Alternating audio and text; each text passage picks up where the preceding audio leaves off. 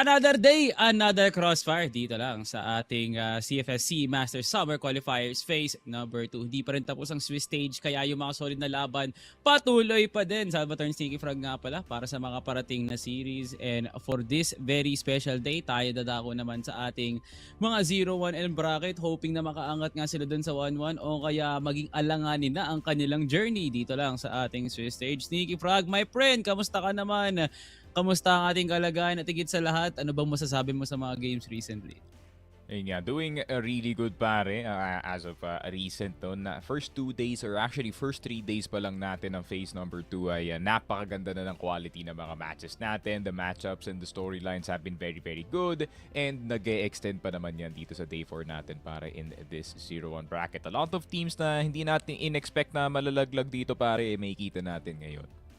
Yeah, definitely. No, tulad na lang din talaga ng EKISQUAD at ng Virtus.Pro, no, who really had quite an impression sa mga una nga nilang laro. No? EKISQUAD going toe-to-toe up against the boys at SGJ. Pero itong Virtus.Pro, di talaga natin akalain mo nga naman talaga. O, the result was just uncanny. No? Up against Attras, sila ay nalaglag papuntang 0-1 at kaya meron tayong ganyang matchup para sa parating na mga minuto. No? And after that, we have Alliance versus HazMatz, JY Bacolod versus Acceptance, and finally, no, the pride of Cebu, the young guns, the youth of MOMEN Esports laban sa ex-governors, no, former LSK. Pero pre, one thing is for sure, lahat ng mga matches na to, no, parang hirap sabihin who is the clear-cut winner kasi ang naging basis talaga natin is the prior days. At alam naman natin yung capabilities talaga ng teams tulad ng HazMatz, JY Bacolod, or even MOMEN na umabot talaga sa set number 3. So feeling ko talaga itong araw nga na to specifically, Sneaky, it's all in the middle ground. No? Walang nakakalamang. Ayun nga pare. But of course, we have to address the elephant in the room, no, Salvatore. Virtus.Pro being here in the first place. Obviously, ang daming tanong na lumabas, especially after ng ating May 31 matches, no pare, especially with Attras losing to FERVID 2-0 dito sa ating round 2 matchup, no, and it creates a lot of uncertainty as well para sa shaky na storyline dito ng Virtus.Pro. Did Virtus.Pro really just have a bad day? Is it really about of experimenting para na naman sa kanila? Pero yun nga, that's the thing when you are casting and when you are watching or being a Virtus.Pro fan. Yun nga, no, they might be down 0-2, no pun intended, dito sa group stage, but they realistically still are the, you know, one of the favorites dito sa tournament natin. You can't really count them out at the end of the day. Parang kahit anong pressure ibigay mo talaga sa Virtus.Pro, honestly, Sneaky, pwede pa rin naman sila umangat wala sa laylayan. And this is one of the few laylayans talaga na masasabi din natin medyo kinakagulat ng karamihan. No? Kasi expected naman talaga na top 2 performing teams heading into the Swiss. May mga international experience. Higit sa lahat, sumasabay naman talaga sa ating mga international teams. You would think na 3-0 talaga sila makaka-exit dito. No? But nope, Virtus.Pro changing the narrative quite continuously, no, as our team for this year. Mapita naman tayo, Sneaky. Napakabilis nga kaagad na nakapag-decide na ang ating EKISQUAD and Virtus.Pro. Saan nga ba tayo dadalhin? I would assume is Ankara, and that is it. Para nga dito, no? And very familiar. Parang ganito lang din talaga yung serye ng EKISQUAD laban sa SGJ, no, Sneaky. Napaka-poetic nga naman. We went from SGJ to Virtus.Pro. Yung mga dalang-dalang pangalan ng Virtus.Pro ngayon, mga dating SGJ. Look at the narrative we're seeing right now sa loob ng map dito. Hindi na lumalayo talaga. Yeah, you can really tell the influence talaga, no, of that old SGJ roster. At least yung influence nga dito ni Tino still kana lingering around itong Virtus.Pro. Pero matagal na talaga silang malakas dito sa mapa ng port. It is one of those main maps that they kind of point at and say, okay, we can just win up against any team, especially with their new and improved BL side sa mapa na to. Pero para sa EKISQUAD, no, it's actually a lot of questions para sa kanilang Ankara. Granted, you know, yesterday's series or the series the day before para dito sa EKIS didn't really pan out too well para sa kanila dito. But still, I think what they displayed dito sa kanilang limited time dito sa ating group stage still, you know, left a lot to be desired para sa kanila dito kasi we know the potential ng ating EKISQUAD team dito pare, pero feeling ko di pa natin na-realize. They really did take itong Virtus.Pro all the way to the brink, or rather SCJ to the brink. Kaso, ayun nga, no, medyo nadapa sila sa tail end ng 10-7 and that is where the problem lies para sa akin, Salvatore. The endgame stability dito ng EKISQUAD is definitely up for question. And yun pa naman yung isa sa mga main points rin ng Virtus.Pro, no, Salvi. Their very good overtime record. Granted, you know, they have lost to some of the other top teams as well pagdating sa overtime. Yeah. Pero yun nga, with a team like EKISQUAD na walang prior na structure dito, binuo lang yung team na to just for the open qualifiers. Do you think it has enough gas para kalabanin itong Virtus.Pro? Definitely, no, pre. Ang Attras din naman binuo talaga for championship accolades. At ganoon din naman siguro ang hangarin ni Boss Teng para sa kanyang mga teammates. No? EKISQUAD definitely delivered right pagdating talaga sa formation ng roster nga na to. No? Carl and Owen King, the needed veterans. No? Ram and as well as si Jamero, two solid players mula sa core talaga ng Execration 3 years ago. Really paved the way for that second runner-up finish from fall qualifiers and fall finals. No? So alam mo talagang binuo to for the sake of them being able to dominate at magkaroon talaga ng malaking potential sa tournament na to. No? Pero it's safe to say na parang in this kind of scenario, minsan talaga may sasabit talaga. No? And that's definitely Virtus.Pro. Virtus.Pro could be the ones to dismantle EKISQUAD and their chances makapag-qualify sa Masters. But at least, no, silver lining na nga lang din. Pinag-usapan na rin natin to, Sneaky. Sino mang malalaglag dito sa ating Swiss stage, mapupunta sa Impact and still automatically qualified ka pa rin naman sa Swiss stage ng regional. So it is kind of like in the balance para dito sa EKISQUAD na deserve naman nila mag-Masters, pero with this kind of heavy competition, dadaan pa ba sila sa karayon dito, no? And with the Impact competition going as high as like what? Potentially makikita mo doon, HazMatz, Alliance Gaming, or pag nga naman talaga nagkataon no, a team like Execration could also fall down into Impact. Ang daming pwede mangyari nga sa series nga na to, and definitely EKISQUAD should make a lasting impression sa ngayon.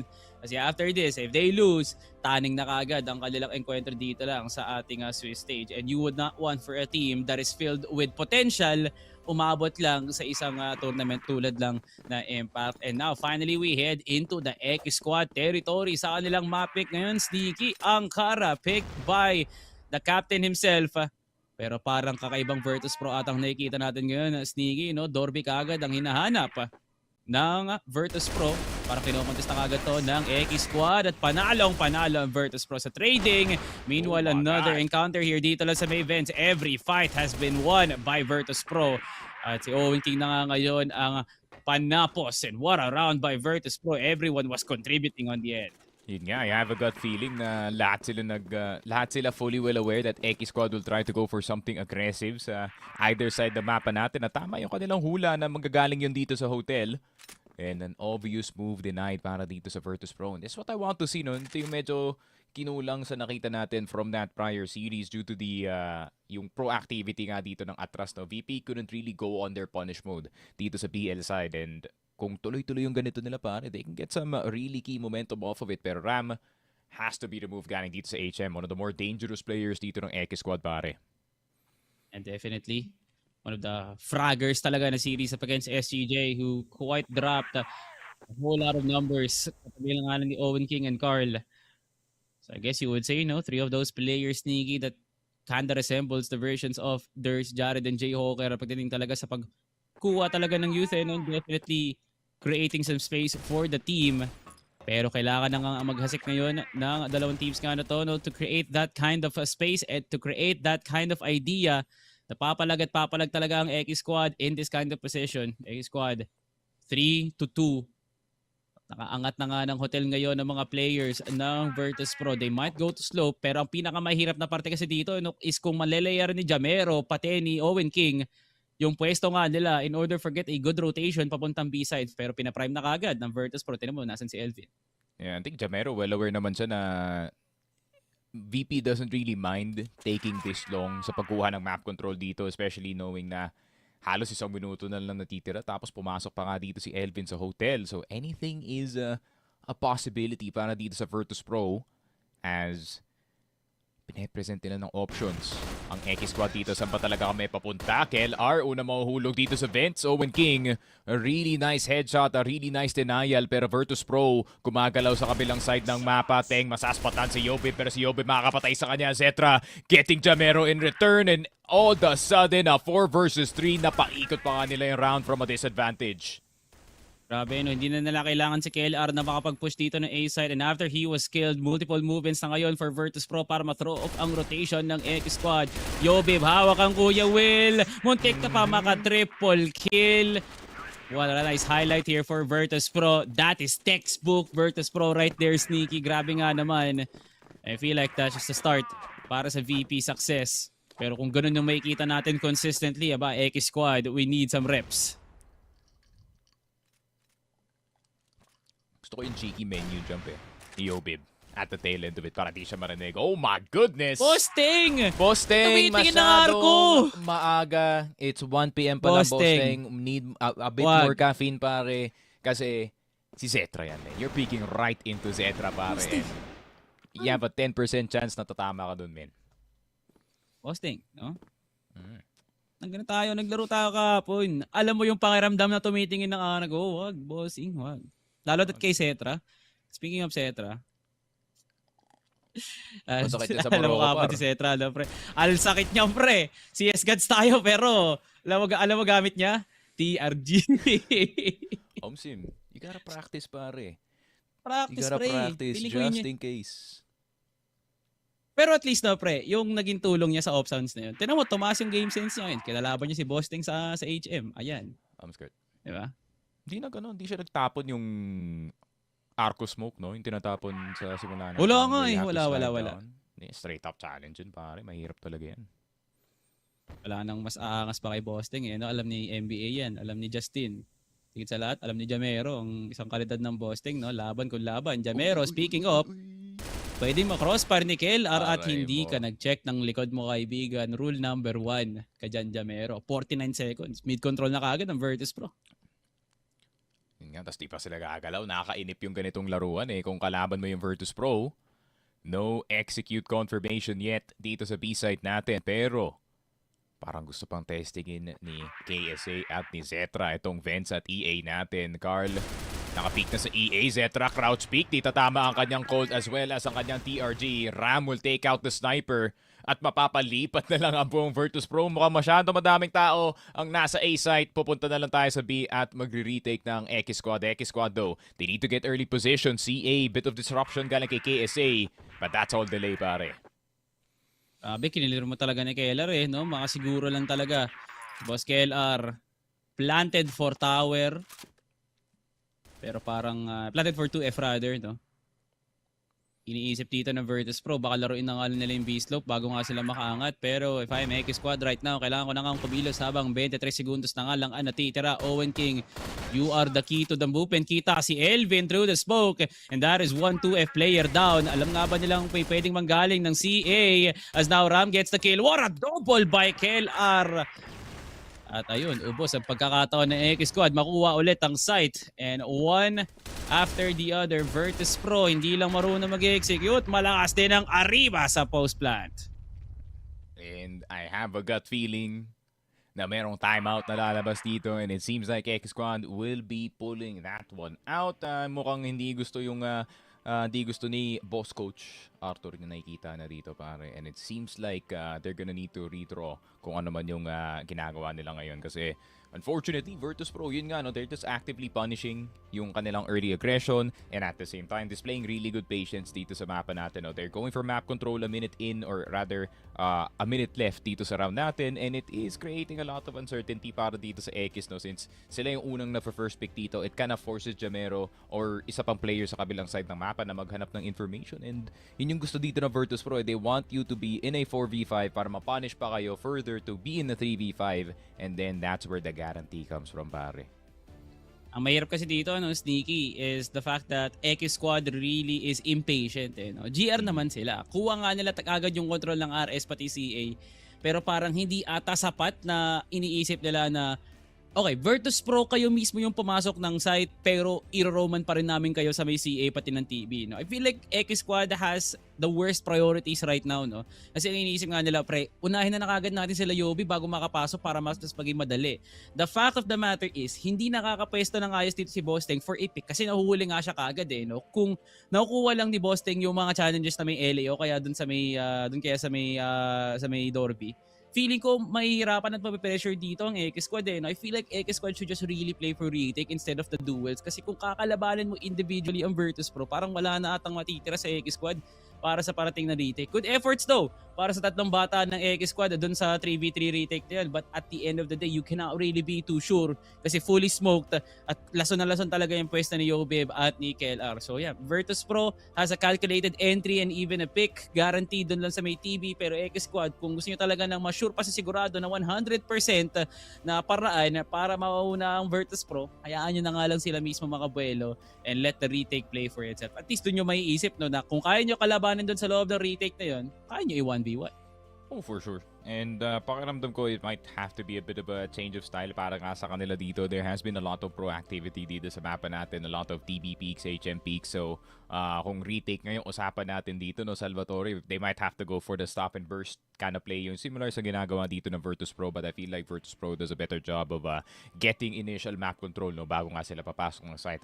And I think that's the hard part para sa mga teams na gustong gumaya dito sa Virtus.Pro, especially when it comes to their GR side retakes, no, yung early positions na kinukuha nila. As soon as nakalapag na yung C4, may player na nasa loob ng RS, may player na nasa 2F, may player na nasa hotel. So if EKISQUAD can pull off the exact same thing pagdating sa kanilang depensa, pare, feeling ko kayang-kaya pa yung laro na to.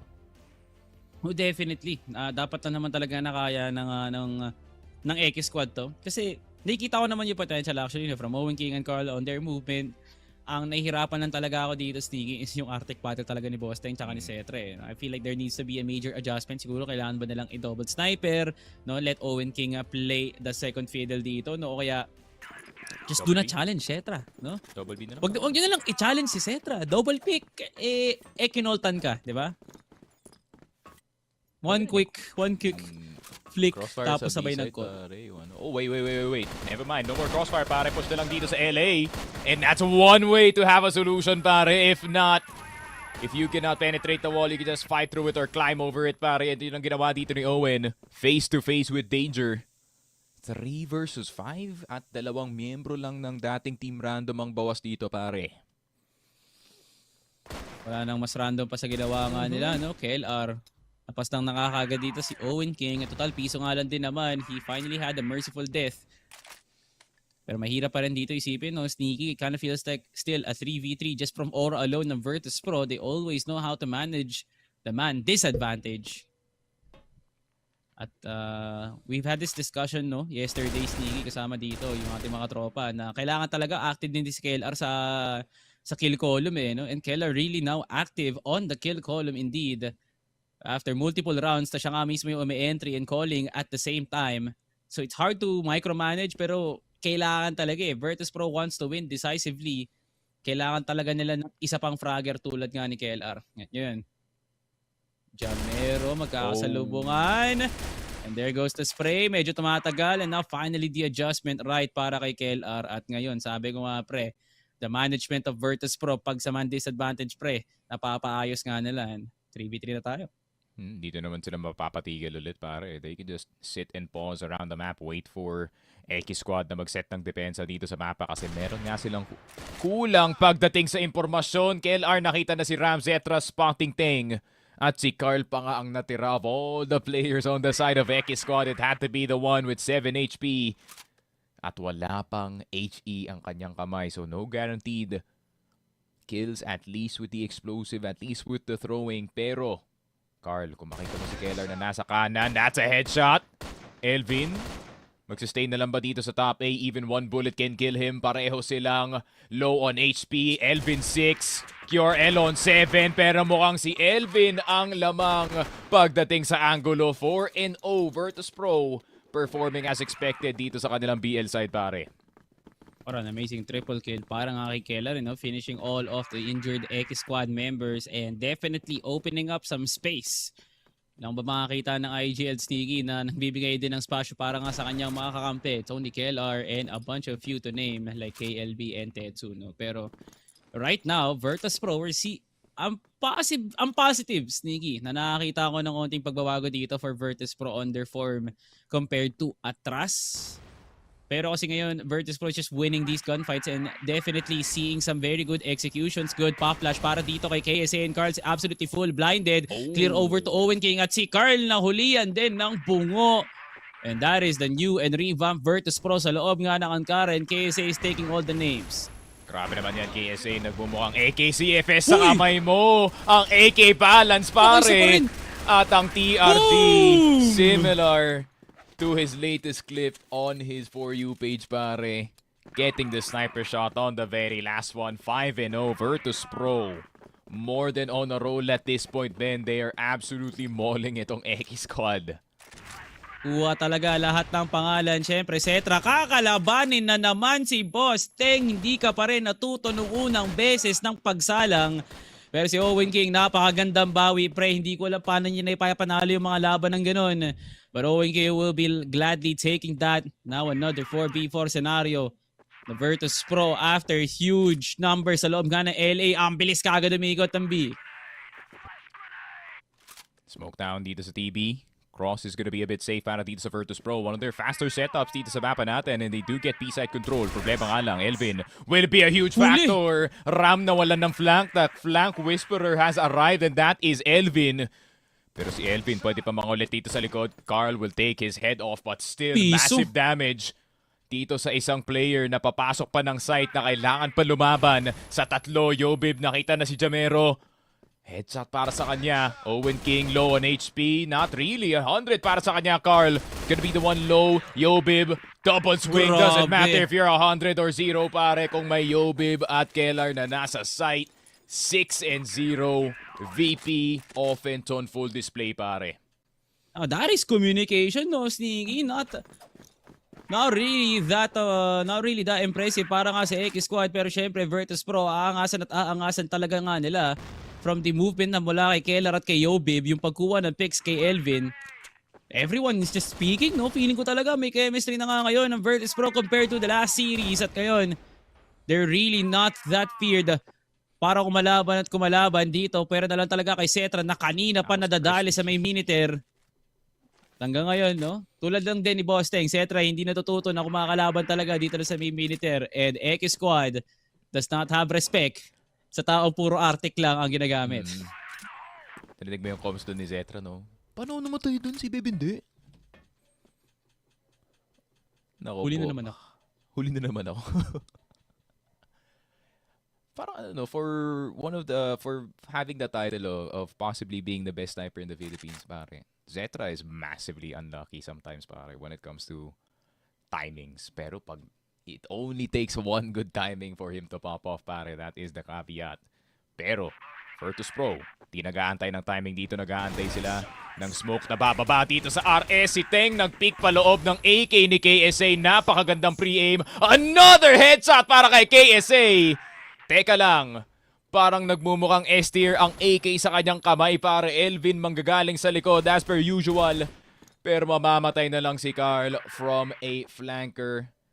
And Jamero, wala ka na magagawa para KSA. That is a crispy 4K gamit ang kanyang AK, pare. Mega KSA, kahit ano atang baril na one tap sa ulo, gagamitin ito. Gumumukhang maangas talaga. KSA, proving everyone wrong na wala na sa HK ang success. Nasa kamay ni KSA. Nga naman talaga at wala pa ring dangal ang EKISQUAD. Learning experience baka mo, pre. Wala nga natututunan ng EKISQUAD pag tumitingin kay KSA. 8 kills, 6 headshots para kay Mr. Kian right here. Grabe nga naman. Aura farming ang Virtus.Pro nga ngayon. Every duel has been very impressive, no? Masasabi mong ego. Pero syempre, mas nakakagaan manood ng ganito, no? Pag may onting ego. Kasi maangas eh. Also send a message to the rest of the league na the AK has been usable this entire time. You're just not using it right. Ram, nakita na si Elvin, pero Kellar with a very quick trade. And ito na naman tayo sa scenario na to, Salvatore, no? 5 versus 4. They're just capitalizing and still information na nakuha dito ni Zetra despite his head getting taken off for the 7th time dito sa mapa natin. Pero wala, naspatan na ni Kellar. May dalawa na sa mid. Do the math, pare. Let's go A-site. And KSA probably going on in Papunta na ng LA, Jamero palabas na ng CA. Makakasalubong niya pa nga posible na nagro-rotate na nga sila Keller at KSA. Pero sa kapal ng smoke, kakalabanin pa talaga ni KSA and there goes the adjustment and he still manages to get a headshot habang pinupull spray ni KSA. Bosting, on a possible clutch angle para mapigilan dito yung pagtanim ng Virtus.Pro and they call for a retreat and a rehit. Ano ba talaga KSA? There goes the swing, pre-fire, narinig na nga ni Bosting at kumagat sa pain si Bosting. Virtus.Pro absolutely flawless sa loob ng Angkara. Yep, and this is what the series is supposed to look like, no, Salvatore, when it comes to an OQ team against one of the best in the country, pare. Bosting nahulog na agad sa start ng round. I don't think that was any strat whatsoever. I think the tilt is talking para sa kanyang keyboard, pare. And EKISQUAD magtutulak na lang ba paharap dito, men? Most likely, no? Sa taas ng level na pinapakita nga nila ngayon, Cetra, mahuhuli ka na naman ba? Buti na nga lang sinalba ka ng munggo ni Boss Keller. And he's gonna get the kill. KSA, grabe, pre. Gets pre-fire, but that's information, my friend. Pero parang alam na si Ram pa lang naman ata nakakaalam na may tao na sa CA. At siguro din, alam din naman nila Owen King na nag-cross na ng CA itong Virtus.Pro. My God, this man is not... too good, man. Man, it's not miss. Parang gusto ko na rin mag-AK. At babalik na nga siya sa HK. Tas yun pa talaga yung hindi nag-headshot. Diba? I'm telling you, pre. I'm telling you, AK-47, pre. Gamitin nyo na kagad. Pero kailangan ata pangalan mo muna kay Isay para maging headshot lahat eh. Ewan ko. Name change ata? CCN? CCN maybe? I mean, isa lang naman yung letra ng diferensya, no, between ang AK at ang HK, pare. Just so happens na his headshot percentage is way better with the AK today, pare. Pero, ayun nga, Virtus.Pro, I think this is, if you are looking at this from an outside perspective, no, with no titles on both sides, it's a Masters team, second best team in the Philippines against a team that really did go through the open qualifiers, and it kind of feels like it, no? Dito sa series natin, pare. Virtus.Pro, obviously, evident yung kanilang struggle dun sa kanilang last na series, pero hindi natin nakita to today. The communication looking very, very smooth. Ang ganda ng kanilang trade game today kumpara sa nakita natin from last time. And I feel like Virtus.Pro, yun nga, no, probably took a look at themselves after ng series na yun and say, hey, hindi ito yung quality ng Crossfire na nilalaro natin. Let's step it up para dito sa ating day number 4. And stepped it up, they did, pare. I mean, 9-0. Ano pang gusto mo dito, men? I really thought no na Virtus.Pro will be handling this business on the matter of aim.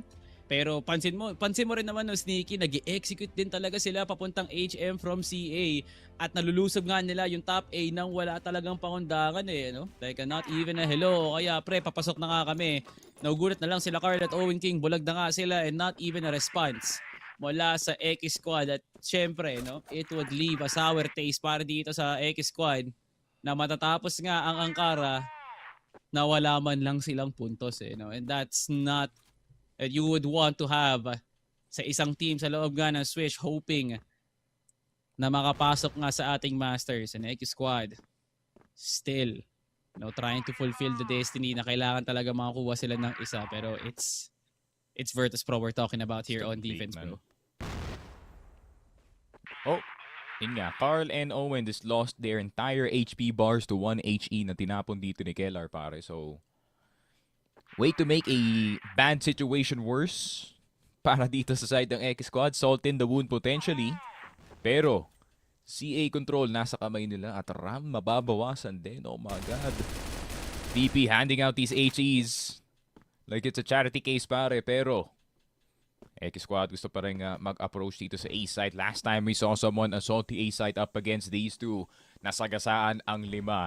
Pero titignan na natin EKISQUAD, numbers game, KSA, information para dito kay Yobib. The classic combination dito ng ating VP squad. KSA will be falling. Yobib still staying alive dito sa top A. Meron na siya kasama. Pero Owen King magagaling skill. And KLR with a very good trade para sa kanyang golden boy. Pero Teng, captain on captain violence dito sa top A. Keller has been founded out. Elvin, flank incoming para sa kanya. Pero ito yung sinasabi ko, the setup is already here. Bago pa magsimula yung retake, C4 kailangan pa i-plant. But that moment of vulnerability, Elvin, pwede maging kamatayan ng EKISQUAD. And that is gonna be a 10-0 thanks to the flank layer after layer after layer. It feels like you're not stopping in the fighting, pare. And it seems like Virtus.Pro knockout by round 10, pare. Grabe, the second time in the year. Grabe.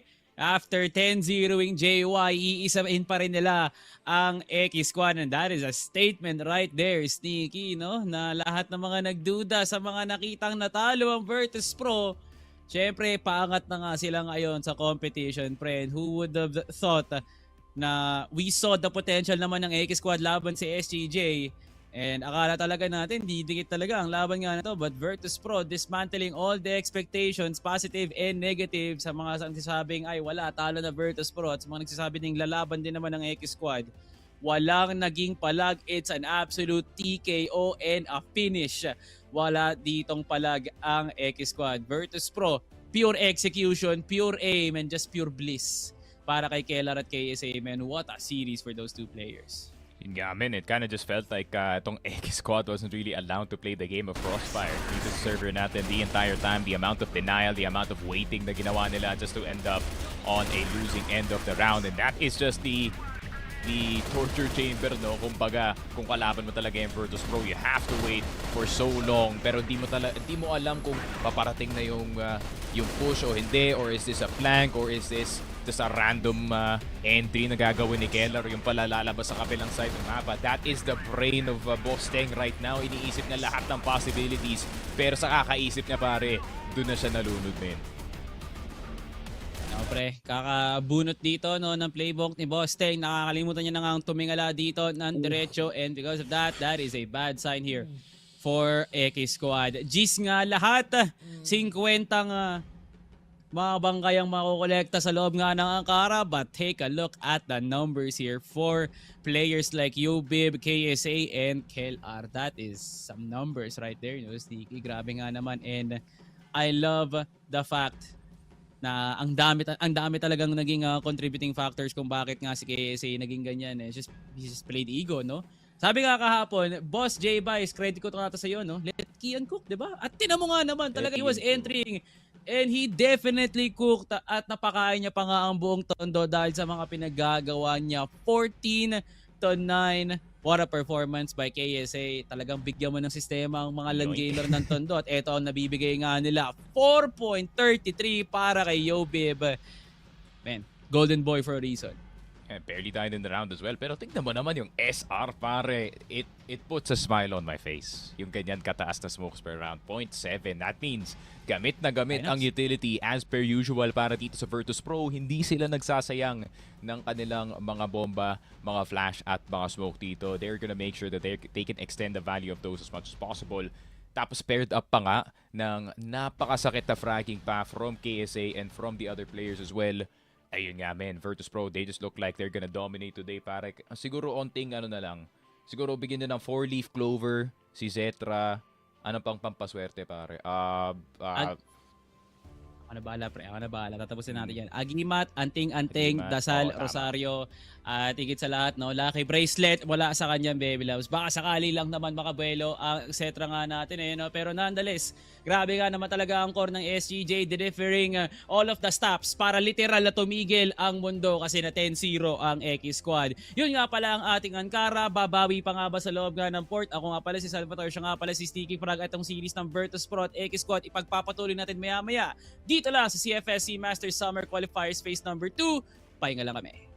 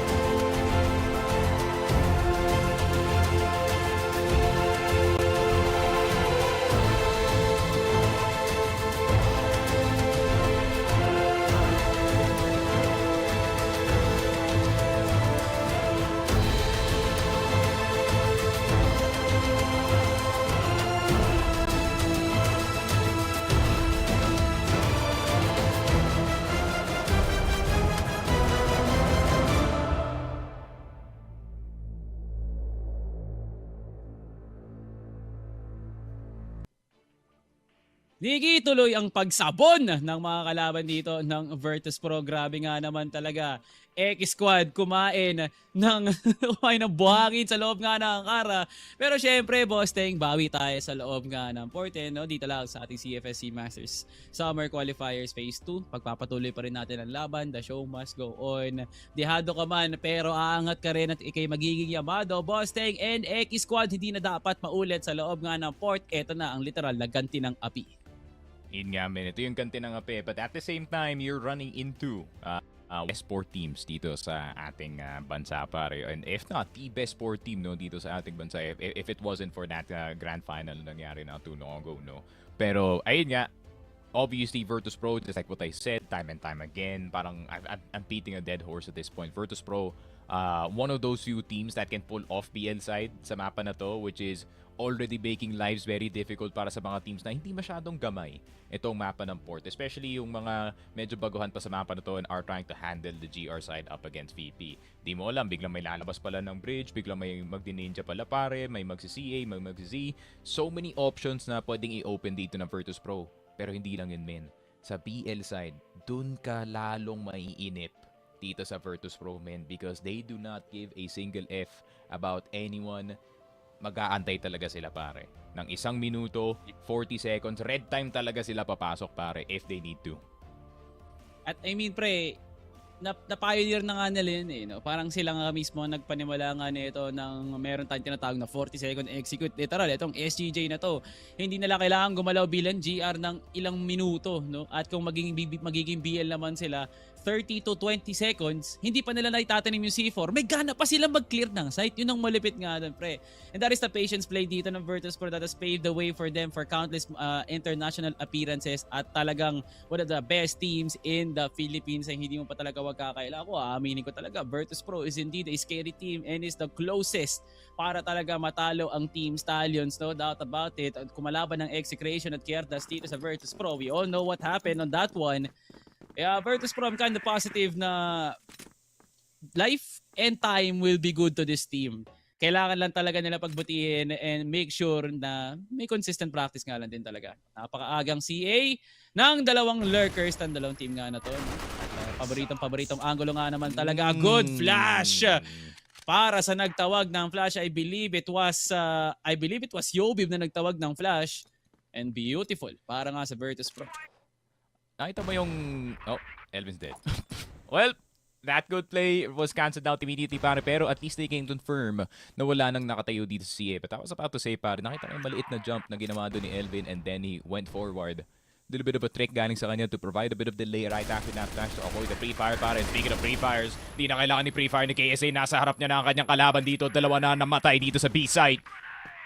Jamero at Teng na lang natitira sa iglap ng mata, pare. Nawala lahat ng X. Now, Jamero, piso na nga lang din. And I'm afraid, Sneaky, wala talaga sa side ng mapa ang pabor ng kahit sino. Kasi Virtus.Pro naniniwala na kahit saan nyo sila dalin, kahit saan anumang parte ng mundo, kaya sa kabilang globo, makakuha pa rin sila ng isang magandang execute para pumaslang ng tao, pre. Virtus.Pro. Grabe nga naman ang combination nga nila, makuha man lang ang Z at HP. And because of that, EKISQUAD, nagulat na nga lang na lahat ng ginawa ni Jamero ay napunta sa lupa.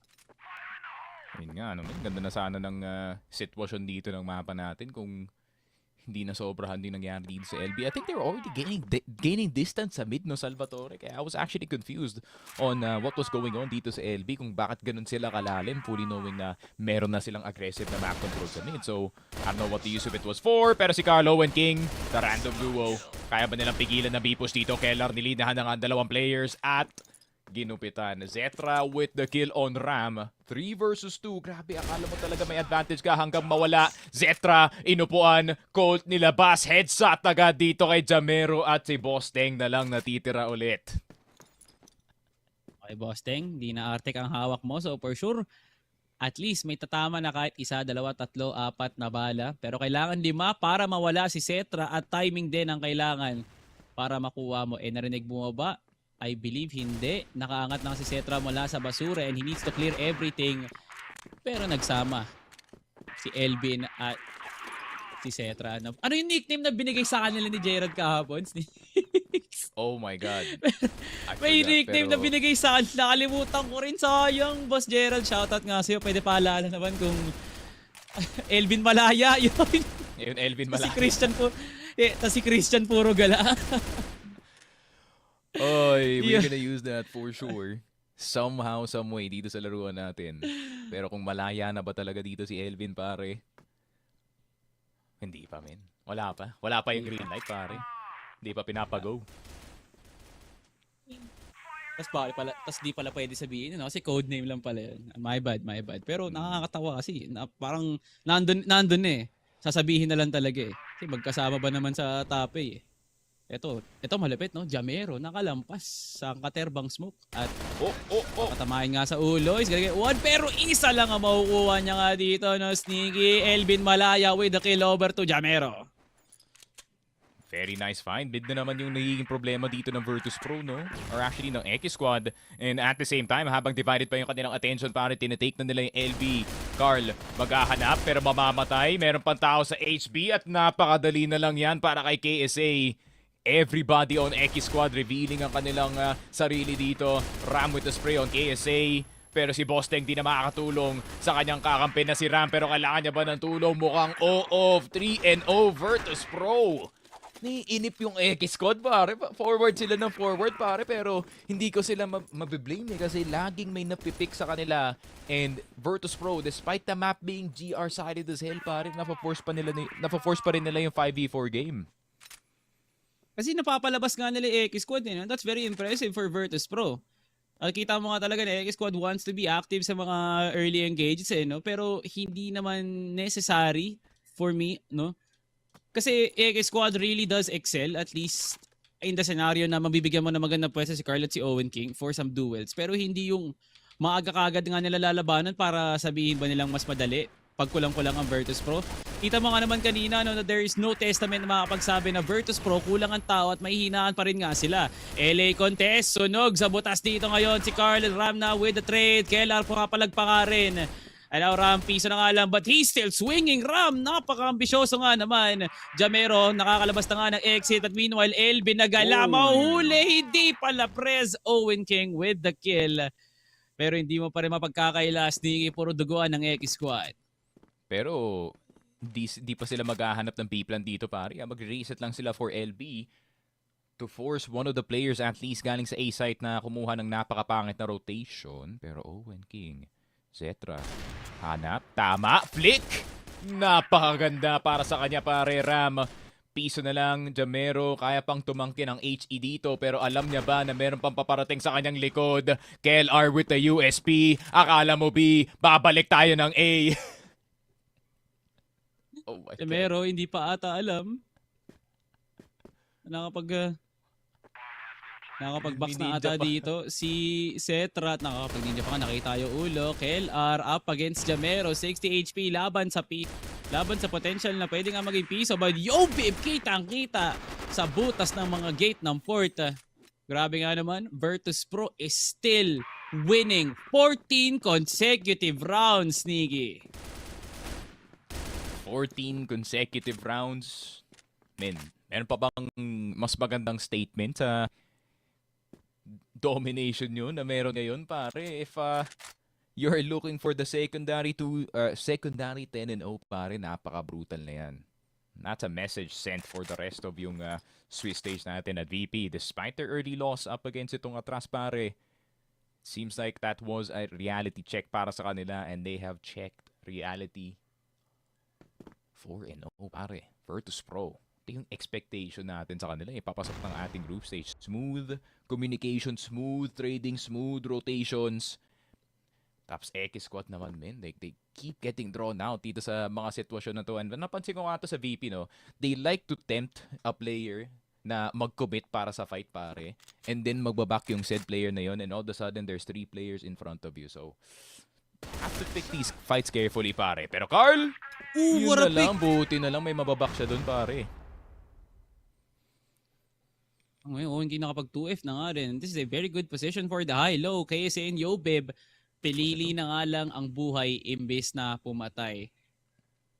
Yan, makapag-rotate pa nga ang Virtus.Pro para makalakap din ang space ngayon ng EKISQUAD. Tao sa bodega, tigit sa lahat para maka-rotate din na maayos sa mga players nga ng Z Virtus.Pro on the cusp of getting a very possible execution. And here it is. What a shot mula dito kay Jamero. Siya na nga nag-aartik ng top A. But here comes KSA and Elvin pre. What an entry. Jamero nakuha ulit dito. Ang isa pa mula sa kanyang TRG. KSA hindi pa rin nag-clear ang top A. Pero si Elvin na nga ang kukuha. What a 2v3 by Virtus.Pro. Owen King.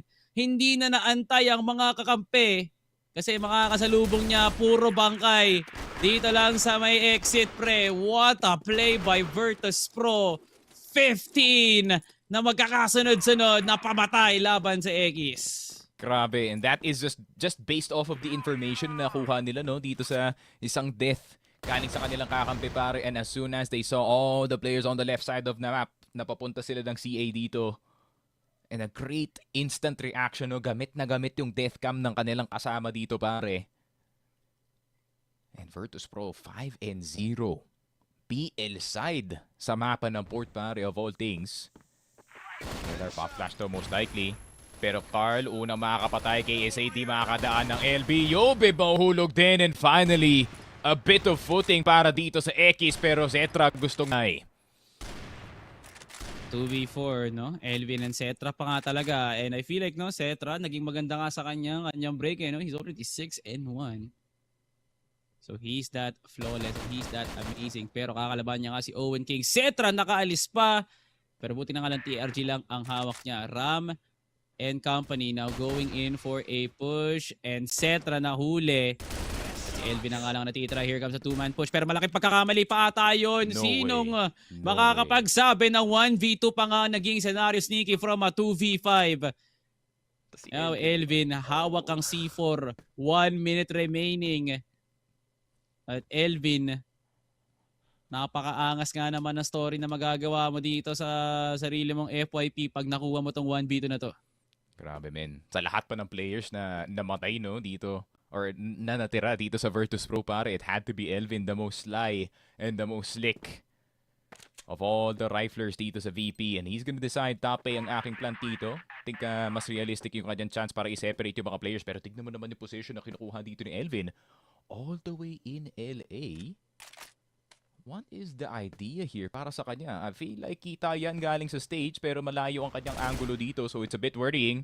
Jamero nakaltukan na agad sa start pa lang ng round. Boasting. Wallbang sa taas. Finally getting the spray down. And it will be a defuse. Akala ko HE. I had to hold my breath pare. He is that kind of guy. Pero finally a point para dito sa EKISQUAD. Pero layo pa ng kanilang kailangan habulin dito men. Okay, the limit is 15, Sneaky. The limit is 15, definitely. Pero, it was kind of like a misplay mula sa Virtus.Pro. Kaya nakuha ni Owen King yung mga kills nga na yun. And what a pop flash na naman para nga sa Virtus.Pro. Lahat ata ng mapa pre, may lineups nga sila to create that kind of play. And Virtus.Pro, minamatahan na nga ngayon possibly ang B-site with Owen King. Siya nga lang ang nandito. Nagawa mo kanina. Kailangan mo gawin ulit, my friend. Yo, Bib. Wala na nga depensa at parating na nga ang reinforcements. Posting at Ram. Nakarating na nga rin ng B-slope at umangat na paunti-unti. Ram still blinded at Keller hindi pa rin spotted. But now Ram sees the opportunity. Kita ang barrel ng kanyang EBR. And there goes the spray. Yo, Bib. But also get gunned down. At Cetra medyo late. But si Cetra naglalurk at EKISQUAD. Utilizing the strong side, finally, Virtus.Pro medyo nagiging malamya sa kanilang entries for the past 2 rounds. Yun nga pare, and these next 2 rounds are gonna be very key para dito sa EKISQUAD. No? Alam kong medyo malaki na yung deficit nila dito sa first half, and being on the GR side doesn't make that feel any better pare. Pero if they can get these next 2 rounds, it would be fine. Not a great start though. Zetra nahanap na kayo nagpupush na Ram dito sa LB. And that is actually gonna result in a reaction dito ng Virtus.Pro since may nagpush dito ng LB, most likely may kasama tong si Ram. And they will start looking at this A side. Pero hindi pare, mapapapos sila ulit. Hindi sila satisfied sa 4 versus 5. Gusto pa nila ng isa. Alam masyadong utils na nababata dito si Jamero at si Owen King. I feel like it's for the sake of delay na lang ata since may hinahawakan nga silang mga pwesto at poste. No surrender just yet here for EKISQUAD. You can feel the tide shift after nga makuha ng Virtus.Pro ang pang-15 magkakasunod talaga na rounds. Pero mahirap talaga dito. Anyways, Virtus.Pro still on the hesitation of a default para makalakap nga rin ng space, and the execute is definitely important for them. So now, Virtus.Pro pa LB ang iba. Meanwhile, an Elvin that will lurk for CA for a possible fake execute, pero hindi kumahagat dito si Carl at si Jamero. And this will be dangerous for Elvin, pero kailangan kasi ng malakas na pwersa ng Virtus.Pro sa may LB para magulantang na lang yung mga nasa top A and get that counter rotation. At ayun na nga, umalis na nga dito si Carl in hopes na makatulong siya papuntang B-side. Problema nga lang, men.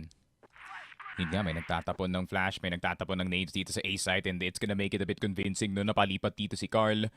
More on the A-side of the map, pero napabalik na siya ng spawn. Good angle galing dito kay Owen King para makita si KSA, pero 4 versus 4, pantay na nga ang labanan natin. Bottom B has to be controlled dito ng Ekis, but a nice wallbang galing kay Yobi para kunin si Carl Jamero. In trouble, wallbang galing kay Elvin right through the head. Pero si Teng lumalaban din. Grabe naman, puro box ang tinatamaan dito, wala ng tao. Yobi looking for the last player, and Virtus.Pro full cleanup on aisle B side, pare. Walang nakalagpas na buhay dito sa Ekis. Wala pang C4 yun, ha? At ang malapit pa doon, no, sneaky, namamatay ang mga miyembro ng EKISQUAD. Hindi man lang nila nakikita yung kalaban nga nila. Oh my God, Virtus.Pro, apat naka-EBR rather, no? And I really don't understand. Virtus.Pro was hiding some sort of powers. Kalaban nga nila ang Attras, pero ngayon, wala nang awa si Superman. EKISQUAD. Still no position to gain some strength, to gain some footing.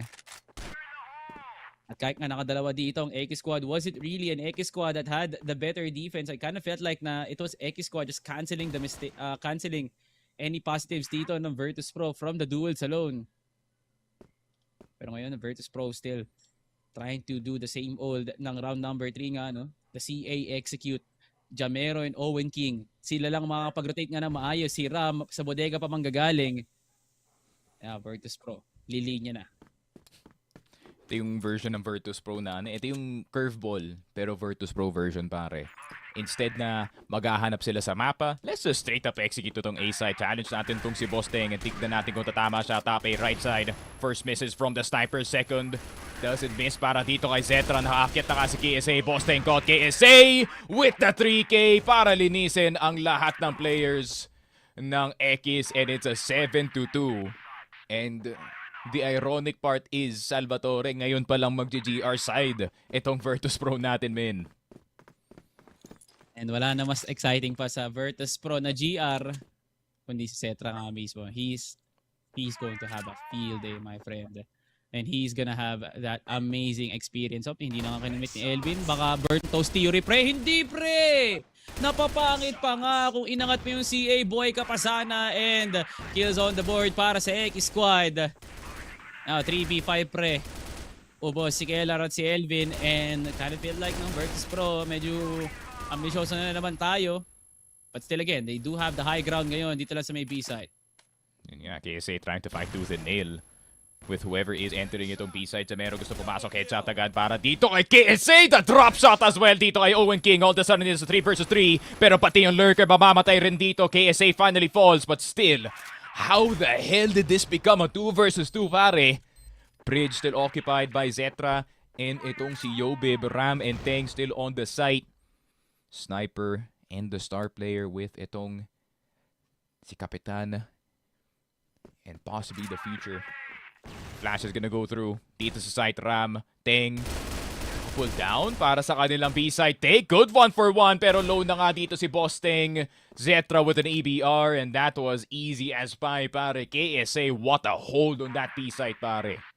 Yeah, fully aware dito ang Virtus.Pro that they still have the high ground pagdating talaga sa kanilang depensa, and ang specialty talaga ng Virtus.Pro magpakita ng onting kahinaan sa una, no? Pero babawi talaga sa isang malaking hiyaw on their defense alone. Good rotations from Zetra and Yobib, counter-dack itong ginawa ng EKISQUAD. At higit sa lahat, no? Props to KSA once again. He's having a life game. Elvin nakaangat na nga ng CA pero hindi na nga siya tutumba ngayon. And another start here for Virtus.Pro para masibenta nga talaga na pag port ang pinili nyo mapa, Virtus.Pro, lahat ng tinayaan nyo talaga, hindi papaldo. Grabe naman. Yeah. Kulang na lang dito, man. We do see KSA on that HK417, no? Pero 4 na EBRs makikita natin. Low-key kasalanan ko rin, not gonna lie, because I called for the 4 EBR strat dito sa port for the longest time, pare. And I feel like it does make the most sense. And speaking of making sense, pare, Elvin on the CA side. Napatay na nga si Ram. Napatay na nga si Jamero. Ano pang magagawa nila dito, pare? Elvin, tempted, seeing where the C4 is actually. Pero Carl, Owen King magche-check pa ng, or Teng magche-check pa ng mid side. Elvin will take down Carl. Owen King. Alam niya yata, naghahunting na dito si Elvin at masyado yata siya naging malaya dun, pare. 4 versus 2. 4 versus, or 3 versus 2 rather. KLR gets his head taken off dito sa BR natin, pare. Magdidikit na dito yung VP. Safe to say na Owen King and Teng could really make this happen since malayo naman ang pwesto nga dito ni Yobib. At KSA is actually playing para nga dito sa may bodega. Kaya konting galaw na lang talaga for EKISQUAD. They can play for an individual pick. At nasa lalay nga to kay Bosting. Isang mamba out nga kagad mabilisan pag nakuha niya nga si Yobib to force that 2v2. Kaya magsanib puwersa na lang talaga silang dalawa ni Owen King. And here comes the entry. Pre, Yobib is more than prepared. Handang-handa na parang Boy Scout si Bossing Boy Yobib. And Virtus.Pro 9-2. Pag ito pa talaga, hindi naniwala ang mga tao na VP is running for the hills at meron nga talaga silang gustong patunayan. Ewan ko na lang, what a statement already. And of course, as is tradition dito sa mapa ng port, every time you want to end the game, let us just fully push long. Bulag na bulag lahat ng players ng Ekis. Pero si Owen King nakakuha ng dalawa kay Elvin at kay Yobib KSA. Gusto rin sumala dito sa long pero pakiramdam niya na hindi na yun naging magandang ideya, pare. We're seeing a fully fledged Virtus.Pro na talagang pamatay, kumbaga nga talaga. But this is not the round as a very good example at akala ata okay na. Pero ayun din. Ayun din yung mangyayari. Well, KLR, dasal ang kaya dito. And hindi siya nasagot. 9-3, pero alam mo naman yan, Salvatore. You know, tradition, pag nakaabot ka ng 9, malaki yung lead mo dito sa GR side. Push mo na lang yung long. Malay mo, di ba? Baka gumana. Muna. Di pa kailangan. Ito, EKISQUAD, no? Parang gusto na ata talaga tapusin. Napakarami, pero hindi naman na-throw off si Cetra. Na puro gala. And now, Owen King with a headshot. Another Cetra head glitch na siya pa yung natalo, Sneaky, na parang nasa miniter na naman tayo. Now, we're back to the 4v4. My God, Sneaky, Virtus.Pro still continuing the stride. Pero EKISQUAD may rebat pa rin. May kulang na eh. Alam mo, si Jamero, kalahati na, si Ram, 27 HP, isang HP, mawawala na tong bata na to. Pero smoke will be going down dito sa LB. Bit of an advantage para dito kay Yobib, no? Meron siyang one way dito sa 2F, pero naspatan yata siya ng mga isa sa mga players ng Ekis, kaya mapapapak sila dito. But still, despite the 4v4, pare, active map denial pa rin para dito sa VP.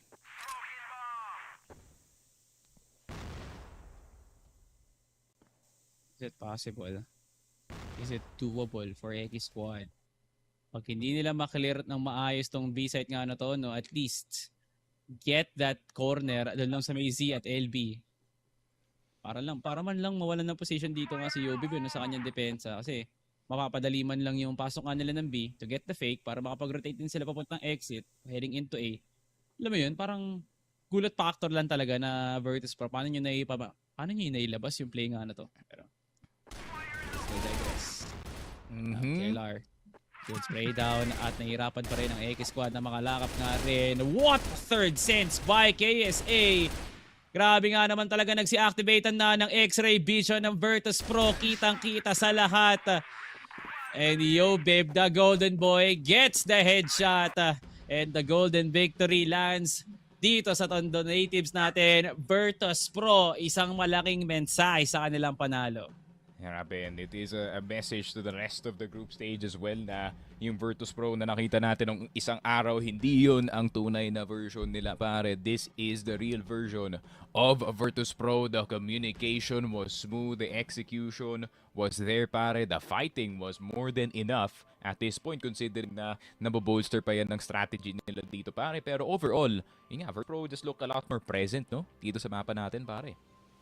And definitely, at nandun naman talaga ang kanilang aura nga ngayon, Sneaky, and everyone just really had a good time playing Crossfire dito. No? If hindi ganun ka-tense siguro yung environment, feeling ko Virtus.Pro is absolutely a complete team, pero kasi hindi mo talaga maiiwasan yung yung bangayan no? And I feel like that could go a long way pagdating talaga sa chemistry. But right now, Virtus.Pro, very calm and collected. Everyone was hitting. KSA with the AK-47 at pati na nga rin ang EBR. Goes to show how flexible he is. Paminsan-minsan, nag-FNTPS pa nga yan.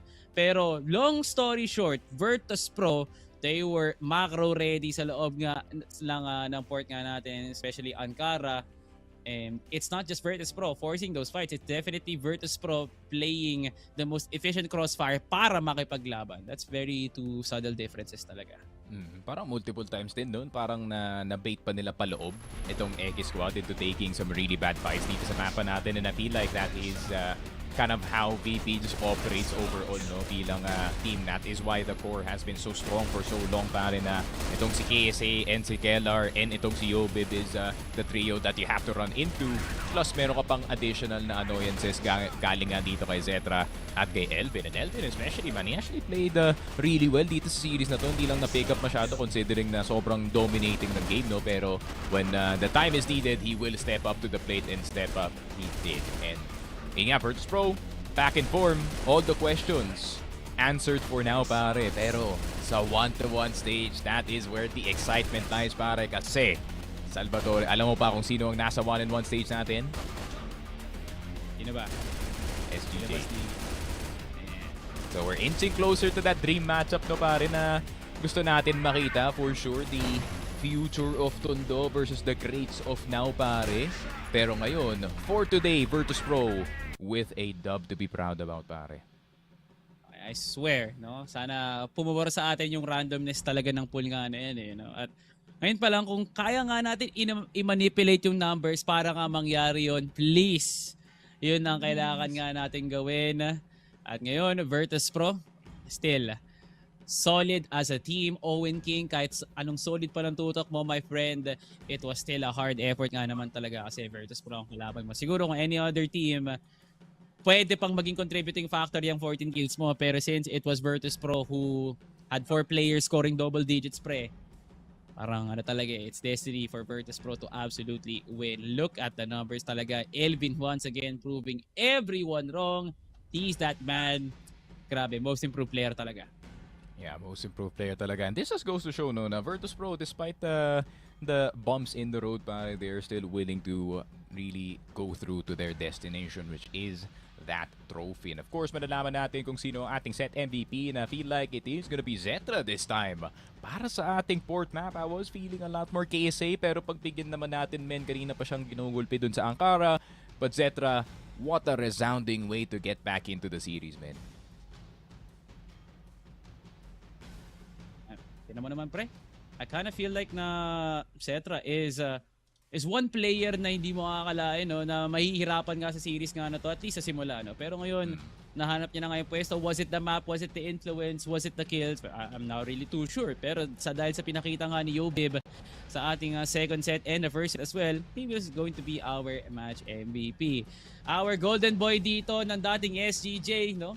From LAN gamer sa paghulog nga ng pera, at higit sa lahat, no, sa paghiram lang din ng PC at mouse, kitang-kita mo nga naman talaga naging evolution dito ni Yobib. He is now a grown man himself, and he is destroying the likes of Boss Teng as well as Jamero. Sa mga tanyag na rin ang pangalan nga dito, no? Pero time was really good, no? para sa katulad nga dito ni EOBEB and his development really is uncanny. So yun na nga, Virtus.Pro sending everyone in a frenzy right now. Ano mga ba talagang nangyari sa Attras? Kagat lang ng lamok. Pero ito talaga, ang isang malaking kagat mula naman sa oso nga dito. Virtus.Pro scoring 2-0 up against EKISQUAD, moving up to the 1-1 bracket. And hopefully lang talaga, magtapat nga ang ating kwento nga ngayon. Mga direktor ng aming mga laban nga dyan sa ating Crossfire, kayo na po bahala. Kung pinagtapat ng FERVID at Attras, pwede nyo gawin sa SGJ at VP. Yun nga, that is kind of the hopefully the matchup na mapagpanaw dito sa ating 1-1, But there is also some other exciting head-to-heads potentially dito, pare. Of course, itong AG versus itong HazMatz right after this, and itong TAT versus JYP. So there's still a lot of games for today, pare, and malalaman natin kung sino nga mag-end up 1-1 or 0-2 dito, pare. Unti na nagkakahulma ang ating bracketing ngayon, Sneaky, at patuloy pa tayo magbibigay ng mga malupit na aksyon dito lang sa CFS SEA Masters Summer Qualifiers Phase 2. Salvatore and Sneaky Frag nga pala, mamamahinga muna kami, pero pagbalik nga namin, tuloy ang rakrakan dito sa CFS.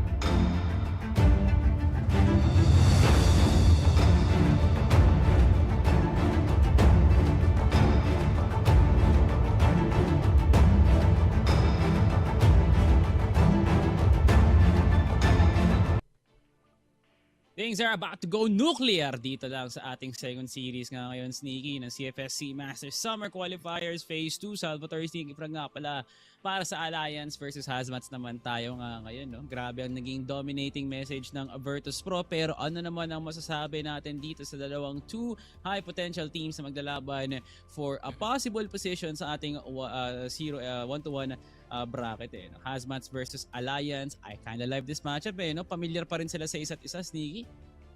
Ayun nga, I feel like both teams are kind of in a similar position no, na meron kang players na medyo veterano na rin pagdating nga dito sa Masters and probably has all the experience on your team, and meron yan dito sa Alliance in the name of Nuken and itong si Del QQ. You also have itong si KZ who actually played very well dito sa last series natin. Might I add lang pare, no? So I'm looking forward to whether or not he's gonna be showing what he's made of dito sa laruan natin. But same goes para dito sa HazMatz, no men? I mean, HazMatz also fielding their own experienced players kagaya nga ni Jezreel at etong si CJ pare. And not gonna lie, they have one of the most impressive players na I have seen so far dito sa group stage natin in the name of Jumel pare, and I am looking forward to seeing him possibly pull out more no dito sa laruan natin, kasi feeling ko medyo nakulang tayo sa last na laruan natin dito ng HazMatz.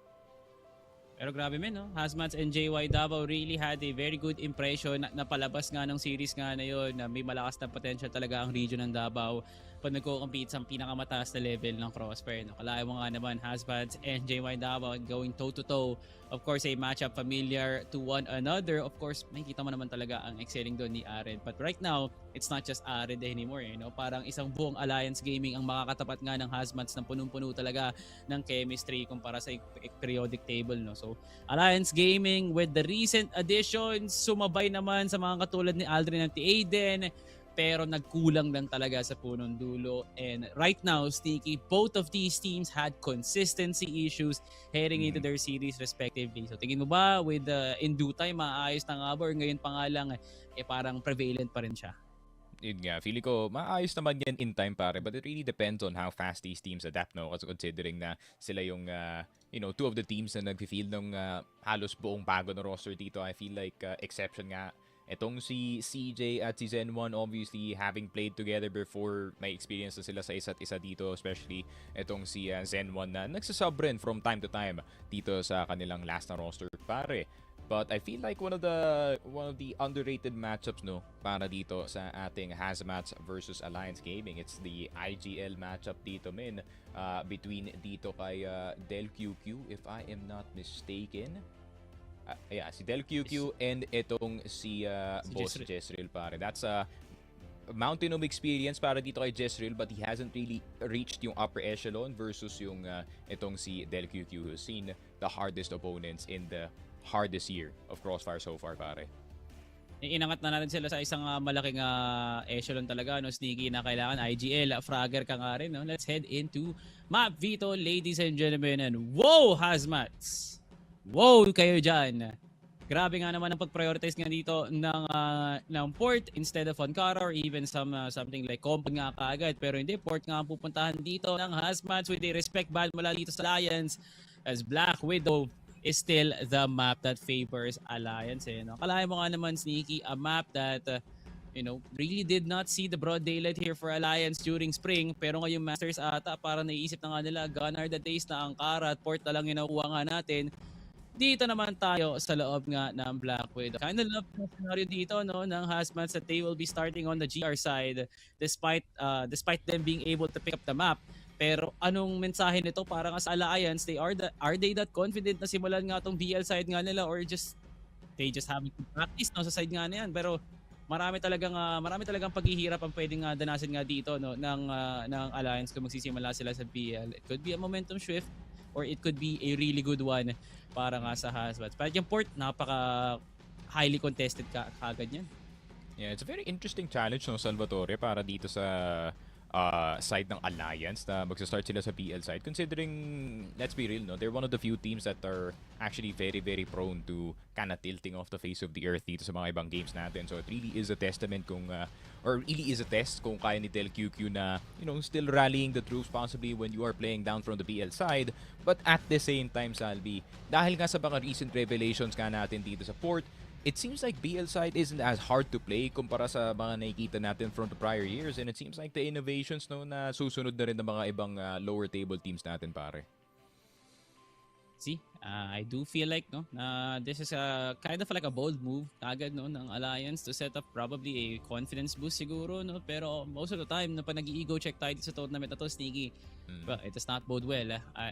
Siguro kung pangalan mo KLB, Kano, o kaya someone like KSA, pwede pa manalo siguro yung ego mo, pero from anyone below Stallions and Virtus.Pro status no, parang mahirap nga sabihin na okay, Alliance, pwede natin piliin yung BL kagad dito no. And Port is a map that is definitely designed for someone like HazMatz talaga, na active talaga sa mga long range angles and wants to favor the mid control. Pero Alliance kasi is an execution heavy team. Dumadaan talaga sila sa sistema, and Port does not really go well with a team na talagang may sinusunod na sistema. Minsan talaga sa Port para gumana may tinataas na ego. Nakita mo pa lang naman sa pinakita ng Virtus.Pro from a while ago. Multiple pushes sa may mid, Elvin on the lurk. So it kind of feels like Alliance, kung gusto nyo talagang gumana tong mapa nga na to, Nuken and DelQQ needs to make the right calls and hits respectively. At if they get to read itong movement talaga ni Jumel at ni Josh na talagang sa loob nga ng Ankara may pinakita nga kagandahan, I feel like Alliance will be having a good time at least sa simula nga nila. Pero malay mo nga naman, nagsiset up lang sila ng foundation dito bago sila lumipat ng second. Oh, for sure, pare. Especially para sa Alliance. So if we can get maybe kahit yung 70% or 80% ng performance ni Tams as well, no? From the other day, pare, feeling ko malaking benefit yan, especially knowing that he will be the main entry para nga dito sa ating Alliance team. And it feels like we cannot really say na ito yung magiging level talaga ni Tams all throughout ng season natin, because we've only seen one game so far galing sa kanya. But what we've seen so far galing dito kay Tams, despite losing, it seems like he's still willing to go into the entries na wala talagang takot kung sino man ang kaharap nila dito, and that is what you need, especially from a rookie. That's very hard to find, pare. Parang nangyayari, especially from the recent years ng Impact, we have had rookies na were kind of afraid to step into yung winning play or make that heroic play para sa kanilang team, pare, pero hindi natin nakikita yan this year whatsoever. Sa loob nga ng Port, pre, I do feel like it's going to be a huge check no para sa HazMatz and Alliance. Kung ito ang kasi technically, Sneaky, both teams are the benchmarks of advancing towards Masters. And if you can get away with HazMatz, feeling ko pwede pa naman. And Alliance, one of the Masters team naman na nagpakitang gilas during Masters Spring. I feel like maganda rin naman talagang metric to sa HazMatz pag makalampas nga sila dito. So ayun pa lang, I feel like Alliance can really create that momentum right now. Ngayon pa lang sa kanilang BL, pero HazMatz, use the advantage, use the force. Ipakita nyo na kayo talaga ang karapat-dapat at hindi ang iba dyan. HazMatz sa Davaoenos laban sa Manileños. Alliance Gaming starting on the attacking side, at napakaaga-kagad ng presensya ng Alliance dito lang sa ating LB. Grabe, ang ingay agad sa simula pa lang ng round, and this is not what I was expecting dito sa mapa ng Port. Also, one of the main factors na pwedeng kunan ng lakas dito ang itong HazMatz, pare. Of course, CJ having a hell of a good game, hell of a good series. Last time, pare, actually kapantay na lang dito yung kanyang karibal dito sa kabilang side ng mapa na si Red. So hopefully we do see the exact same output galing dito kay CJ, pero si Jumel, sisimulan niya na agad ang ating mapa with a long A push. Pero Alliance, ano ang kanilang reaction dito? Zen1 spotted dito sa LB. Really good trading galing dito sa Alliance, pero 3 versus 3 pa rin na sitwasyon. Pantay na nga. Pero anong gagawin ng Alliance dito, pare? Mapapatigil muna sila? Okay, papaset muna nila yung depensa dito ng HazMatz, pare. Probably the best time right now is to push, no? Kasi para I feel like HazMatz does have quite a huge time, no? Parang napakalaki ng setup time nga nila bago nga sila makalakap nga ng depensa. At higit sa lahat, kailangan din nilang pagbutihin yung atake dito up against CJ. Bumaba ng 2F. It was already a good off angle, pero wala silang balak na iba tong flash. And Nuken gets the crouch pick. CJ overwhelmed. Pero parating na nga ngayon si Josh bilang depensa on the B side. Wallbangs are gonna be very important here para kay Josh. Pero siya pa nga ay na-wallbang dito, Salvatore. Piso na lang siya. Nakaltokan yata dito ni DelQQ. Tams still quite far Galing sa kanyang kakampi, Del QQ will be spotting Jumel. Tamang wallbang lang galing kay Del QQ. El Capitan with a absolute contribution dito sa first round nila pare, and it's a 1-0. Really well called para kay Del QQ pare na mag-reset sila right after yung initial fight. Buti na nga lang, sumunod talaga. I feel like Alliance, meron na kasi silang potential na kunin nilang yung LA. Total, isa lang naman nakatao doon, that being Jumel. There kind of was like a disparity doon for Alliance, but finally the middle ground was seen. So not enough challenges sa LA nung sneaky sa isimula pa lang. I feel like nahanap ng Alliance dito yung pagkapalya. Kasi hindi naman nila dapat kalabanin kagad yung mga Arctic, no? Kailangan nila ng onting ingay lang sa may CA ng kumagat dito ang HazMatz for the rotation. At inaantay na lang ngayon ng HazMatz yung right call nga na yun bago makaikot ang mga katulad ni Josh at ni Jumel. Ayan, pabalik nga ng CA pero desidido pa rin ng Alliance na bumalik ng B-execute ulit. Gusto mag-fake dito sa A site pero hindi niya masasala ang ulo dito ni Josh Jumel with a good find. Pero Alliance, iba ang kanilang hanap dito mo ang B site. Hulog agad kay Cedric. Del QQ cannot clear itong si Zen1 na nasa gilid ng generator. Nakatatlo na si Zen1, make it a fourth. And HazMatz, di pa sila lalayo masyado dito sa ating game pare. Lalaban na sila agad dito. 1-1. It's an absolute nightmare na kumalaban talaga ng mga tao sa loob ng B-site. Pre, paano pa kaya sa top A? Every angle na meron ng GR dito sa mapan to ay kundi head glitch, wall bangable, o kaya nalalason talaga. So, very much sana inuna na lang ng Alliance sa kanilang pagpili ng GR. Pero kayon, kailangan na nga nilang problemahin na wala silang natawag na flash mula dito kay Zen1 at hindi rin naman naging sapat na impact yung ginawa doon ni Boo kasi dalawa ang nakatao doon. So it kind of feels like sneaky na kailangan na nila mag-3-2 dito eh. At dahil nga pumalya ang Alliance sa may B site, I feel like adjustment na lang para kunin tong B. Pero ang nakikita ko sa kanilang playbook, pre, they want to go in for the fake and the flashes dito lang sa may BR para maka-atake sila ng curve ng ayos and get the setup papuntang mid to LA. Probably. Yun yung nakikita ko kasi sneaky. Tanong, makakadaan ba sila dito kay Jumel pare? Nevermind, di makakabaril si Jumel dito. Bulag na bulag siya sa top A. Dalawang HC ang makikita niya papunta sa kanya pero hindi pa siya mamamatay. Jezreel with the flank. Pero nandito naman si CJ. Meron pang isa na magagaling sa likod. Zen1 galing sa BR. Tams na lang natitira. Masyadong matagal ang push ng Alliance dito sa A site at na-stuck sila sa LA pare. Ayun. Alliance. Nanliit sa pwesto nga nila. And I don't see any point na Alliance mag-fully commit pa nga doon. At meron na nga silang vouch dito mula kay Boss Nomad. No? Shoutout nga pala dyan sa ating comments nga ngayon na merong Boss Nomad dyan. Pero going back to the ball game, HazMatz now has the high ground still. At wala pa rin makakapangalis nga sa kanila kay Cedric after multiple shoulder picks. Pinul commit na nga niya yung punong dulo at si Jezreel pa rin ang nanalo. Del QQ now on the presence of mid side para makalakap nga ng trade. All the information na may mga nakatao sa Z. So most likely Alliance. No? Challenge na lang talaga. Pick your poison kung BOA. Crazy nun na, Jezreel nakatayo lang the entire time that he was getting shoulder peeked pare, and maybe player peeking was expecting something else. Del QQ, Ninja not successful para sa kanya. Hindi niya mapapatay dito si Josh. Tatlong tao na nasa B-side. So kahit anong puntahan dito ng Alliance, meron talagang lalaban sa kanila dito. Pero nasobrahan sa pag-back itong si Zen1. Nakita ni Nuken dito sa may pader. And 4 versus 3, in all honesty, no, kung makuha nila si Josh and somehow get Jumel dito sa A-side, pwede pa to pare. Pero they're looking for those low players pare. How low are we talking about here, my friend? Is it really that destructive? Parang hindi naman. I feel like pwede pa naman na yung damage dito ng Alliance is still going to be, you know, a HazMatz layering of defense. So technically, it's going to be a 3v1. Kung sakaling kalabanin nga nila dito si Jezreel at yung HB na defense dito ni CJ. So, not enough presence sa may B site. May iwan si Nuken and another possible execute here. Over to CA. Alliance Gaming very hesitant ngayon. I don't know what they are absolutely cooking. Narinig na nag-fall down and Jezreel with the swing. And that is a risky play mula kay Jezreel, pero hindi ko alam kung yun ang tama para sa HazMatz, and because of that, purong piso na ngalan. Jumel gets the beautiful timing over to the rotating Boo.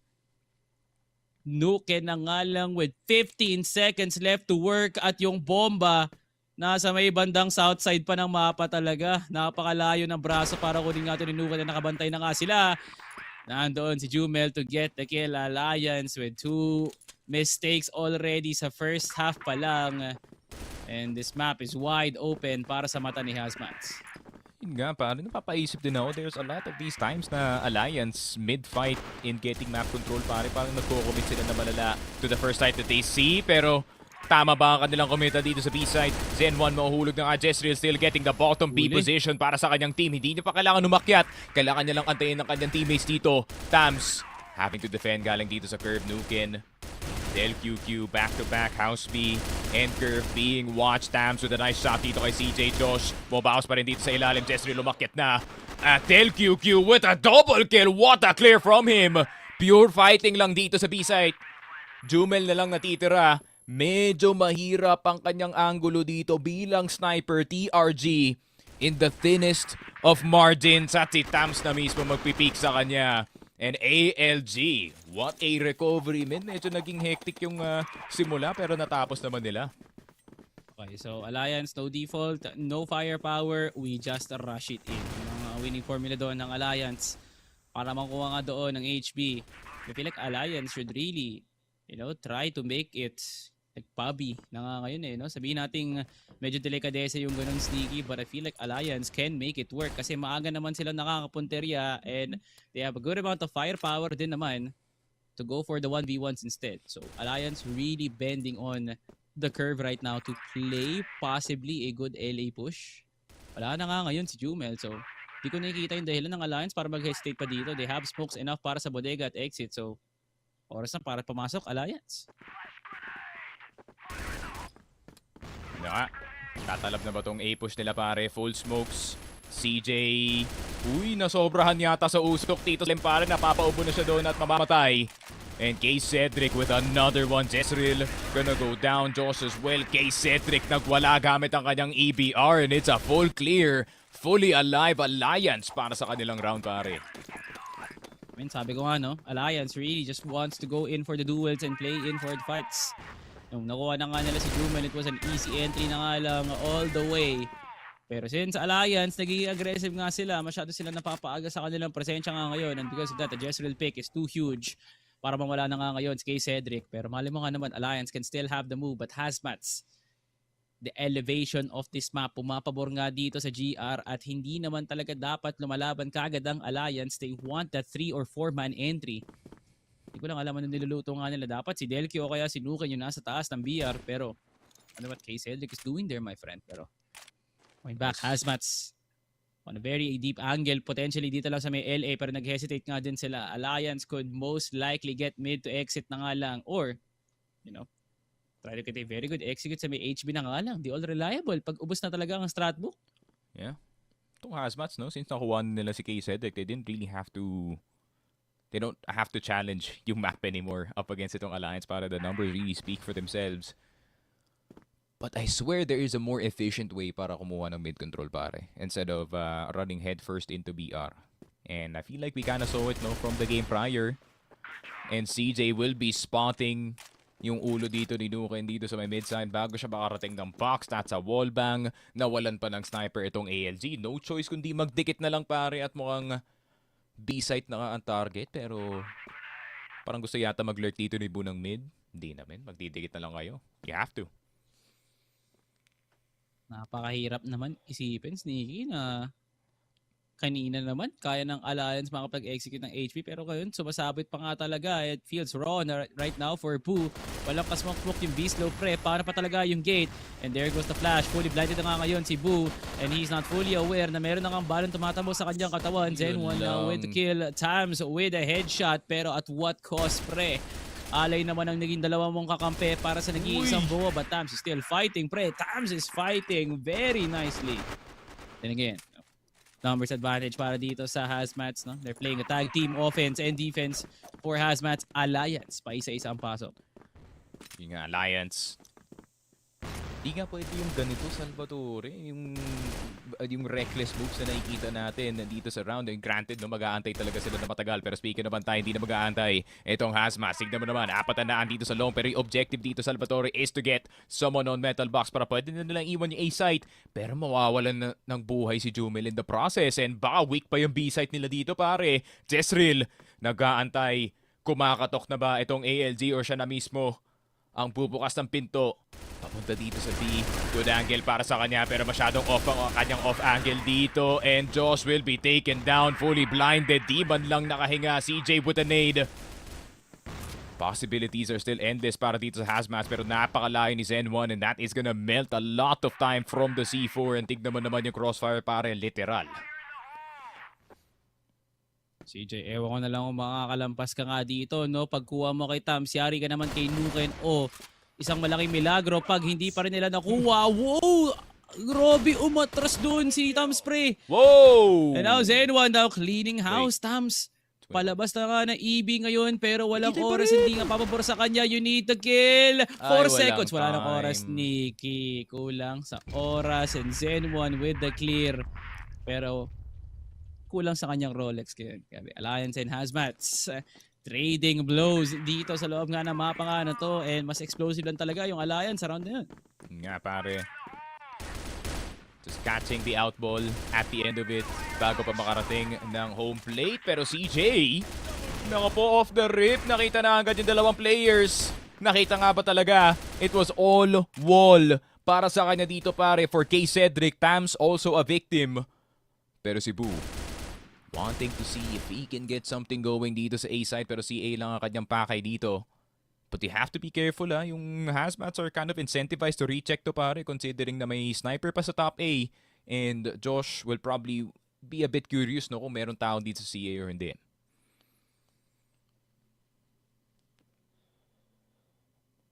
Calm down, Alliance. Wag na muna. Huwag na muna nating pag-usapan. Ay, naku, yan kaya nga, Bu, hindi hinahawakan yung ganyan. Pero siyempre, si Bu, Still dead. ay papanalo niya nga yung ganyan. Very crucial kill. Pero ibig sabihin yan, susugurin ka na nga ni Jumel. Unless, Bu, tumama yan. And of course, si Jumel kasi yung kalaban mo, pre. At si Delq pa talaga ang naglinis ng dumi dito ni Bu sa LA. Wow! And meanwhile, Nuken missing. Pero tumama naman yung pangalawa. That's important, pre. 2 versus 2. At hindi matatimingan dito ni Zen1 yung ikot ni Nuken. And we now have an equal ball game ngayon, Sneaky, but Jezreel, deadly row. Uy, nakita kaya ni Del QQ? I don't think so, pare. Pero Nuken, important weapon para sa kanya, pare. The sniper, I recommend you give that to Del QQ. At yun na nga, tinrap na nga para sa kanyang kakampi dito. Bogdan Slow, fully alive dito sa mapa natin. Del QQ, I can snipe as well! Tamang pahiram lang dito sa aking sniper. El Capitano, so with the capabilities, Nuken, di naspatan itong si Jezreel na nasa long. Tapok para sa kanya, Jezreel. Kita ang barel, Nuken will be spotting him before he turns the corner. ALG. What a turnaround para sa round na yan, pare. Nuken and Del QQ naghihiraman lang ng sniper dito, pare. Grabe nga naman talaga, pre. Everyone is just really activating sa punong dulo nga na yun. And anyways, pre. Pinag-trophy ako doon. Oof, grabe. Pero going back, I kind of felt like no, na Alliance doesn't have that awareness naman ng una. Pero buti na nga lang nabawi nga nila kaagad sa punong dulo. And the challenge was definitely the post-plant ng Alliance, which I do feel like no, Sneaky, kanina pa naman naging success. Lalo na nga rin nagagamit nga nila yung oras. Pero pag minsan talaga, HazMatz, they do have the first kill potential. Nahihirapan ng Alliance to come up with any sort of scenarios na makakabawi pa nga sila. And definitely right now, Alliance, this is not the move. Play the GR side. Diyos ko, hindi nyo kailangan kalabanin yung ganyan. Well, they are more than tempted to do so, pare. Si Nuken ay na-stuck temporarily dito sa kanyang sariling baba ng BR. So that means the sniper will not be foraying itong mid anytime soon. Pero ito na nga yung issue dito, no, Salvatore, with Alliance. They have 2 snipers, 3 snipers that are capable na pwede na mag-hold dito na top A. So a lot of players can be swapped around dito sa mapa natin. Pero Jezreel at Jumel, man, these two snipers can really turn the tides in an instant. Not much of scenario ngayon para sa HazMatz na magpa-split na nga lang.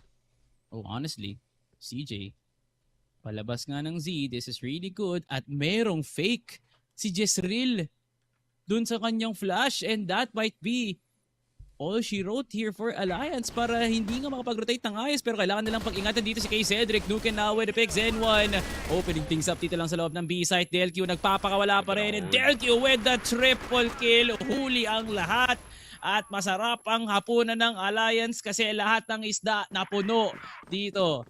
Alliance, grabe nga naman. Yeah, if you can't really deal with yung God box natin dito, pare, it really is basically impossible na makapasok ng site, especially knowing si Del QQ na may EBR sa kanyang kamay. Will just be shredding through that wooden box, no problem, pare. Josh naman nandito sa LB. And it seems like HazMatz gonna be milking the time a bit, pare. Pinapaset dito yung depensa ng Alliance, pero tempted mag-peek yung mga ibang players dito sa long. Hopefully, hindi yun yung mangyari. Tams nakatutok lang dito sa ST.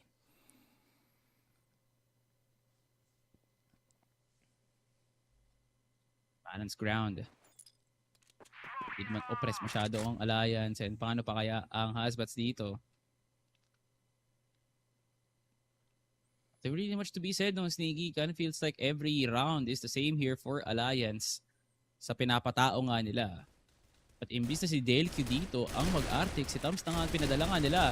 Sabi CA, Luke napisuhan lang si CJ, but finally gets the finishing kill. Jezreel now on the corner ng BR, pero wala pa rin nakukuha ngayon ng HazMatz kahit kuha na nga nila ang pinakamalalim na pwesto ng mapa. That is a bad sign here for HazMatz, pre. Every duel has been won by Alliance. Nakuha na nga nila mid pati CA, pero nakalimutan naman nilang tumingin ng Z. And HazMatz in turn, walang naging magandang resulta. Grabe, Alliance still nasa loob nga ng kanya-kanyang mga poste. Yan, di naging worth it yung antay dito ng HazMatz sa start ng round natin if there's gonna be a late 3-man swing anyways dito sa mid-side natin. And kay Cedric, Nuken, barely any HP, pero HazMatz barely any members left para sa kanila. 35 seconds.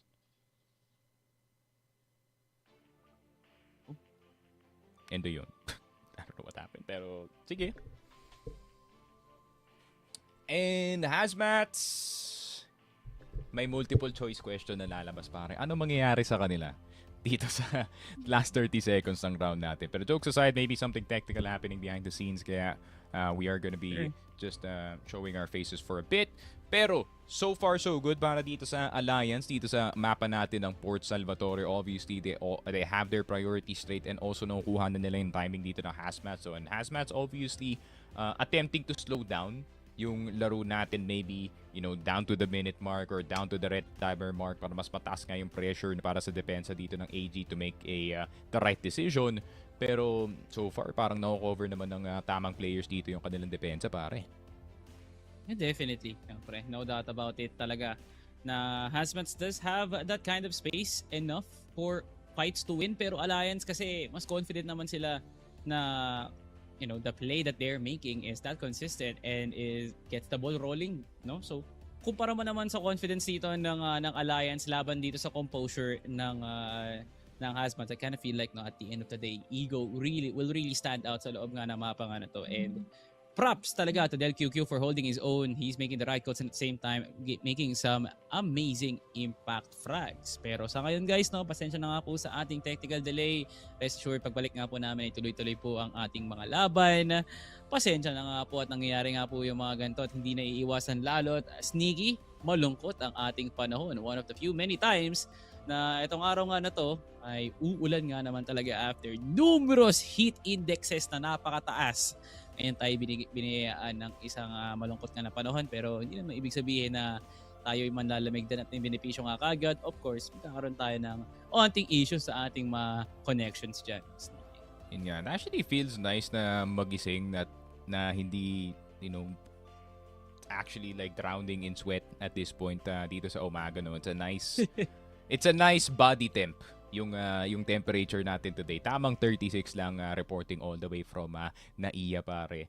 And ayun nga, it seems like the weather is also kind of affecting yung mga laruan natin, man. Everything back to normal para dito sa VP, pero para naman dito sa AG at sa HazMatz. HazMatz looking slightly under the weather dito sa kanilang BL side, pare. And it seems like ayun nga, nakakatch naman nila dito yung Alliance, no? Dito sa baka ibang sitwasyon natin dito, pare. But then, Alliance does a really good job of, just continuing to fight dito sa mapa natin. Granted, it's not the best decision to do every single time, pero sa specific na game na to, pare, feeling ko yung aggressive na paghahanap ng trades nga dito ng AG is actually boding them well. And at the same time, pagdating naman dito sa GR side, they're not really di sila willing na magtapon ng buong depensa nila dito sa B and or sa A potentially just so they can get all the kills, man. Willing silang mag-antay para sa kanilang mga kakampi dito, which is gonna be very key, especially para dito sa B side kung ma-handle nila na nawalan na sila ng control dito sa top B, pero meron pa rin silang control dito sa bottom B, pare. I do hope na yung control nga na yun, Sneaky, does have a bit of a toll dito sa Alliance kasi HazMatz do really have this kind of offense na kaya nga naman talaga mentality. Kaya naman ni CJ, kaya naman ni ganito, kaya naman ni ganyan, pero hindi naman talaga dapat aabot sa point na pagkaya, maganda kagad yung resulta. Kaya nyong punterihin ng isang layer dito for Alliance, pero paano pa kaya pa naging malalim na nga to, no? Tip of the iceberg, definitely Thompson, K. Cedric, pero case in point talaga pag nasa ilalim ka na talaga ng dagat, makikipaglangoyan ka dito at makikipag-ubusan ng hininga, kalaban si DLQ at si Nuken. So it's that kind of idea wherein, do you pick to challenge mid na nandun si Nuken at top A na nandun si DLQ, o kaya rekta na nga lang tayo sa loob ng B-side kung saan possibly libre, mahirap kunin, mahirap i-retake para nga sa kalaban, and decision talaga here for HazMatz to try and create some sort of madness para makabawi talaga. And we're still not aware, ladies and gentlemen, kung ano nga ba talaga ang ating issue nga ngayon, pero once again, I would like to apologize. Stay put lang kayo dyan, guys, at papatuloy na naman tayo ng action mayat maya, at sa ngayon konting usap lang naman tayo ganyan, guys. Shoutout nga pala sa ating 132 viewers, dyan sa ating live streaming platforms nga ngayon. Thank you so much for your support. At mayat-maya din magsisimula ng ating port. At hindi naman to mauudlot. For sure naman may mga makikita pa kayong mga laban. Yun nga, pare. Shoutout to the Alliance peeps na nagsusuporta din sa chat. And para naman sa mga Davao peeps that is also loudly supporting ang kanilang mga team dito. HazMatz, of course, being one of the representatives. Pero ayun nga, men, actually I've been doing a bit of theory crafting din sa ulo ko. Paano kaya matatalo ng HazMatz etong Alliance gaming? And obviously, Alliance is also kind of playing that bit of a BP game na hindi sila satisfied sa 4 versus 5. Literal na 3 versus 5 talaga yung hahanapin nila dito sa mapa ng portfolio, knowing that can separate 3 very key points just being assigned to one player. So mas mapapadali para sa kanila yun. Pero para sa HazMatz, they need to take out one of the snipers, pare. Kahit itong si Del QQ or si Nuken, kasi ayun nga, the strength of yung GR side secondary sniper, para dito sa Alliance, meron kang presence dito sa bridge. And nakita naman natin kung gaano kakulit si Nuken, na sa pagdating sa kanyang bridge fight, he's not gonna make it easy for anyone who is actually fighting him in that position. Kaya hindi ako surprised masyado na yung HazMatz na instead na directly lumalaban itong si Jumel, they're sending an EBR player to try and wallbang him out of that position. So kung kaya nilang tanggalin si Nuken from his position, or itong si Del QQ galag dito sa top A without losing too many members dito, pare, feeling ko HazMatz kaya nila magluto dun sa mid-rounding sa ganun na sitwasyon. Pero dun pa sila pwede matalo, pare, kasi yung mid-rounding ng Alliance, malaking improvement din dito sa series natin. Yeah, definitely. And I kinda see the stability naman ngayon here for Alliance, and HazMatz just needs to have that activity talaga, yung mapapadali talaga yung mga ganap dito ng HazMatz sa kanilang mga entries, and for the picks mala dito kay Jumel. If they try to emulate the Alliance formula of attacking a site, then it wouldn't be an issue. So you have HazMatz who have reliable players naman para nga gawin yun. So definitely we've been stretching a lot of potentials here for HazMatz, and definitely same goes here for Alliance. At alam naman natin ang kanilang capabilities, Sneaky. It's that big of a deal para magpakita kaagad ng kalakasan dito ang HazMatz. Pero bago yun, shoutout nga pala dyan kay Kim James Brian Ibanez na nagpapashoutout nga ngayon na may onting tawa pa. Napakasaya niya ata siguro na nanonood ngayon ng Crossfire. Shoutout nga pala dyan sa ating mga nagko-comment dyan sa ating YouTube channel, Maraming salamat. Sinong pinalitan ni Tams? I believe ang pinalitan niya si Proze or Yes. si AlQQ. Bahala na sila doon kasi ang pinasok lang din naman nila diyan is si Boo. So cannot really be too sure kung sino ang naging replacement niya. Pero yun guys, no?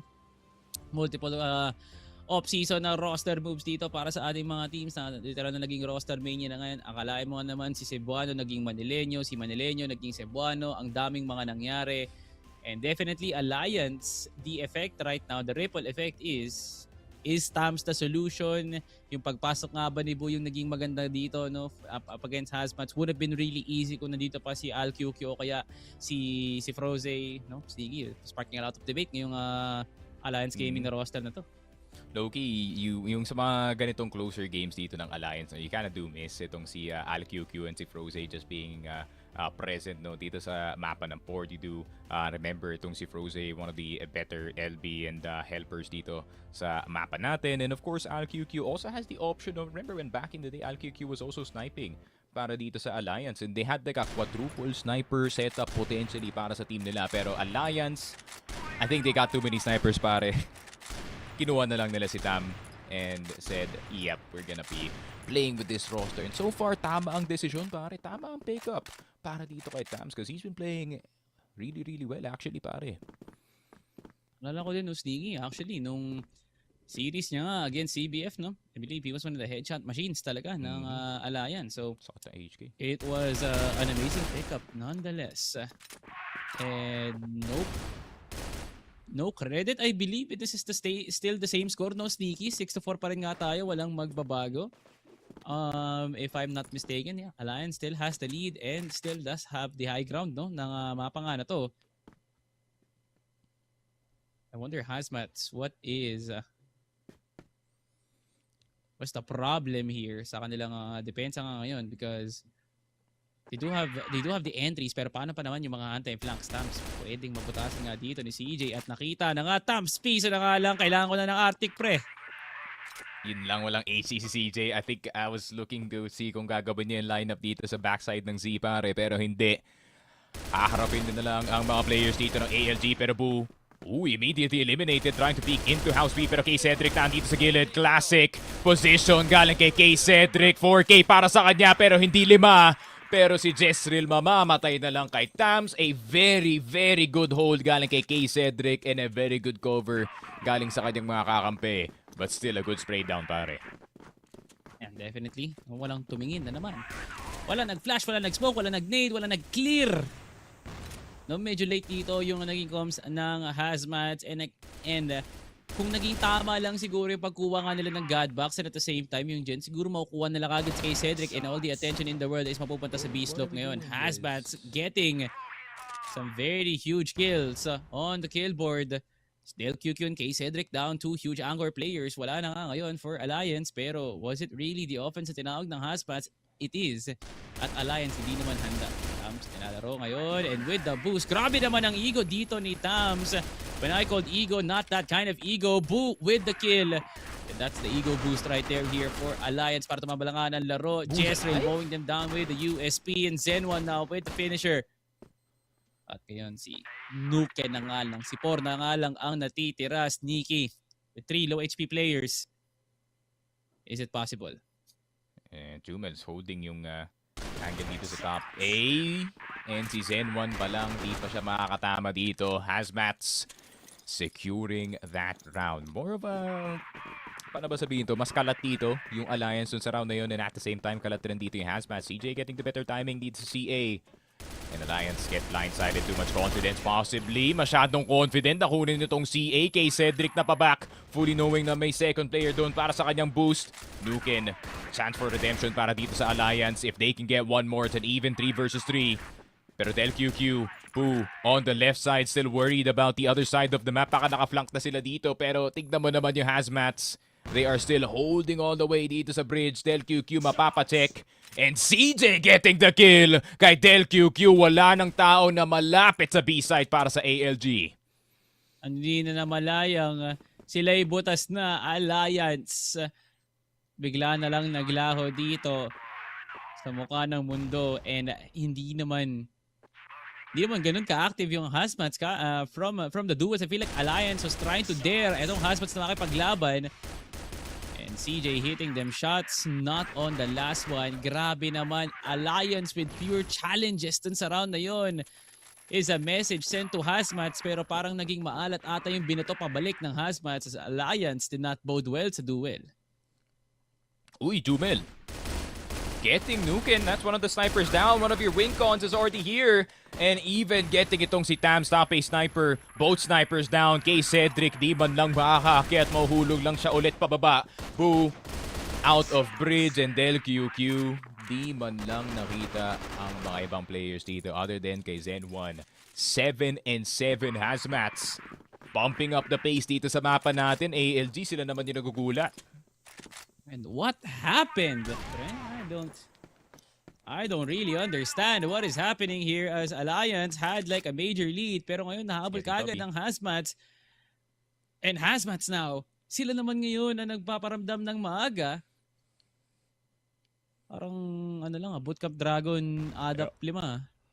Nakikita ko dito sneaky and I don't like what I'm seeing. And another challenge from Dorvid. Bakit? Oh my God, HazMatz. You had 2 sequences of pure bliss. Pero ngayon wala na nga. Zen1 now with the kill. But it's still a huge lead para nga sa Alliance. Hindi naman ganito ka-effective yung pagkuha nga ng mid-side. There should be some utils pan lang. Pero CJ now still winning. And kay Cedric not finishing it. Hindi tumabla yung isang bala, pre. Ngayon, 3v3 pa rin tayo. Isa pa yung namatay. Woo! Tayo mo. CJ, relentless dito sa mga kahoy na pader natin, pare. Dahil QQ maghahanap ng trade para sa kanyang kakampi. Pero marinig na pumulot siya ng baril dito. So I think Loki confirmed na wala ng sniper dito sa A-site. Pero meron namang rat-rat itong si Del QQ. Finally finding itong si CJ na kanina pang makulit. Tertams, hearing, seeing, killing itong si Jumel. Zen1 spotted na rin dito sa B and Tams with a perfect timing from the rookie. 8-7 para sa Alliance, pare. Tams. Nagdidilan na Harper siya, pare. Delikado to. Grabe ang epekto ng isang rookie ni Tams no? Parang rookie season kagad. Gusto mo na kagad maging regular, my friend. Guaranteed contract. Hindi nakita ang paa. At kita. At napiso si Jumel. Nakatungkod na nga ngayon si Jumel na naglalakad palabas ng court.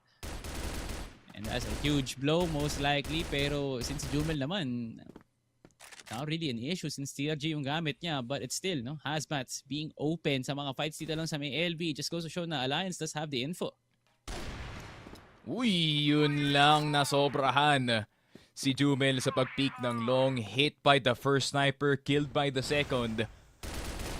And ALG, lead immediately erases. Real magandang hanap dito kay Nuken pero CJ napakagandang angle with the boost on top of the Z angle. 3 versus 4. All the sudden napaikot ng HazMatz ang kanilang deficit dito. Kay Cedric picked again by multiple players. Tam still holding on dito sa B-site. Napakalayo pa ng C4 pero tignan mo naman ng HazMatz. Gusto na nilang lumipat ng A-site fully knowing na si Buyo naglalaro dito. Oh yeah. Now with a good hold. Minaril, pre. Nagparamdam nga kagad, pre. Para siguro mamaskarahan yung pagbagsak ng CA. I'm not sure, Tams. The rookie sensation ngayon ng Alliance. May pagkakataon na uliin muna si Zenith.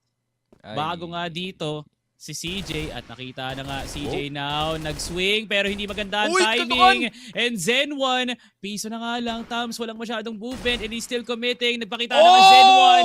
And that's a bad move kay Zen1. Tams with the clutch. Welcome to Masters, my friend. What a debut dito sa taong na to. Alliance. Makakasiguro kayo kay Tams. Grabe. The rookie with the patience of a veteran, pare. Ang tagal na nagantay sa ilalim ng stairs but no.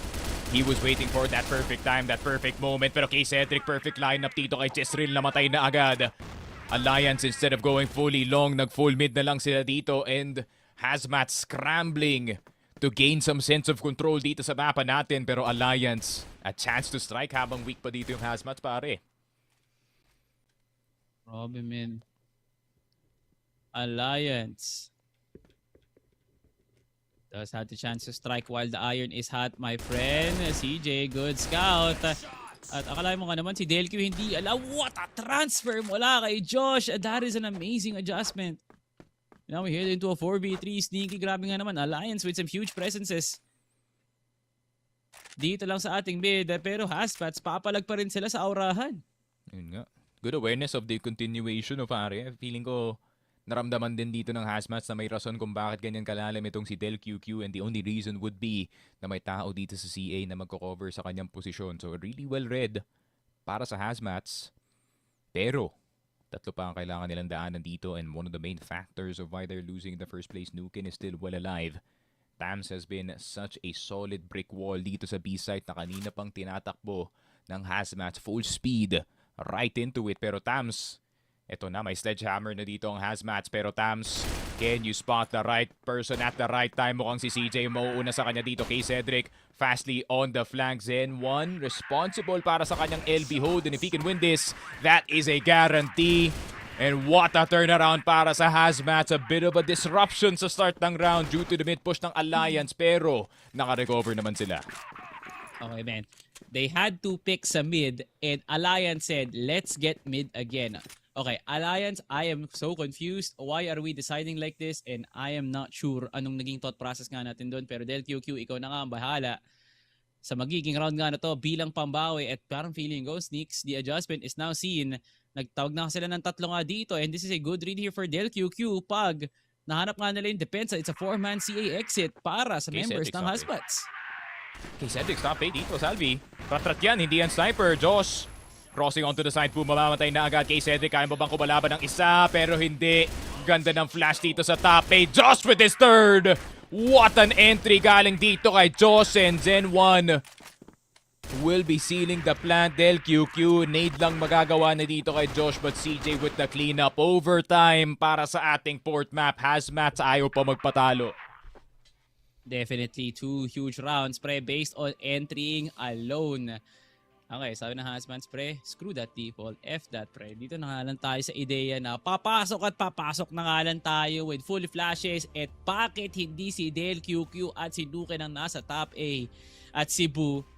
I believe there was no util thrown kasi nakalapit kagad dito ang members ng HazMatz sa top A and sa basura na naging madali para sa HazMatz na kumuha talaga ng kills, no? So Alliance not really putting in the numbers and the calculations para maging madali nga para sa kanila at mahirapan ng HazMatz, and the spread out Sneaky is just that bad. I don't like the fact na Alliance was that hesitant to play for the retake, at yung mga taong inasahan nga nilang mga depensa ay hindi naman nakakuha ng mga kills kasi nga walang pan-delay. Yeah, Alliance Gaming, no? Gonna be heading into an overtime na all too familiar para nga sa kanila. Not the first rodeo that they had, Sneaky.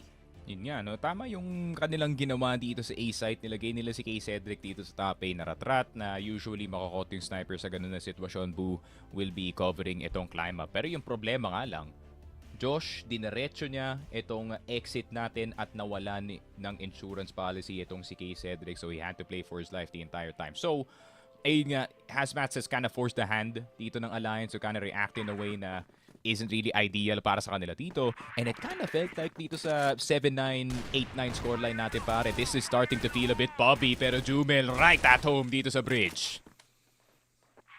It's a huge pick.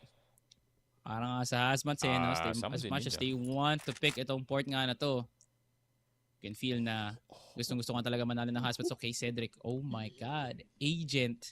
Special Agent Kay Cedric, hindi alam ni Josh. And look at the discipline. O talagang hindi lang alam ni Kay Cedric. Oh, he knows. What is this play, Sneaky? Nakakalito nga naman talaga kung ano ang pakay ni Kay Cedric, pero nakita niya na nga, and that's one. Pero hindi mo nakita si Josh, and there goes a transfer. Ubos ang dalawa sa top A at Kay Cedric nakalampas.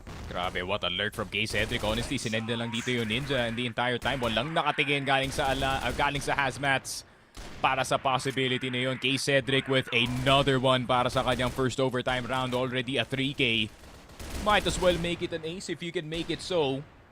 Pero N1 at CJ, hard players to kill. Pero pang-apat na yan para dito kay Kay Cedric. Mabibigay ba nila? Sabi ni Coach, hindi. 4K daw para dito kay Kay Cedric, and what a move na nawalan na nga sila ng Del QQ. Pero nakita mo naman si Cedric dire-diretso lang sa mid pare. Everyone has a special place dito, no? Sa mapa nga na to, Alliance, I can't believe na you actually managed to pull that, and same goes here for HazMatz na nagulat na nga lang na nakapwesto nga sila for that possible take na nga lang kay Cedric, but it was just too overpowering. Josh, good early position sa may CA. Feeling ko talaga pre sa respawn yun. Kung depende sa spawn, kaya nakakuha kagad sila ng CA control at pumabor talaga to para ka sa HazMatz. And meanwhile, Alliance does not have respect para magtawag ng pa-flash man lang sa may CA. So, bad start here for Alliance at pwede makabawi naman ngayon si Boo. Now down to the 4v4. To be fair, no? He did get the menu jump on the first try, which is nuts.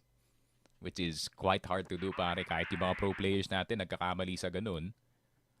But with Josh, you know, execution is part of being clutch sa mga ganitong oras pare. And with 1 minute and 25 left, still not much movement para sa Alliance. Pero Jumel medyo tempted na mag-check dito sa long. Pero hindi ganun kalalim hanggang CA lang just to see if there's any A-take going on right now pare.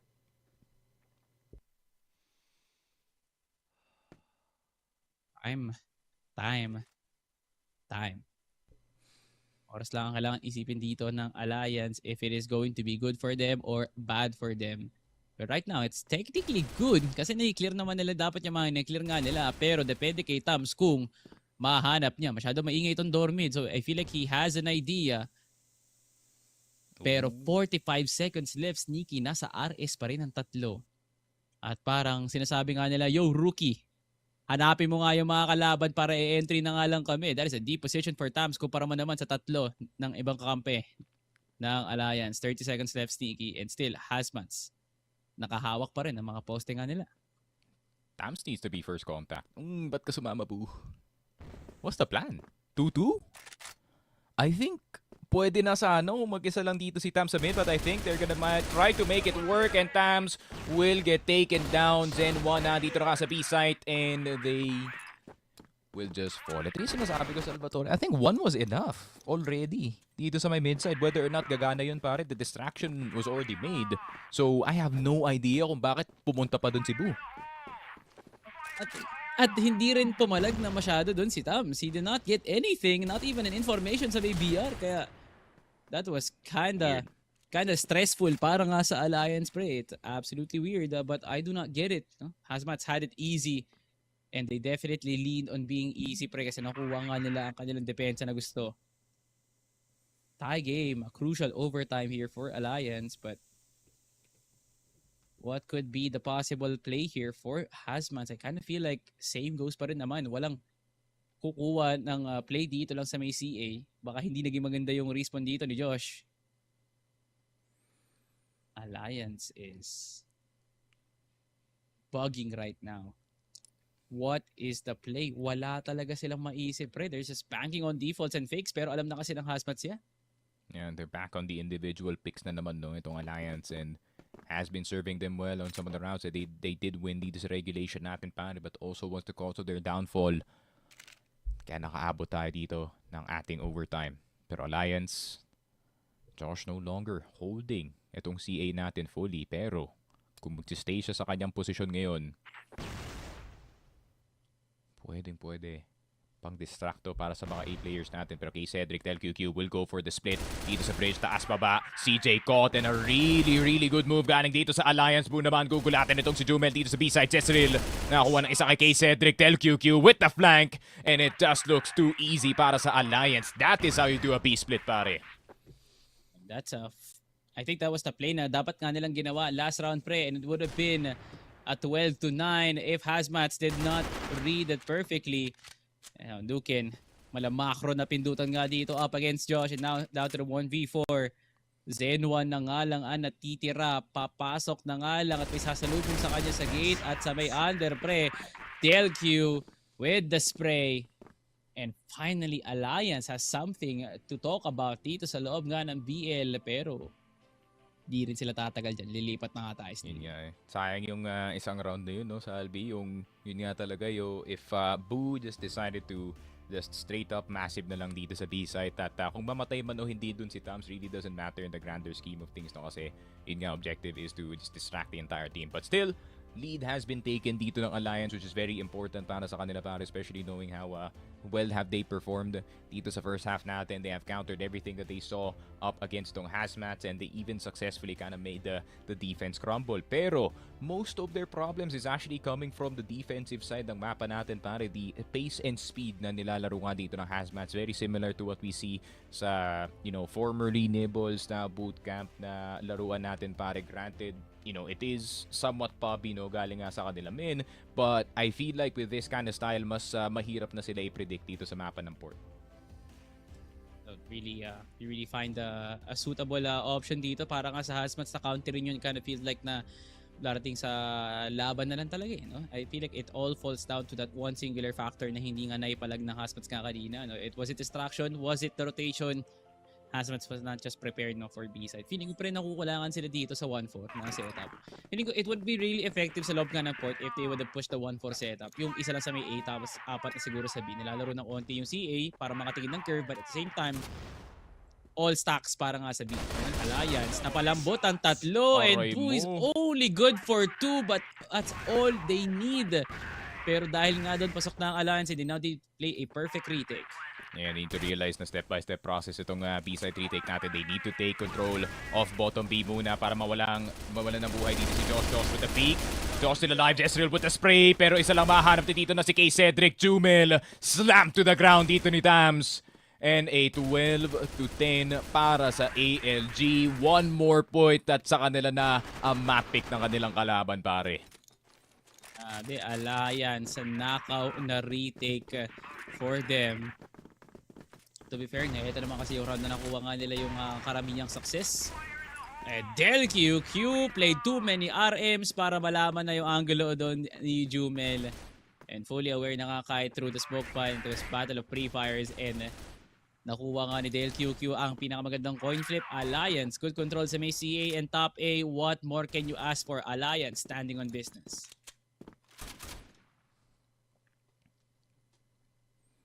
Jumel out of the picture already, which is a huge loss para sa HTM. You kinda lose yung range na potentially pampatay nyo dito kay Nuken at kay Del QQ. Pero judging from the positions that they have taken, tingnan mo naman si Del QQ all the way back dito sa may stair side natin. Pero spotted a bit too open, bro. They just stand on the stairs. Tams kung saan tumitingin, pero nasa ninja pala ang kalaban, pare.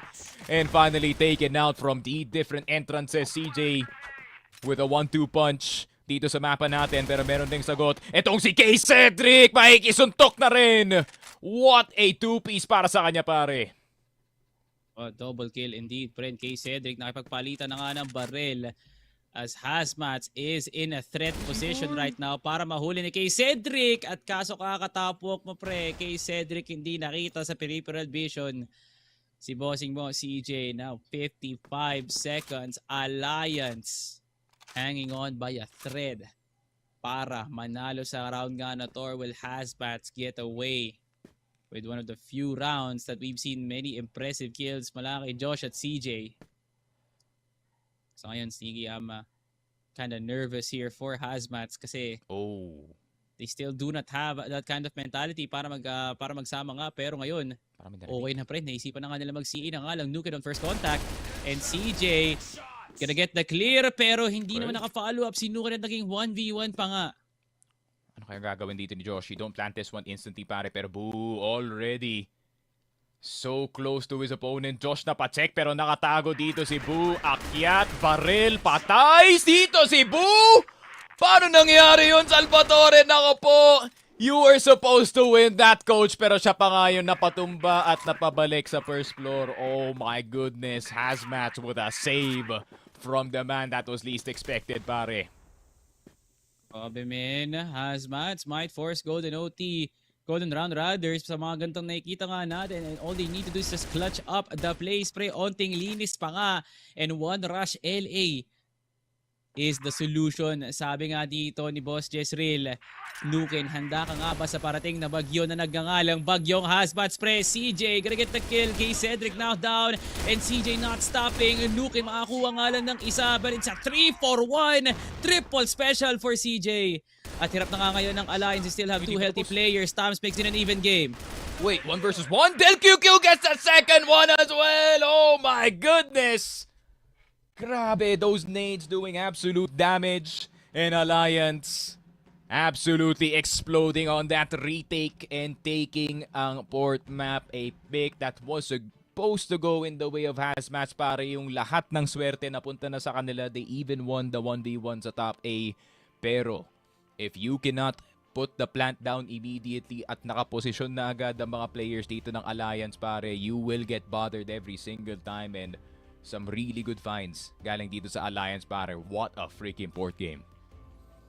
Oh my God, pre. Reminiscent of the SGJ EKISQUAD. Another overtime thriller dito sa loob nga ng mapa nga na to, Sneaky. And my God, CJ. The bus ride home must be really quiet right now, pre. Kasi CJ, all he needed was 3. And his teammates got none, pre. That is so sad of Fasiniri, pre. Tams and Del QQ had no business clutching that up. Mula pa lang sa pwesto ng exit at bodega, pero nakuha nga nila yung kills. And a very frustrated and very confused HazMatz really wondered. I don't really see any point talaga na mahinaan na loob doon. Ang HazMatz, all they needed was space. And yun nga yung binigay ni CJ. But then again, a team with pure hesitation and no direction sa kanilang entry did not bode well. Alliance found the opportunity and the Achilles heel. And they got for money talaga, pre.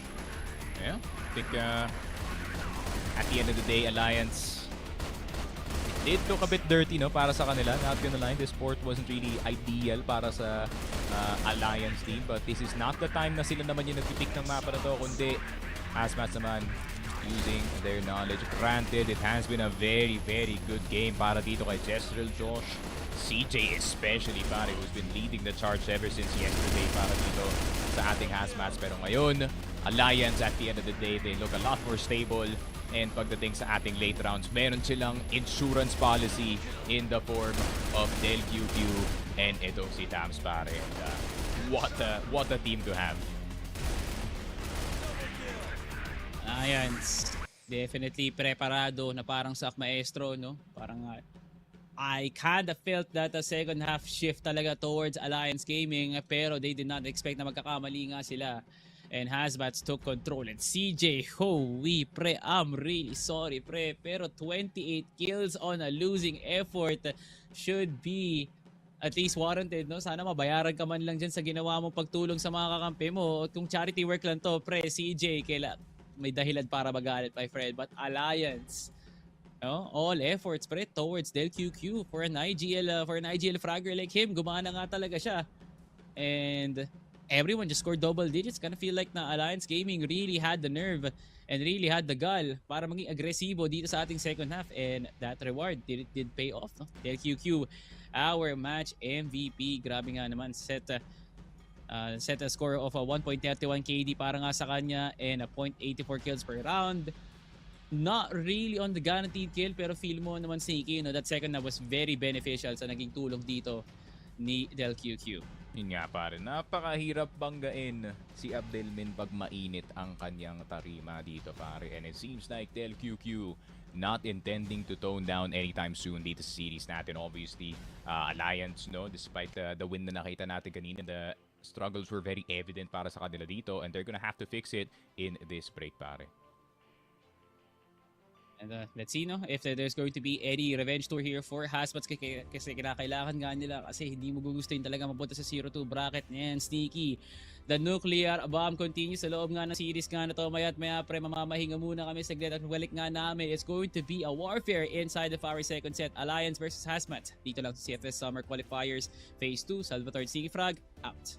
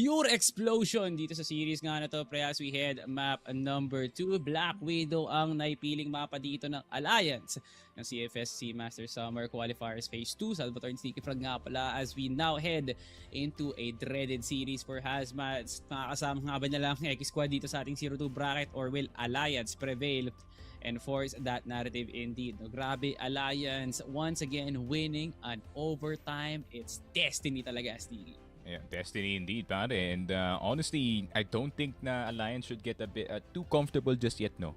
Dito sa series natin, considering how close that was, and one of the main reasons why kung bakit naipanalo nila ang ating overtime was very high variance reasons, no, pare. A 1 versus 1 that should have gone in their way, in all honesty, pare, and my 2 versus 4 retake at one point na nagawa pa nilang gawin out of nowhere. So hopefully, it is a lot less random, kumbaga, para dito sa side ng Alliance, and I hope to see more structure galing sa kanila, pare. Especially they're the ones with more Masters experience dito kumpara sa kabila. Grabe nga naman, pre. The experience really paying off here for someone like Alliance na not really much that bountiful, eh. No? Siguro maalala mo pa nung arise pa dito, sinukin nung kampanya pa si Boss Jessan. Probably that experience, no? Nung panahon pa ni si Del QQ na ini-scout pa ka dito, probably that experience you're talking about. Pero kasi HazMatz kasi very familiar with Masters level of competition, eh. No? Alam ni Jezreel yung pakiramdam na yan. Paano pa kaya talaga si CJ during the 2 years na nakapag-master siya from under Herbie Gaming and acceptance of a banner? So ngayon pa lang parang nakikita nga natin, is it really experience or team macro? Is it the idea? Is it veterans? Is it the rookies doing something really good? Parang ang daming factors dito na pwedeng maging dahilan para manalo ang Alliance, and same goes here for HazMatz. Pero Black Widow isn't really a map that I would really suit here for someone like HazMatz. Pero malay mo nga naman, they have something secret, no, undoubtedly, na pwedeng ikahina talaga ng Alliance, and I'm all prepared for that naman. Emotionally, HazMatz, you really need to step up kasi makakagulit nga naman talaga ng expectations to if let's say HazMatz does have the play sa Black Widow para makuha ang mapik din ng Alliance. Yeah, I mean, overall, no, parang napansin ko nga dito sa liga natin, Salvatore. I feel like 2025 was already a hard year to win para sa mga teams natin, and then we enter 2026 na ayun nga, team like HazMatz is taking itong Alliance neck and neck, which is an OQ team versus a Masters team, pare. So I feel like ayun nga, na 2026 is gearing up to possibly be the hardest year to just win in general, pare, dito sa tournament natin, and that's just a testament of what the level is now para dito sa Pilipinas natin, at titignan natin who will be the higher level dito sa mapa ng Black Widow. Kay Cedric, sniper long with a miss, and yan ang simula natin dito, pare. Tamang mintis lang galing sa dalawang sniper. Wow. 2 snipers missing, pre. Well, that's a headliner naman dito para nga sa match nga na to, pre. Nanandaan nyo, Alliance, this is the map that you took up against an Aldrin-powered CBF, pre. If you don't change anything, baka maging success pa nga, pero kay Cedric, bad position sa pillar. And now we head into a 4v5, pre. Kalmado, kolekto ang HazMatz sa kanilang entry point papuntang S, at ang Alliance hindi naman gaano kapreparado kasi ito naman si Delky, pre, isang tao lang yan, pero kailangan niyang split yung mata niya sa LA pati S. Problema dito, Salvatore, walang tao sa LA para dito sa Alliance. So I don't think this is gonna be anything too frisky galing sa kanila dito. And HCM actually doing the right thing, getting that first kill kay Cedric and waiting around. They're trying to play at the desperation ng Alliance para makakuha ng trade dito, pero Alliance is satisfied with information for now. For sure, narinig na may tao dito sa CB. So check kaya dito si Jezreel. Tama ang hula dito ni Tams. Napapabak na lang siya dito. At tignan mo naman yung A-site. May backup na yung sniper, pare. Buti na nga lang, may tulong pa dito, pre. Del QQ now called in the ranks of Nuken para maging dead din ang double sniper setup, pre. Pero napakalasa naman ang pwesto dito nila Bu at nila Tams. Pag nag-mid to B naman tong dalawang to, makakasalubong nga nila, pero Tams maagang lumabas, and Bu now with trade over to Zen1. Dalawang duguan na makikita sa may LB. Bu with the transfer. What a flick of the wrist mula kay Bu. Napakalinis nga naman. Alliance recovering from the K-Cedric mistake. At ito namang HazMatz, nagpakagat ka agad dun sa palad, pre. Ang sakit nun. Sobra. And tignan mo naman si Coach Bu, pare. Nagpapakitang gilas gamit ang kanyang USP. Nagsispray down ng dalawa. na nasa isang clip lang, men. And that is what we like to see from him, especially pare. Nakakatama siya ng malala, helping the firepower side dito ng ALG. That round could have easily been lost noong nasagasaan siya dito sa HP, but he recognized that he had to fight kasi surrounded na siya doon, and he came out alive, pare.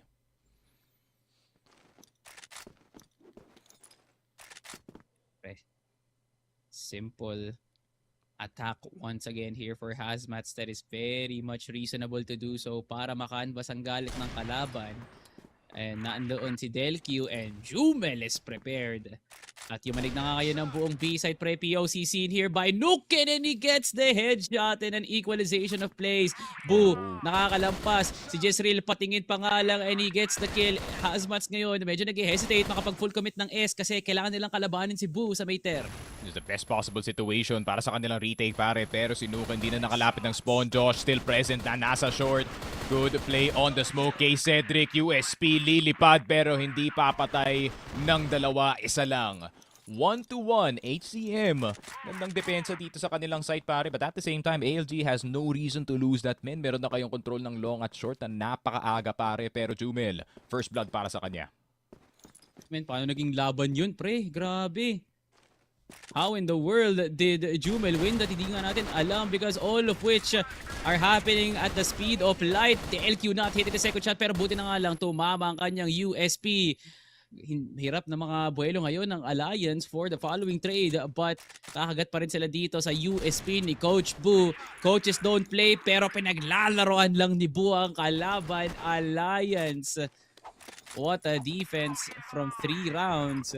Medyo pumalya nga ng unti after the Del QQ mistake. Pero pre, they went back into the drawing board at pumalik sa kanilang textbook. Grabe. Yun nga, men. Napakalaking fan siguro ni Manny Pacquiao tong si Boo, pare. Kasi yung coach, nagboball rin dito, men. Tumitira rin dito sa laruan natin. Pero kay Cedric, ayun, tinamaan sa patela. Needs to get that checked out.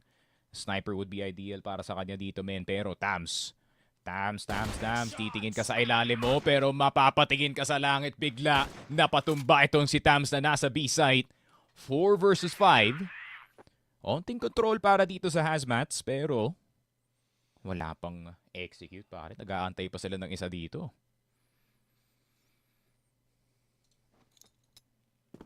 Paano na pre? Si kay Cedric na yung mag-aartik nga dito pero wala kasing kasiguraduhan pre, Sneaky, na it's going to be an easy feat here for Alliance. Nakunin yung rampa at hanapin na lang yung mga choke angles no? HazMatz could easily bulldoze their way just because of CJ and they could easily just gain some control just because of Josh, pre. Ayan. 5v4. Kinda feels like a 5v3 at this point, pre. Parang pag pumasok ang HazMatz, magbumukhang 5v1. Grabe yung split. CJ, pwedeng manlason. And there goes the possible execute, pre, para ma-fake ang B. At mid to B nga ang atake ngayon. Nuken, hindi nga na-clear nga kagad. He's able to get 1. That's all he's good for. Now 2v4. Magic box position para dito kay CJ. At naguguluhan na nga siya, pre. Delq with the re-engage. At B-side pa talaga yung napunterya ng HazMatz, Tiki. Kaso yun lang, all they can do is get these picks pero realistically, hindi pa rin sila makakalaban dito sa B-side unless LQQ quick scope lang dito kay Jumel. Could be the game changer. At ayan na yung sinasabi ko. Tumama pa nga. And of all the players to lose, it had to be Jumel, your important window B player. Pero buti na lang naratrat na si Boo ng USP. Zen, 1 will get taken down. Jezreel, quick scope, quick flick. Pero Del QQ, who is gonna be quicker? Mukhang si Jezreel, El Capitan galing dito sa HazMatz, will be doing it. Second point para sa kanilang BL side. And puti na nga lang, no? Jezreel got the timing. At hindi ko inaakala, no? Nakakalabanan yun actually ni Jezreel. I'm pretty sure he was trying to play for sound. Pero with the information siguro na piso na nga lang dun si Del QQ, he had the swing. At yung build-up talaga ng HazMatz dun, Sneaky, no? Grabe yung split. HP papuntang door mid. Tapos walang nag-clear ng win A, pre. Kaya nahuli si CJ. And that was one mistake. Pero HazMatz had better pros, no? Kumpara sa cons. Pare daw, walang tumama dito, ni isa. So, healthy pa. Ang Alliance Gaming dito on their defense, but they're trying to strike into the Warriors. Then dito, Sneaky, punong-puno na members ng Alliance ang A-site.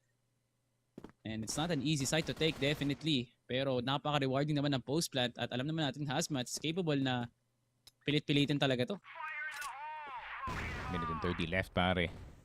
Choice in the matter para dito sa HazMatz.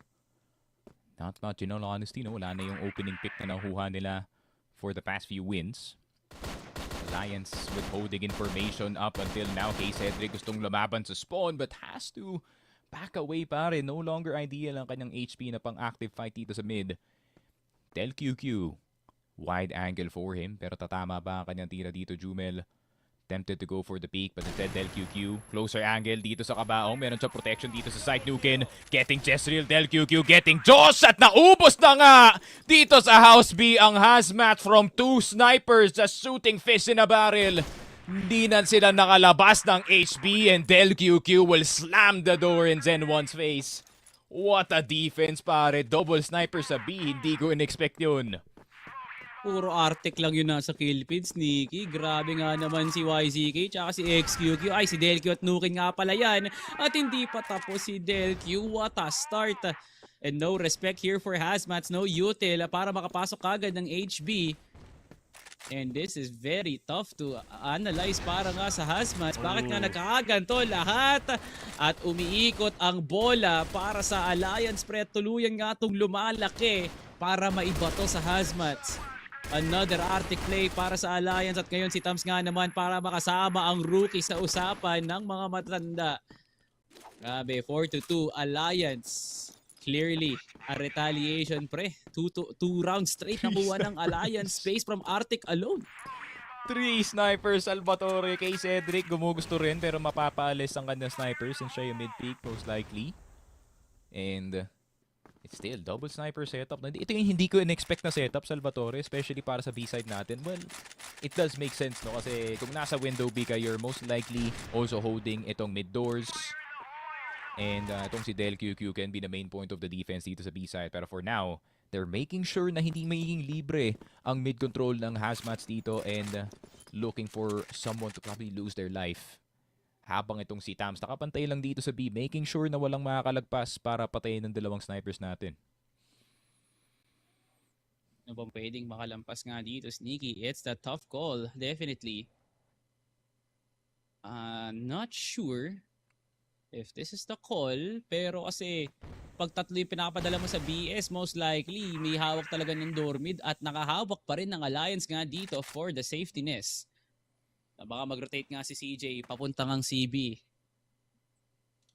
Grabe, men.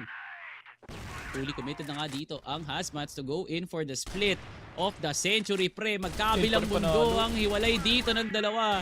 And kay Cedric, handa pa rin naman para makapag-anchor play. Nakuha niya pa nga si Zen1 bago siya mawala. And what a defense here for Alliance. Lahat mga nagsisi-flexan ng kanya-kanyang patay. At na-frame na nga sa pader lahat ng mga bangkay. Alliance, grabe, men. 5-2.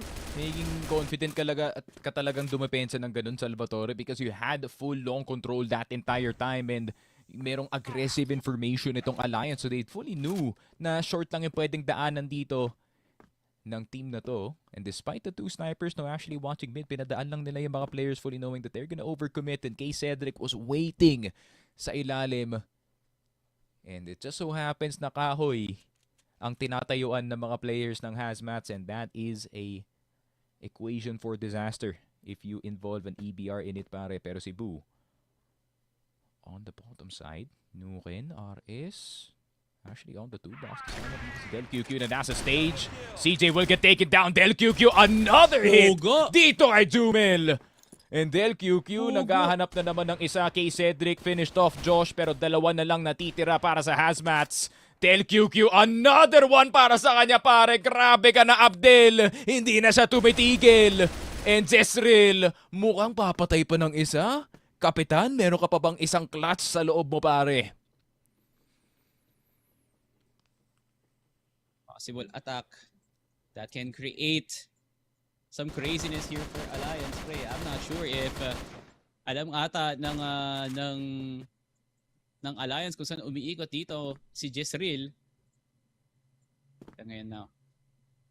Okay na, pre. I feel like na-clear na nga nila Anter. So most likely, kung na-clear na nga nila yung Ter, atong si Jezreel, nalaro na lang ang mid, pati nga ang B-side. But you know, Alliance, too good to be true, pre. Hawakan na lang natin yung A. Let's play for retake. Total 2v1 nga naman to. 38 seconds. Jezreel, grabe yung nilayag para lang bumalik ka ng A. At kakaingay mo nga dyan, pre, most likely, it is going to be a reheat para lang malito ng gusto dito si Del QQ at Nuken, who have been hitting some insane shots, pre. Ewan ko na nga lang kung sumala pa nga to. Nga, Nuken. Good timing dito kay Jezreel. Del QQ looking for the underside angle, pare, pero Nuken with a one tap to the leg dito kay Jezreel. And it's a 6-2 para dito sa Alliance. Once again, defense squeaky clean para sa kanila dito, pare. And of course, Del QQ early peak. Might as well, di ba? Napaka-confident mo na with the sniper. You might even get one of the HM players. Pero S at A long ang pakay dito ng HZM, pare. Grabe, man. Oh. Full on push na ngayon para nga sa HazMatz. My God, Del QQ with the kill. Boom, mapapas lang nga dito. Pero HazMatz does have the elevation papuntang LA. Nuken with a double kill. At babawi rin naman ngayon si CJ for a double of his own. Pero 3v2 na nga to. Another lurk mula dito sa Alliance, pre. Gumagana talaga. Tams and Boo always at the backside of the alley. At ngayon, Zen1, ikaw na nga lang. Nuken, nilalaro lang din ang kanyang pagkain. Ngayon, Tams na with the reposition. Zen1, blinded. Now, Alliance, 7-2. Grabe nga naman, Alliance. Putting some notes talaga sa GR na ganito kayo dapat maglaro. Kasi kung hindi, pre, my God, Alliance, that is a shift of a narrative sa loob nga ng mapa na to. Grabe, and this is what happens when you step into Alliance's territory, pare. Black Widow, a place all too familiar para sa mga players natin, and where they have made multiple runs up against yung mga top teams natin. What is itong HazMatz if not just another bump in the road para sa kanila dito? CJ with the double jump, almost getting itong si K-Cedric, pero si K-Cedric tamang crouch, tamang spray sa USP. 4 versus 5, 29 HP, may paparating pa nga dito sa B-side, pero tignan mo naman yung A natin, Salvatore, dun na papunta yung Alliance. Yung nagpo-forward na nga ngayon si Jezreel, pre. Grabe nga naman para masira ang momentum dito ng Alliance for the split sana. Nuken now lining it up. I believe sa babato ng RS, kung di mo nagkakamali, pre. At purong napakakapal. Pillar. Tatama sa pillar. Gawa na may butas nga doon. And Nuken nakakita pa rin ng smoke. Nakaangat na ngayon. What a flick by Nuken! Sa pangat na Josh mula sa stairs, and Tams now with the headshot. Alliance just styling on the opponents, pre. Tignan mo yung lamang. Kasi tignan mo naman paano pumaslang si DLQ at Nuken. 3v1, Jezreel, 60 HP. No match para dito kay Tams, who is 100% hitting the headshots. Alliance. Wala na akong masabi, pre. All speechless dito sa laruan ng Alliance. Grabe, the lineups are crazy, the players are just as crazy, pero si Boom magpipick dito sa may Ter side, papaiwas lang ang kanyang ulo dito, pero Del QQ, tamang delay galing sa Alliance para makalabas itong si Tams. In order to get this 3 versus 2, meron pang isa natitira dito sa metal box, pero nakalabas na sila sa B, pero papasok na yung Alliance. Paalis ka pa lang, paparating na ako, sabi dito ni Nuken, and the B site will be fully taken by Alliance, and they have built a castle. Problema nga lang, Jezreel looking to see if he can make it all the way to the end, pero kay Cedric and Nuken nakanood na nga dito sa House B. Jezreel, grabe nga naman, hindi nyo pa pinalabas ng Ecoms. Nakita nyo na nga kaagad. Safe to say, Sneaks, Alliance, nilabas na nga ang body bag. At kasyang-kasya pa ang isa pang team na makakalaban nga nila. Nuken with a huge shot sa may frame, and that is insane. Honestly, no, napaka-late na nga ng pwesto ng Alliance. Nuken rather, nakabuelo pa nga siya ng isa. Challenge pa talaga dito ang HazMatz. Now, Josh, nakarating na nga ng S, and Tams not hitting anything. At tumatagal ang laro, Sticky, or gusto na nga tapusin ng Alliance. Del QQ with a shot. Grabe, Del QQ, the human boga. Dito sa A-site natin, hindi talaga siya nagmimintis, Salvatore. Kahit ni isang tira kay Cedric, spotted Jezreel in mid, and it's a 10-2 Alliance. Making sure that it is known that they are still playing at a Masters level, pare. And with some new and improved changes para sa kanilang team. They look so damn good. Grabe talaga. There was a lot of doubts para sa Alliance sa start ng tournament na to, pare. Pero ngayon, with the new look, it seems like they have figured out yung kanilang mga problema dito by the time na nakapasok sila ng Black Widow. No? Welcome to CFS pre. Welcome to the dinner table ng punong-puno ng mga tao tulad nila Folex, MBA, CBN at DKSA pre. Grabe nga naman ang pag-headshot netong bata nga na to. And may dahilan nga kung bakit nga siya tinabi ni Nuken no? Para maging Alliance Gaming talaga all his life. And this player, grabe yung naging impact niya pre para maging stable yung play dito nila Nuken at nila Del QQ. And speaking of that, those two players Nikki, grabe, Del QQ and Nuken, ginawa nyo namang shansi yung Black Widow pre. Ang lala nyo kung mag-arctic, parang mga nakabar kasi kahit saan tumama, one hit talaga eh. And that is just the mix talaga pre ng dalawang players nga na to na palong-palo no, na if you cannot stop them, siguro sarili nila makakapagpigil. Alliance 2-0. They're now up in the 1-1 bracket and Alliance now potentially wants to go back into Masters with a statement talaga. Yun nga, no, it really got to a point na itong si Abdel is literally just playing off of pure confidence dito para picking absolutely every single player that is alive dito sa mapa natin and successfully getting them 99% of the time. Pare, grabe talaga ang nagagawa ng mainit na Abdel dito sa ating Black Widow pare. But at the same time, ayun nga na HazMatz, well, a breakdown dito sa map number 2 pare. I think they thought the Puppy, kind of erratic approach ay gagana dito sa Black Widow pare. Pero wala naman. Iba na kasi yung narrative pagdating sa mapa na to. It really isn't the Puppy playstyle anymore that really gets you in the way pare. It's how you position yourself and how do you connect with your teammates dito sa Black Widow, because I realize it's no longer the individual strength kundi strength in numbers na nga dito sa mapa na to pare. Grabe men, no? Like, di ko rin inaakala actually no, na hindi pala handa dito ang HazMatz sa loob nga ng mapa na to. Kasi every team knows Black Widow. And those highlights are definitely insane. At kita mo nga naman, mas mainit pa dito yung numero na binibigay dito ni Tabs. 10 kills and 10 headshots. Pero parang si Delq, siyempre may kanya-kanya ding highlights eh. Parang true to nature ang pag-a-arctic ni Delq. Kasi kahit USP, tumatama din talaga sa katawan. Tulad lang din ng arctic niya, all of that will be composed of 18 kills. So parang hirap isipin sino dito yung magiging set MVP. Sneaky, grabe, 3 members yung gumagana talaga eh. Yun nga, not so stellar of a game galing dito kay Jumel. Really a game that he was actually well needed, no? But there is a bit of there is a bit of a caveat para sa kanya pare, which the kid is a rookie and he will have shaky games exactly like this. Pero speaking of rookies pare, Tams, 10 kills, 10 headshots, 100% pagdating sa kanyang headshot percentage. And it's not just that, the fact that he's playing entry and he only has 5 deaths. Grabe talaga ang contribution ni Tams pagdating dito sa Alliance. He kinda brought another layer dito sa team na to, which they didn't know they needed. Pero ang ating set MVP is gonna be Nuken, of course, ang ating main character sa ating Alliance Gaming. 3.75 KD, 1.15 kills per round, and a 0.67 smokes per round. And I'm actually pretty happy na makita na ganyan kataas yung smokes per round dito ng Alliance. No, it's actually telling us na okay, mas smart na yung approach ng Alliance and they don't mind using a lot of util pare. Grabe men. Collective effort definitely for the side of Alliance Gaming. Pero if you're going to ask me, everyone was just having a blast talaga in setting up the plays. And our MVP, Del QQ.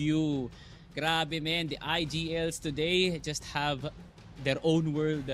At nakikita lang talaga tayo, no, Sneaky, a 1.7 to finish the series up against HazMatz.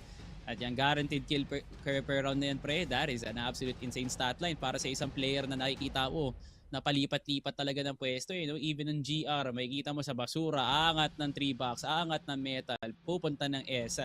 At tong lalo pa talaga nung port, pre, nung gamit niya pa yung EBR, he was an entry player. Pre. He was that flexible, and IGL nga talaga ang katanyag ngayon, pre, because he's leading the charge and he's also getting some kills for his teammates. And yeah, no, he really does embody what a modern IGL should look like dito sa Crossfire natin in 2026. Alam ko na there is some IGLs that are, somewhat struggling pagdating sa mga fragging natin dito, but it feels like yung mga younger players natin, hindi lang Hindi na lang attacker yung gusto nilang maging gawin dito. Hindi na lang backup or rifler or the star player. You can also notice yung mga ibang younger players natin also starting to foray itong IGL role natin, which is making me very happy, no, kasi sobrang underrepresented ng Pilipinas pagdating sa IGL role, and the fact na meron na tayong abundance ng mga atabs dito na wouldn't mind being the captain of the team. This could lead to the next evolution ng region natin, pare. Pero rookie class of 2026 ng CFSC, grabe nga naman ang may papamalas nga nitong taon nga na to, no? You have someone like Nuken and Tams already in the board to be, the rookie of the years, no? Basically, Alliance, no, pinakita nga na meron pa talaga silang buga nga dito at masarap ang merienda ni Borman nga ngayon. Alliance taking the 2-0, pero ano naman ang ating magiging prediction for our third series of today? Magiging madugo nga to, tulad lang din ng unang dalawang series dito lang sa CFS SEA Masters Summer Qualifiers Phase 2. Salvatore Sticky Frag nga pala, mamamahinga muna kami at pagbalik nga namin, tuloy ang rakrakan sa CFSC.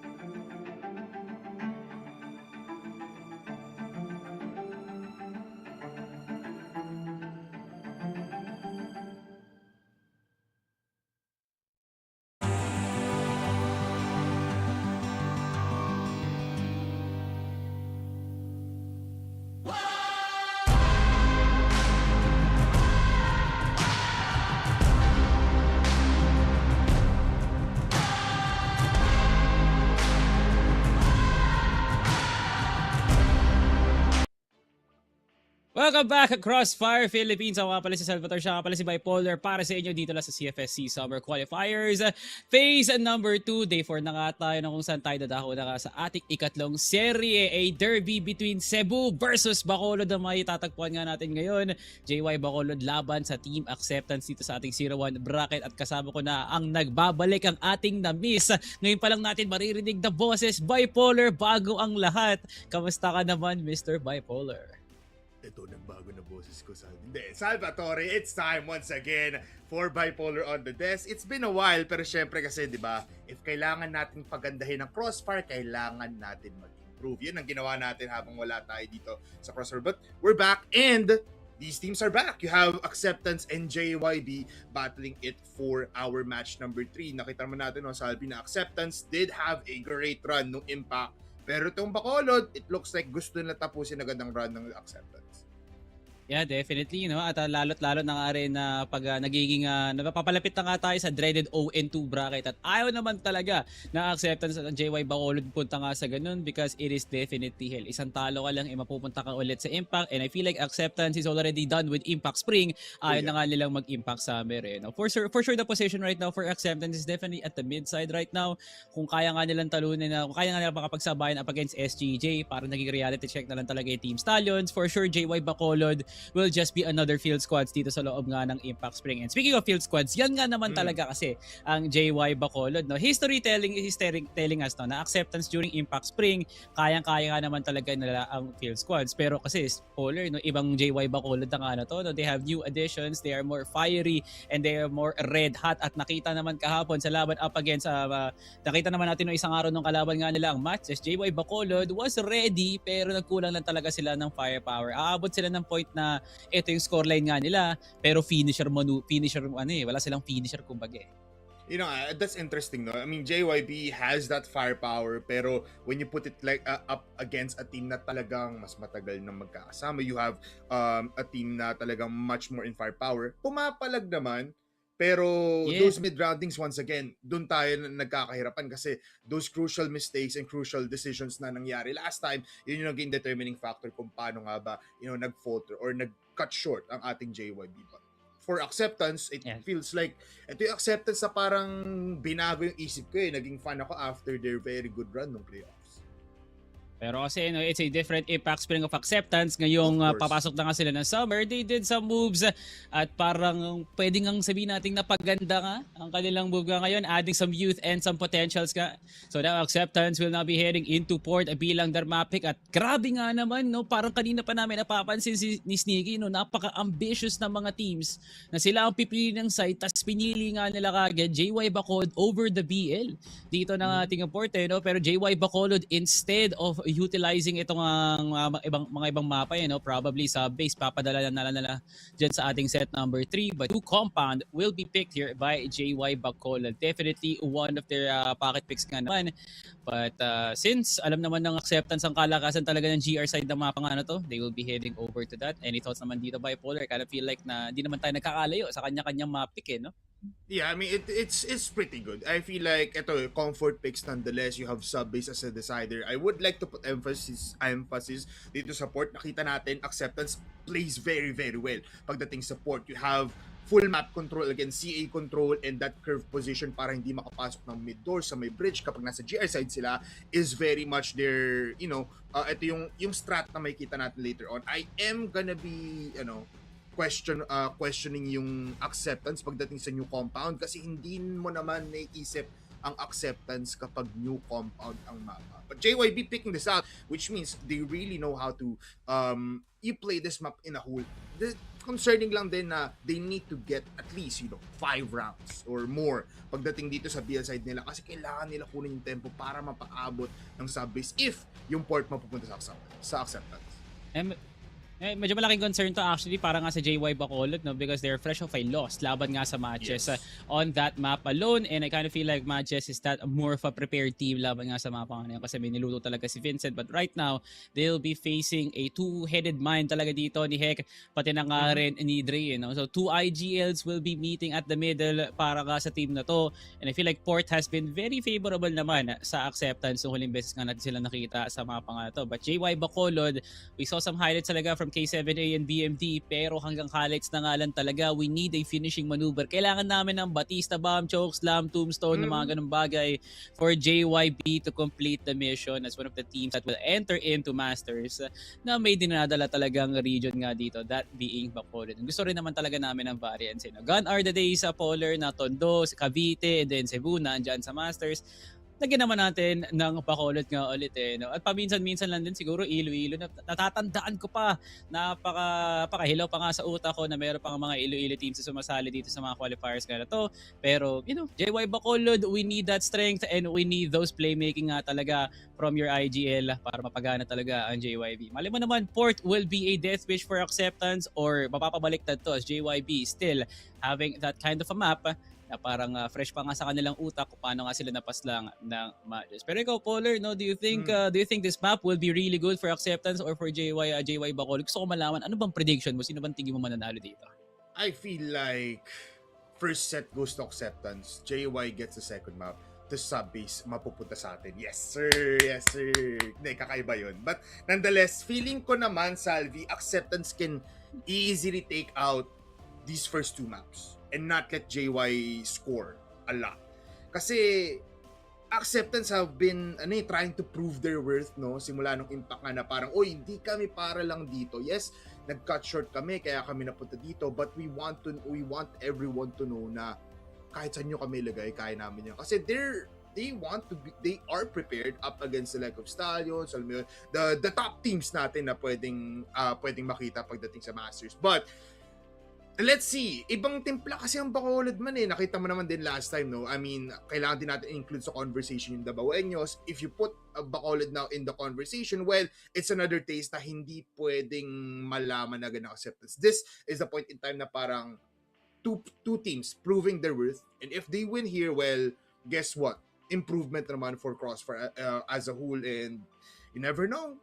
What if na naman, di ba, another region, another place will be coming into fruition. And I'd love to see that as well.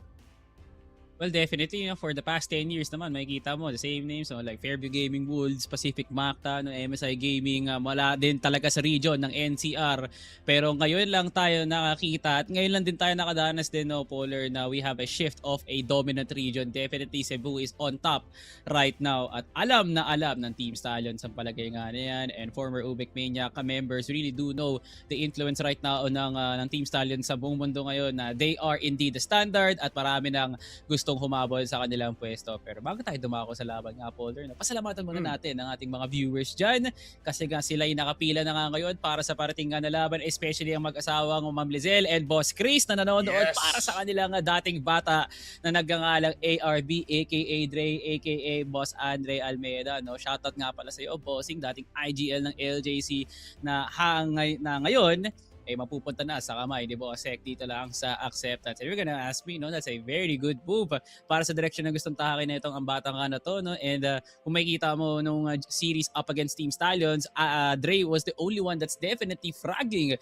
up against Team Stallions at wala nang mas malupit pa sa dating Ubek Maniac na kayang makisabay sa mga dati niya ring ka-Ubek Maniac. Kaya once again, shoutout nga pala Ma'am Tisea and Boss Chris sa panonood at sa pagsuporta sa prospect nyo that being Dre. Pero syempre, shoutout din pala sa mga taga Bacolod din dyan. Of course, hindi kami makakalimot dyan sa mga supporters natin dyan sa Bacolod na walang sawang sumuporta sa field squads aka JY Bacolod kasi parang onti na nga lang talaga we need that breakthrough from JY Bacolod para makita naman tayo ng iba't ibang region sa loob nga ng Masters. Kaya maraming salamat sa ating Facebook viewers and as well as dyan sa YouTube viewers natin dyan. Please like and share na lang sa Facebook at kung nasa YouTube ka naman, please subscribe sa Crossfire Philippines YouTube page para updated kayo sa mga lahat na nagaganap dito lang sa Crossfire Philippines. Kasi ilang tulog na nga lang, Polar, nakakailang Summer Qualifiers na nga tayo ng Phase 2 napapalipit na tayo sa ating dreaded na group stage na hanggang ngayon parang medyo rough idea pa tayo kung sino ang makakapasok dyan sa ating top 10. At balita ko, Polar, tumindig na ang ating mga tenga at handa na mga armas ng taga Cebu at Bacolod. It's time for Port for JY Bacolod laban sa acceptance. Ito nga, BL side for JYB. Mabilisan lang, papunta dito sa my house. B versus Silent easily gets 2 kills. Heck, with an amazing shot to start it off. And they close down the doors, make it a double for Heck, make it a triple already. Woo! Kakaiba ang acceptance pagdating sa Port at pinaparamdam agad yan para sa Bacolod squad.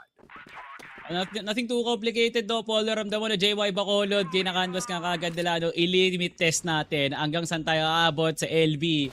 At ang sabi ng acceptance, tanggap lang, wala kay Hek at kay Silent. Two of the veterans of acceptance reading that perfectly. Or was it just really game sense? Or was it just pure skill na makuha kagad yung anchor position doon? Pero I really admire acceptance na talagang yun yung mga ipapadala nila, no? At higit sa lahat, Silent nakapwesto kagad ng Z.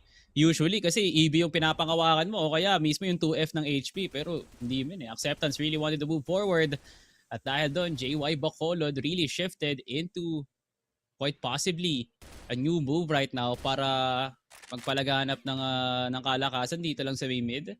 So, walang masyadong ganap eh, no? For acceptance, knowing na GR naman sila. They've taken over the strong side of the map and I believe JYB, kung kayo nga talaga ang magkakapagsabi na pinili nyo ang BL kasi gusto nyo, there really needs to be some form of control para sa JY Bacolod ngayon pala.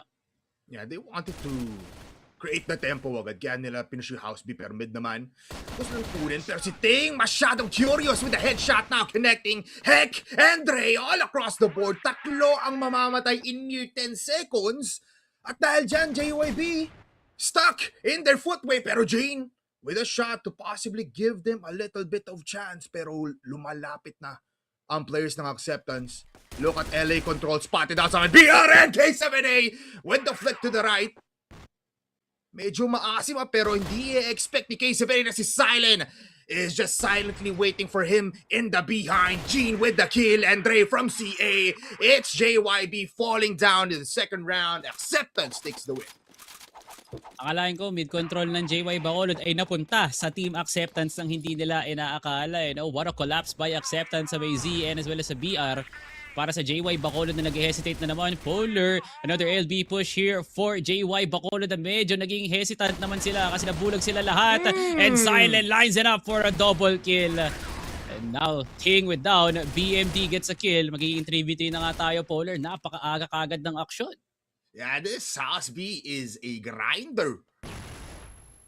And Timber coming in their way. Dre will fall down. Pero may trade naman with Ajax. At mukhang magpipik pa na ako po. They go get down immediately. Pero KPQ Piso? with the trade, 5 HP na lang. And Hek is one hell of a player pero he falters in these kinds of situations. Found out pero this time he will win. Acceptance. Mabilisan lang sa Albi. Puro 1-minute rounds pagdating sa fort. Maasahan mo talaga si Hek. Hindi man palagi, pero sa round nga na yun, definitely Hek with the late entry and the attempt talaga ng acceptance maka-establish kagad ng Z-control is very dependent mula dito kay Silent. He's not even him looking at mid. Talagang nirerekta niya na yung sarili niya dito lang sa may LB prep. Napakaalanganin naman ang ginawa doon ni Silent. Akala niya ata magpapanimala kagad ang JY Bacolod. Pero no na nga muna. No? They're now back to regular programming sa ginawa nga nila on the second round and possible opening here for JY Bacolod since wala na silang isang anchor player. I feel like JY Bacolod can now utilize a mid to curve push. Tigit sa lahat, itong LB nga na to medyo dangerous to say the least kasi hindi pa tayo nakakita ng JY Bacolod A push. Hanggang ngayon, pinipilit pa rin na talaga nila na kailangan gumana na itong B-side na to para maging consistent path ng makapasok sa isang side. Ting nakabantay, good anchor positions for acceptance pero mas maraming numero para sa Bacolod. This is pretty crazy. All they need is one flash. Nakapwesto na si K7A pati si Dua yung flash lumabas pero delayed push. Expect ni Ting pero mamamatay lang din. And they control B site as a whole. Mabilis ang rotations now. For acceptance, it's a 3v5. Pero look at the positions now. Ajax, not spotted. KPQ actually unknown, detected. At yun na nga, Ajax with the kill entering now pero no flash inbound. So they just get killed up one by one. And even the last player doesn't get a kill. JYB, what an execution to get their first round. Good positions talaga for JYB. Alam nga nila yung usual positions ng mga nagde-defend ng B-side from Jen, from Godbox all the way to Big Box. Pero kuwang-kuha nga talaga yan. At pag nakuha mo na ang B-side Polar, ang hirap i-retake at alam ng acceptance yan. Multiple smokes papuntang slope. And it's all they needed. Pwede mag-hesitate dito si K7A. Parang napaganda pa ata yung flash kasi nakatago si K7A. And Dre now with the double kill. Acceptance fully controlling the round, Polar. What a triple kill for Mr. ARB aka Dre. At acceptance naman ang nanadya ngayon para makapag-push. Grabe nga naman yun. And I don't think acceptance will be stopped anytime soon. Yeah, I mean, what a switch up, no? Sabi nila, uy, expect nila si Heck lang sa top A lang. So, push na lang natin to with the flash combined. 3 players nag-push. But BMD pushing CA, gets the kill. Heck of other side of the map. Mahanap si Jane, so the sniper is down. KPQ gets the sniper, pero dalawang mamatay. Mabilisan lang na trades or kills para sa acceptance. And all they need to do is just wait. Kasi napapahagat palagi sila dito sa may LB. Which means, may timing si Ting. Kaso kay 7A, already looking at that area. Headshot agad. Does he expect Heck? And here's the gunshot. So alam ni Heck na nandun lang sa may mid. And he gets the easy quick scope. One more for the king. It's Heck with a double. Acceptance. 5 agad. Oh, Bimin, acceptance. Nakakailang minuto pa lang tayo, Polar. Parang mas matagal pa ata tayo nag-pre-show bago tayo pumasok ng port, eh, no? So, acceptance quickly trying to clear every sort of angle kagad dito ng mid. At lalong-lalo na nga rin pag ang acceptance, pag pinipili nga nilang lumaban, may choice nga naman sila.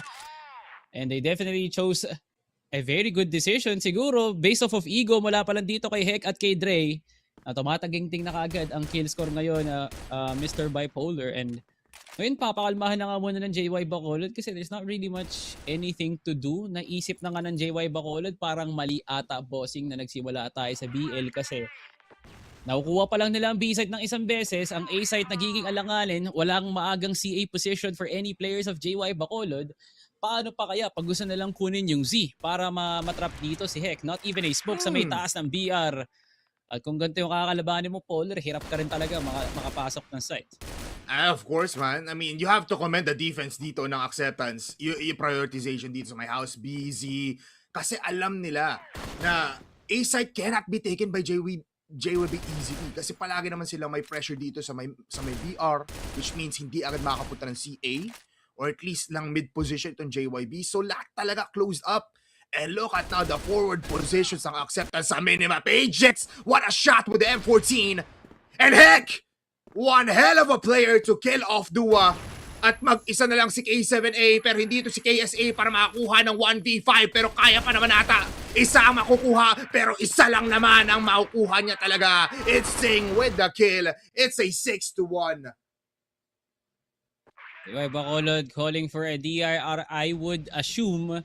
At kakailanganin talaga nila lahat ng oras sa mundo ngayon, Polar, para makalakap ng susunod pang gagawin. Kasi JY Bacolod right now is in the dirt. No? Pre, nahihirapan nga sila ngayon sumabay sa Agos dito ng acceptance based off of like, you know, duels lang, no?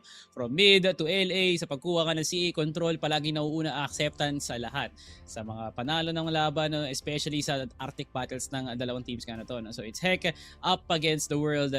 And everyone from acceptance just absolutely working. Ito naman talaga ang peak ng acceptance. So pag lahat nga sila gumagana, compared it to the match up against Team Stallions, JY Bacolod is of different breed. Pero acceptance, parang nakakagalaw nga sila ng maluwag nga dito. No? So JY Bacolod breathing heavily na nga ngayon. Kaka-rotate, kakaisip kung ano nga ba ang susunod nga nilang gawin. Especially the rotation from LB to LA is not that easy kasi may mga nag-a-anticipate dyan, no, Paul? JY Bacolod needs to calm down and rethink of their next move. Probably much better than bago tayo mag-dead round. Yeah, there's 2 more rounds, right, Salvi, pagdating dito sa ating first half. And, onting backstory lang. Last 2 years ago, ito ang tahanan ni Heck, yung port. Dito gumagawa ng highlights si Heck, dito siya gumagawa ng mga kakaibang plays. And I feel like it just enables acceptance as a whole. Na parang, uy, acceptance, we have 4 players silent na kasama na doon na parang, uy, we can get easy headshots, easy kills kasi these are close quarter combats para lang makapasok itong BL side ng JYB. And if I don't have that execution na talaga nakakulat or at least that control already in the early parts of the game, well, may kita mo agad na parang, uy, unti-unti sila maubos at yun na nga nakikita natin every time. Definitely, no? At alam naman natin, Heck is that capable of trying to get a very good angle or just get some duels, no? Na parang meron nga siyang ego na sumasabay tulad kay Lacetra or even kay Lance. Pero Heck, I'm very ill na maisip na Heck is doing it right here, right now sa isang mapa tulad nga ng port, which is definitely punishing pag hindi mo nakuha yung pabor na trade para nga sa team mo or even just a 1-for-1 parang talo pa rin ang GR nga doon. JY Bacolod realizing it right now na masyadong kalat ang acceptance and they need to counteract an angle Polar na at least isang miyembro pa lang na acceptance kasi hiwalay din naman talaga sila at yung mga gantong labanan ng lason, talo ang JY Bacolod. Parang binarang dito ang JYB, Salvi. Nasa BR lang and it's just easy headshots every time, duo with a kill. Pero Silent nandun na nga just for the trade. So it's one player left, KPQ stuck. Dito sa may long A, on the long box, he does get a kill. At marami pa namang oras. Pero yung C4, nasa kabilang side ng steel door. And Dre just easy with the taps. Much HP just to be used and Dre gets the kill. 7-1 Salvi. Ano nga bang kulang dito sa JYB? Man, JY Bacolod, kulang sila sa lakas at sa lakas din ng resistensya. No? Parang nahihinaan sila ng loob, lumusob ng lumuso, pero parang nagbabago na ata ang kanilang ihip ng panahon ngayon. Polar, they want to go for an HP rush, pero walang nag-clear kay Silent as he gets the headshot. BMD and Duwa na lang natitira. Oh, they find him as well in the sighting with the kill. Kahit bilisan pa, hindi nila makapit na si situation kasi acceptance. They know how to hold these areas. Nakita mo naman yun, beginning in the round pa lang, nakapwesto na sa corner ng labasan ng House B yung isang player natin mula sa acceptance. Yes, heck, nakita niya agad. Parang ano yun titignan niya lang yung House B with the sniper mula from the side, tapos may tao na magti-trade off, parang i-bait out na lang si Heck. And it works so well. Wala pang flash na kasama yun, Salvi. So parang hindi talaga nahirapan dun yung acceptance. And once they heard the people, once they heard the steps coming into House B, rotations from LA, lahat inikutan na. So ipit na ipit yung JY doon. It's difficult kasi yung nga sinabi mo, di ba, BL side, kailangan agad nila gumawa ng tempo, kailangan agad nila kumuha ng onting at least like 4 rounds, no? Para lang ma-activate yung GR nila, but hindi Salvi. Onti lang ang nag-garner nila and this is already problematic. And it's kinda hard to know no na for JY Bacolod na hindi naman nag-layer yung utils kanila and same goes here for acceptance. So it literally was just a firefight no. Parang pinilitan talaga ng JY Bacolod na lusubin ngayon and not even a single piece of util na nagpa-distract para sa ginawa dito ni Silent. I believe it was a pop flash mula kay Heka pero that's about it. Hindi naman naging effective kasi nga si Silent mismo yung nabulag doon or even was half blinded. So, masasabi mong no util technically yung naging defense dito na acceptance. But JY Bacolod looked kinda desperate talaga makuha yung HP na yun. Not even a huge push mula doon sa may door mid o kaya maghanap man lang ng counter rotation sa kanilang kalaban. Pero with the result of very high octane offense mula sa JY Bacolod, hindi rin naging magandang kalalabasan pre. 8-1 and gagawin din ata ng acceptance pero sa kabilang dako naman. LA push and K7A capitalizes in the situation. Makes it better para sa JYB pero Dre is still alive so he's just tapping all the way. 2 headshots for Dre. And Dua now in the middle of Heck and the rest of acceptance. He gets the kill. Pero si Silent mamamatay lang din. Dre up against the world. It's a 1v1. Nakaplantay bomba pero KPQ found out sa smoke. Kitang-kita ni Dre. And that is it. 9-1. Isa na lang para sa acceptance. Dre, tulad ka lang din ni KLP kung 0 BR kung maglaro no? Di mo na tinatago, my friend. Another through the smoke plays here for acceptance. And it was a patented LA push na wala nang iniisip kundi sarili nga na lang nila. And Gene now only gonna get none. Ooh. Actually, no? Pero yun, nabawi niya din pala pre si Ajax na di makukuha niya yun. Another full-blown push para dito kay Dre. Habang may kinakalaban nga si Heck, good wall bang. And I believe this is it, Polar. A 4-1. Pero wala nga talaga pre. 10-1 na finish here for acceptance as they make quick job of port. Grabe nga naman pre. Easy lang, it's a 10-1 but yeah, we accepted that port was already for acceptance. At yun na nga yung pinakita nila dito from the GR towards the BL. You know the prioritizations of these people. Nakita mo rin ang ganda ng spacing dito compared to JY on their BL side. Nakita mo naman dire-diretso lang even though it was a fast push and nakakuha pa nga si K7A ng double kill dun sa first round ng ating second half. Di talaga dire-diretso lang. And what can you expect? Clutch is there as well coming in from Dre.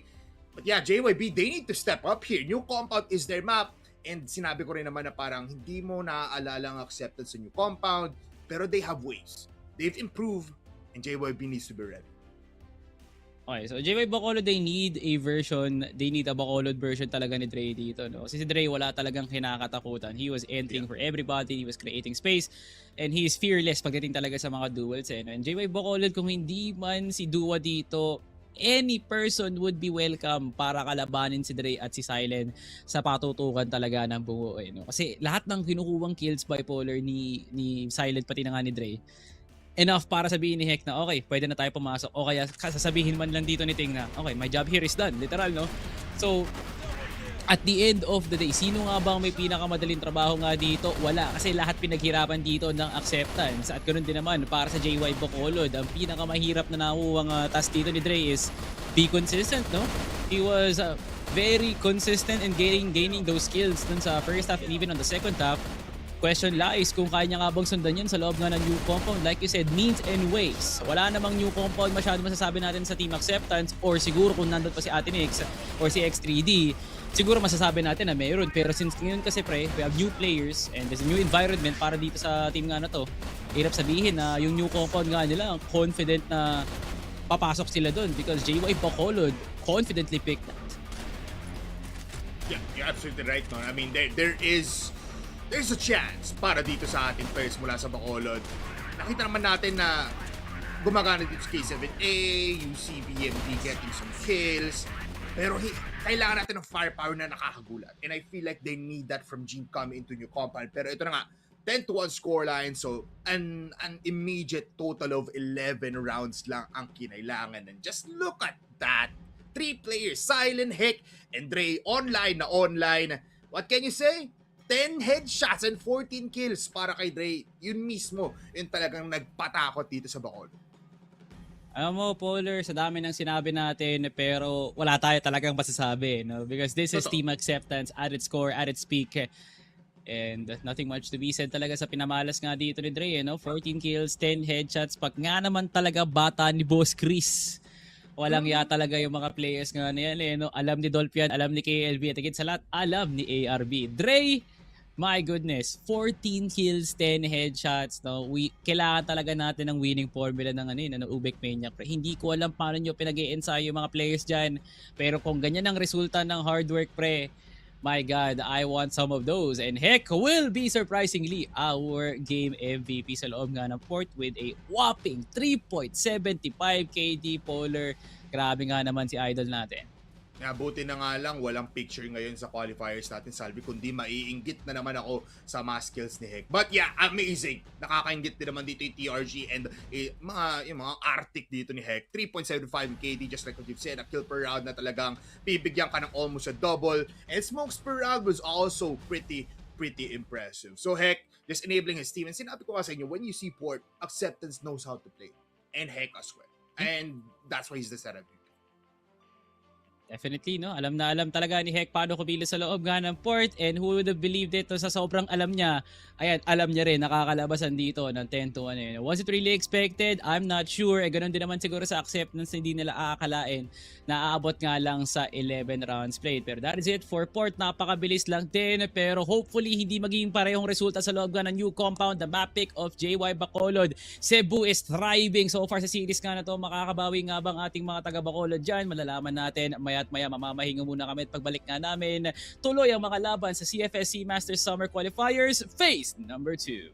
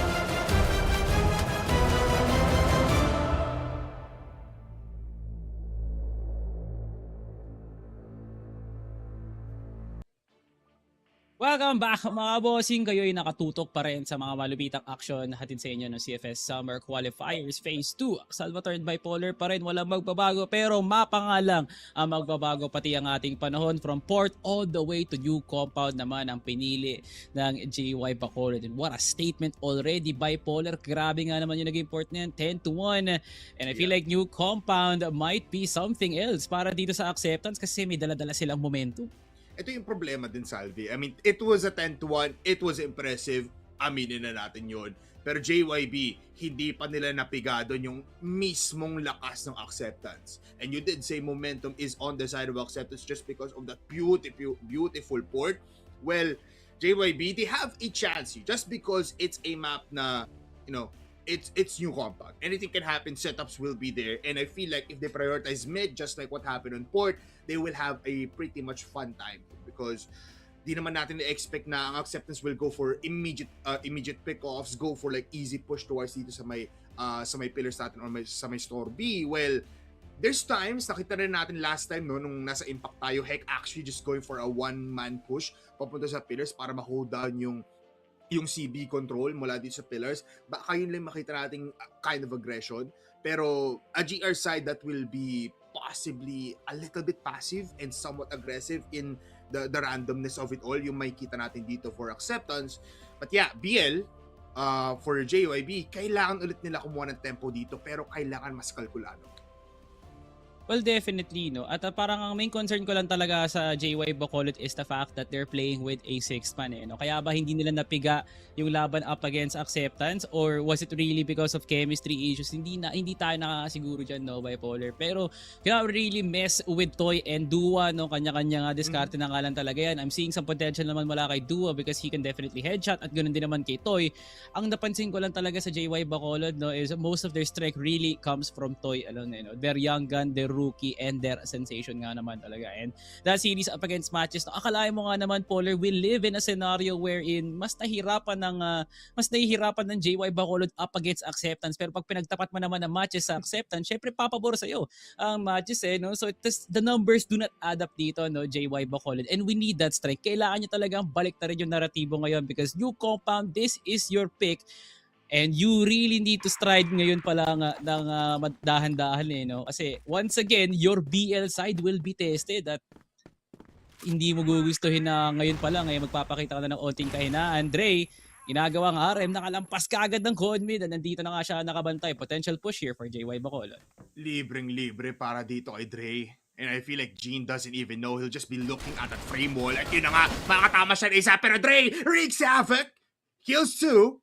KPQ on the other side will kill off Dre. Look at Heck finding Dua as he falls down mula sa may CA. At ang dalawang players mula sa JYB ay natitira na lang dito sa may CB. They do get one. So 2v2 na lang, Salvi. Pero look at that HP mula kay BMD. And I like this mula kay Silent. Tinitignan niya mismo yung RS side dito ng JYB. Looking at CB kung magro-rotate nga sila. Pero iba ang plano. They want to capitalize on this situation. Pushing, forward push mula sa JYB dito sa may store B. And they're just playing for time. Gusto nila tingnan kung kahakat nga ba si Silent ng todong-todo dito sa may store B. It's definitely a risk para sa acceptance na maglayag pa nga dito habang hawak nga nila yung high ground, Polar. And that's in bad shape pag napabayaan dito si Heck and he gets taken down. Pero you vouched for this man kanina na Heck can definitely defend and can dish out some offense, pero a 2v1 scenario na malayong layo pa si Silent, so Heck kailangan niya depensahan to. Heck easily spotted out. Holy mother of God! Uli! With the kill at ngayon si Silent does have a lot of util. May smoke, may flash, may nade at hindi doon nakatingin ngayon ng JYB except na lang si BMD. Spots out! Headshot agad! Ay naku po, JYB, you need to win this. Nails connect! And what a peak mula kay Silent. This is acceptance. This is what we've been looking for, and JYB gives the first round. Ito Silent, binata ang mga atoms ng JY Bacolod, pre. Silent had the worst position kasi nga mas malakas ang post-plant ng mga naglalaro ng battery spoiler at alam mo pakiramdam niyan. Palagi tayo nadadali sa loob ng battery sa paminsan-minsan and we always get that post-plant. But that's not of an issue para kay Silent kanina. There goes the Gene push. Gumana nga talaga laban dito kay Hexaframe and that's very, very bad start here for Acceptance. Tumataas na ang pagiging ego nila, no? Polar, and you would not want that for Acceptance. Easily a 5v3. JY Bacolod, ngayon pala nag-iisip na. Baka pwede na tayo umentry. Silent lurking. Silent CA, BMD, naku po! Shots are not hitting! Silent! You were impressive before, pero this time you're not. And Acceptance gives out 3 kills easily. Ajax found that that's an easy headshot thing with the trade. Pero alam na, nandito siya sa may EA, and that's just an easy headshot for K7A. It's a 1-for-1, and mukhang 50-50 talaga tayo dito sa new combat. Okay, pinapakita lang ng JY Bacolod, there is some offense, pre. Pero, Polar, gantong-ganto rin kasi yung scoreline nga kanina, at nakaisa lang ang JY Bacolod, but it was off of very much mistakes ng Acceptance, and wala nang mas malalang mistake pa, ng Acceptance na tumingin kagad dito ng LB confidently sa Arctic ni Jin. And they're doing the same thing again. Is it deja vu? Is it good? At makikita na nga natin ngayon. Stepping forward, Ajax, K7A, will find him. At mukhang makikita nga talaga natin ngayon sa Albi ang angas at ang hagupit ng isang buong JYB. Pero i-stabilize. Babalik lang sila dito sa may mid or sa may CR. Dapat lang naman na mag-retreat muna ang JY Bacolod. That kind of idea na makakuha ka nga ng pick. Pero dahil sa death cam, at least magiging clueless ngayon ang Acceptance on what is the next move. So the best possible spot na nga ngayon is pangawakan na lang talaga yung mga kanya-kanyang RS and spots. Especially itong curve gun na to. JY Bacolod now stratting para makapasok, and heck is now back to his AWM, pre. Pero sumasala nga siya ngayon sa EA, pupasok ang JY Bacolod. No? Ayun lang to shit. AWM in the hands of Heck makes it a double. Pipik pa yan. Tignan mo! Easy 3K! Pero mamamatay lang din with BMD getting 2 kills and opening up a site. Ubos ang buong Acceptance sa may A site kahit nakatatlo si Heck. Wow, JY Bacolod, no, I didn't know that you were still able to win the round mula dito sa AWM ni Heck. Pero feeling ko lang talaga yung fact na JY Bacolod had the layering para mapigilan yung 3K dito ni Heck kind of threw off itong Acceptance nga pagdating sa kanilang depensa. And Dre on bad start right now, Mr. Polar, as Dre gets taken down already at hindi natin dapat makikita to for Acceptance. But puti na nga lang, may bawi here for Heck. Already entering into a possible B-site entry at may kanya-kanyang laban na Acceptance at JY Bacolod. Ooh, they're just winning these fights 1v1. Left, right, and center. Kahit saan pa yan, Bacolod ang lumalamang. It's Heck. Going towards B-site. Kasi may EB ngayon. Pero what can you do? Nalilikuran ka na dito ni Dowa! Pero alam naman! At nagpaparinig pa, sabi niya, nandito ako! Tingnan niyo ako! Kasi Heck now is just getting 2 kills! 2 bullets! 30 seconds and 2 bullets in the chamber. Sapat pa ata para kay K7A pati kay KPQ. Pero nagmintis ang isa. Reload muna ng USP. He does have a flash, so entering the site is now or never. One shot to end it off, pero manggagaling yan kay KPQ. Insane plays, pero insane enders mula sa JYB. And Acceptance, good start, bad finish. JY Bacolod, good start, good finish din. And so it's that consistency here for JY Bacolod. Kaya nga nilang i-open up kagad ang con-mid, pati ang HM pre. At higit sa lahat, no? Everything from JY Bacolod on the dueling and entering is just on point. And puro subpar lang nga nakikita natin para nga sa Acceptance. Nakakuha nga si Heck na mga kills, pero was it really impactful, no? Kung ang nauubos is yung mga kakampi niya. So less presence from Heck during the early rounds, pero ngayon pre, nagpaparamdam na si Boss Heck. Pag inikot mo kasi, di ba, Salvi, kung nahuhuli si Heck, bakit di na lang siya mauna para maubos yun? Baka rin yung nasa isip nila. Diba? Why not? Parang natutunan din sa akin ni Heck to, mag-push ng LA. Diba? Gamit yung TRG. Pero sa akin kasi dito matama. Yung kay Heck kasi ome. So, mas dali niya. But, 2 rounds ang dito ng JYB. They do have 1 player down. At si Duan na yun, pero BMD nakalampas.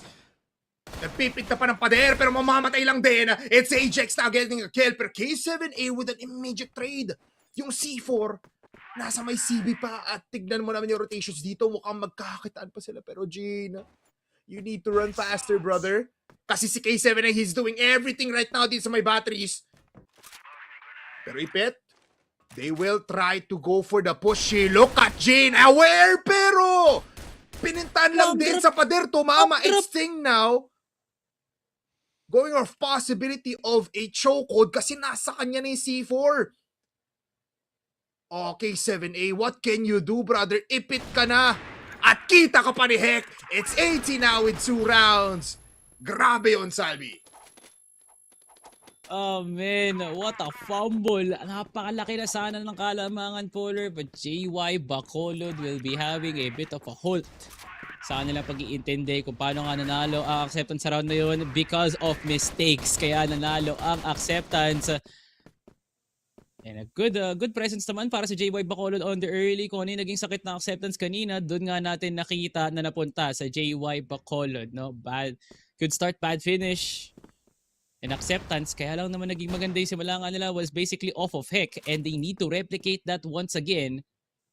I feel like acceptance already has a good read kung paano ka nag-rotate ang JY Bacolod. Another hesitation play dito lang sa may CB. At hindi pa tumatagal, Dua already ini-scout ang ating LA. So, most likely, no, Polar, it is going to be a curve push possibly para maklear man to. And if hindi gagana, wala sila makuha, go back to LB. Ang naiisip ko dito for the side of JYB, acceptance.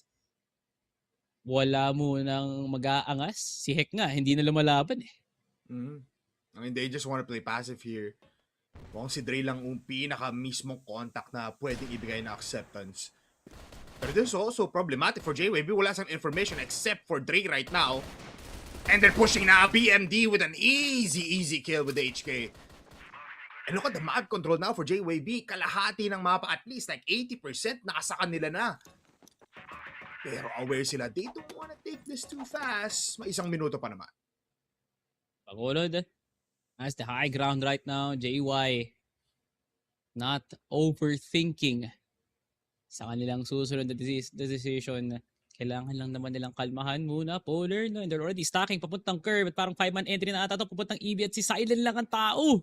Oh, they're flooding their way. Silent looking at the wrong angles. Pero he peeks out and gets 2 kills. Ajax as well holds it down.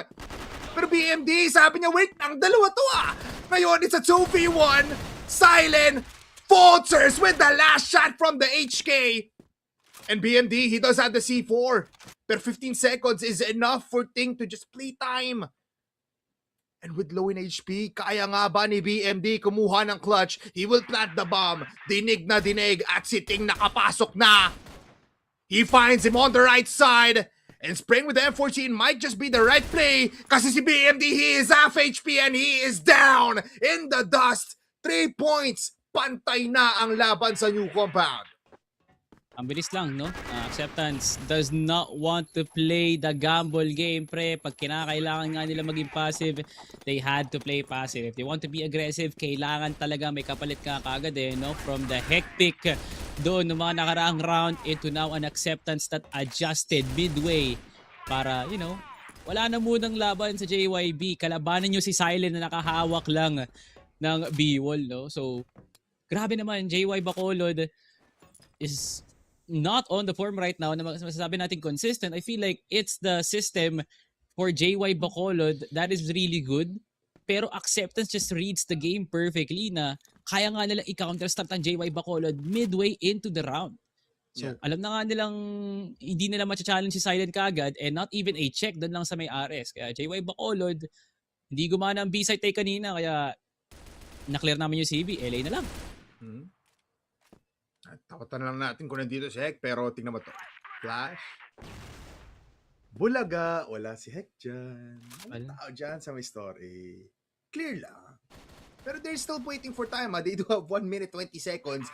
So they will very much look for another opportunity. Okay. Kalmado kolekto ang lahat. Good flashes, pre. Nothing much to be concerned about para nga sa acceptance. I feel like acceptance is trying to play para nga sa exit dito, no? At si Heck. Pag na-compromise yung position ni Heck dito, no, Polar, that's going to be in bad shape. Kasi that's literally just one player inside of B site. Kumpara mo naman sa mas maraming tao sa A. 50 seconds left on the clock. JYB, hindi mo pa rin makita sa isang malalim na anggulo. Pero 44 seconds na nga lang, mali mo naman Ting will be able to get the pick. And JY Bacolod once again hesitating to make a play. Oh, this is so close. Too close for comfort, 35 seconds. Pinapadala nila si BMD sa may B-side as a distraction. Pero Ting nakita na nga agad ang ulo dito sa may tower. And he still just wins, doesn't actually win the fight. And JYB, crunch time na, Silent gets the kill from an off angle. Pero isang trade ang mabilisan lang. KPQ switches the guns at sabi niya, ako ang kukuha ng kills. It's 2 players left for acceptance. Pero si Ajax, mapipigilan nga ba? No! It's a simultaneous kill to end that round at JYB claims the advantage. JY Bacolod once again showing some maneuvers na unexpected para nga sa acceptance. Hawak ng tower, rekta na nga lang. And Ting had a bad time ang pag-hold dito ng EA. He was the crucial player, Polar, para hindi basta kagad mandispensahan yung depensa ni Dre.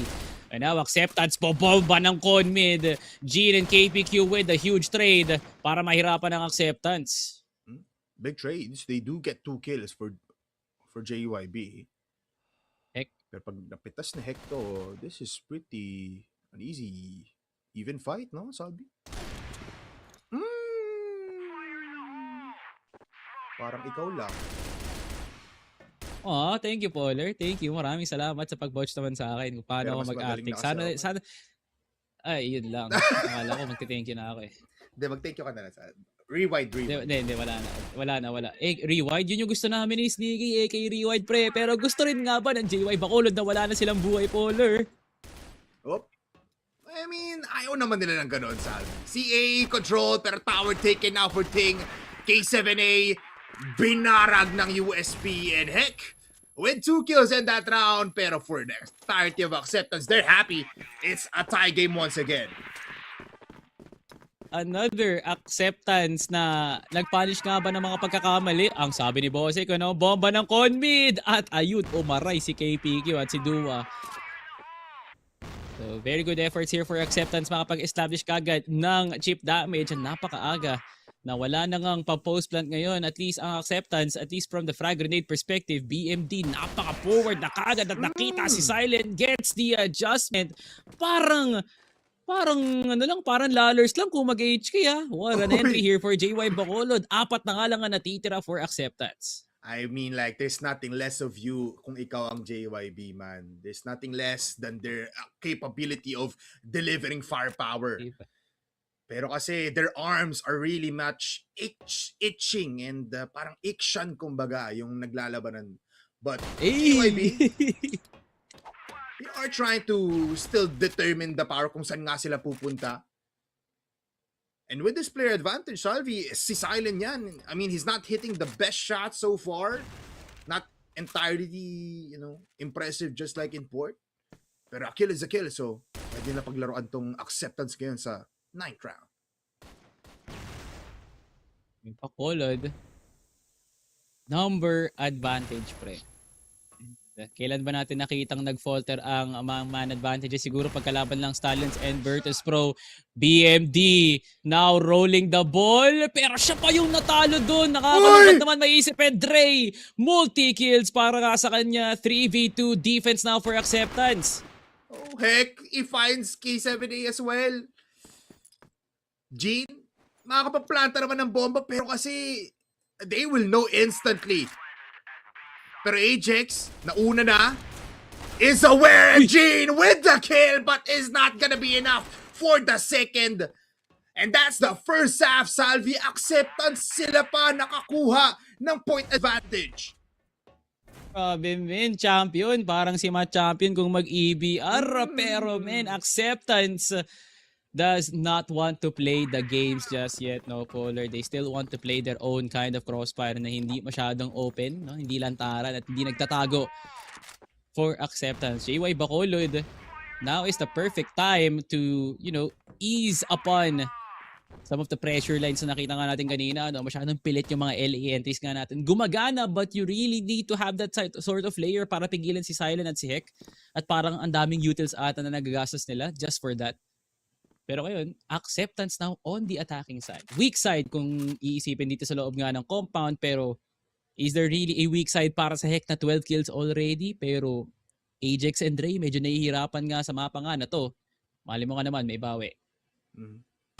They haven't been that explosive, pero talking about explosiveness, that's just too much mula kay Dre.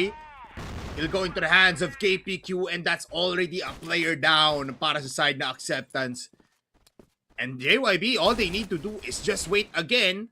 Pero ibang plano. Mukhang they're going for close quarter combats kung saan ibabarak na lang nila yung tall box para makakuha ng easy kill. That's 2 players down. And they get the C4. Mukhang ang call ay pumunta ng A or stabilize na. I do not understand paano pa nanalo ang acceptance doon in the trade game. JY Bacolod already had the number, pero BMD gustong i-stabilize pero hindi rin gaganda ang sitwasyon ng JY Bacolod kasi walang nakuwang isda sa lambat si BMD. 4v2 Polar. The continuous snowball ng acceptance makakuha ng mid control is that of insane na hindi nila kailangan lumusob ng site basta-basta. All they needed is the picks. JY Bacolod now, kailangan nilang taasan yung antas ng depensa nila. I mean, if you want 2 players, Salvi, na makakuha ng trades or at least like a clutch up, you back on Dua and Gene. Pero easy trade-offs and wrong decisions ang magkakaiba dito sa ating dalawang teams. Sting with the kill. And first time natin makita ngayon acceptance with a 2-round advantage. Acceptance, kanina, ang pinakamalaking lamang nga natin, I believe, was 2 rounds here for JY Bacolod. At ngayon, din on the second half, acceptance already overtaking that narrative na sila din.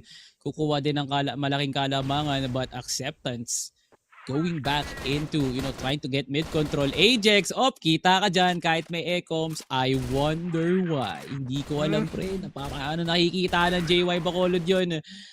But acceptance needs to be careful. Pre, si Ajax gustong sumubok ng curve nang siya nga lang mag-isa ng wala pang masyadong util na binabato acceptance kumpara sa kanya. I feel like acceptance needs to get a pick bago silang sumenyas ng atake. Speaking of picks, this might be it. Oh! Lang. Masyadong nakita ang ulo dito ni Silent and he didn't know what was happening. Ajax pushing. Ecoms! Kitang-kita naman. Kita Ajax yung yun! pinakagilid dito ng smoke towards EA.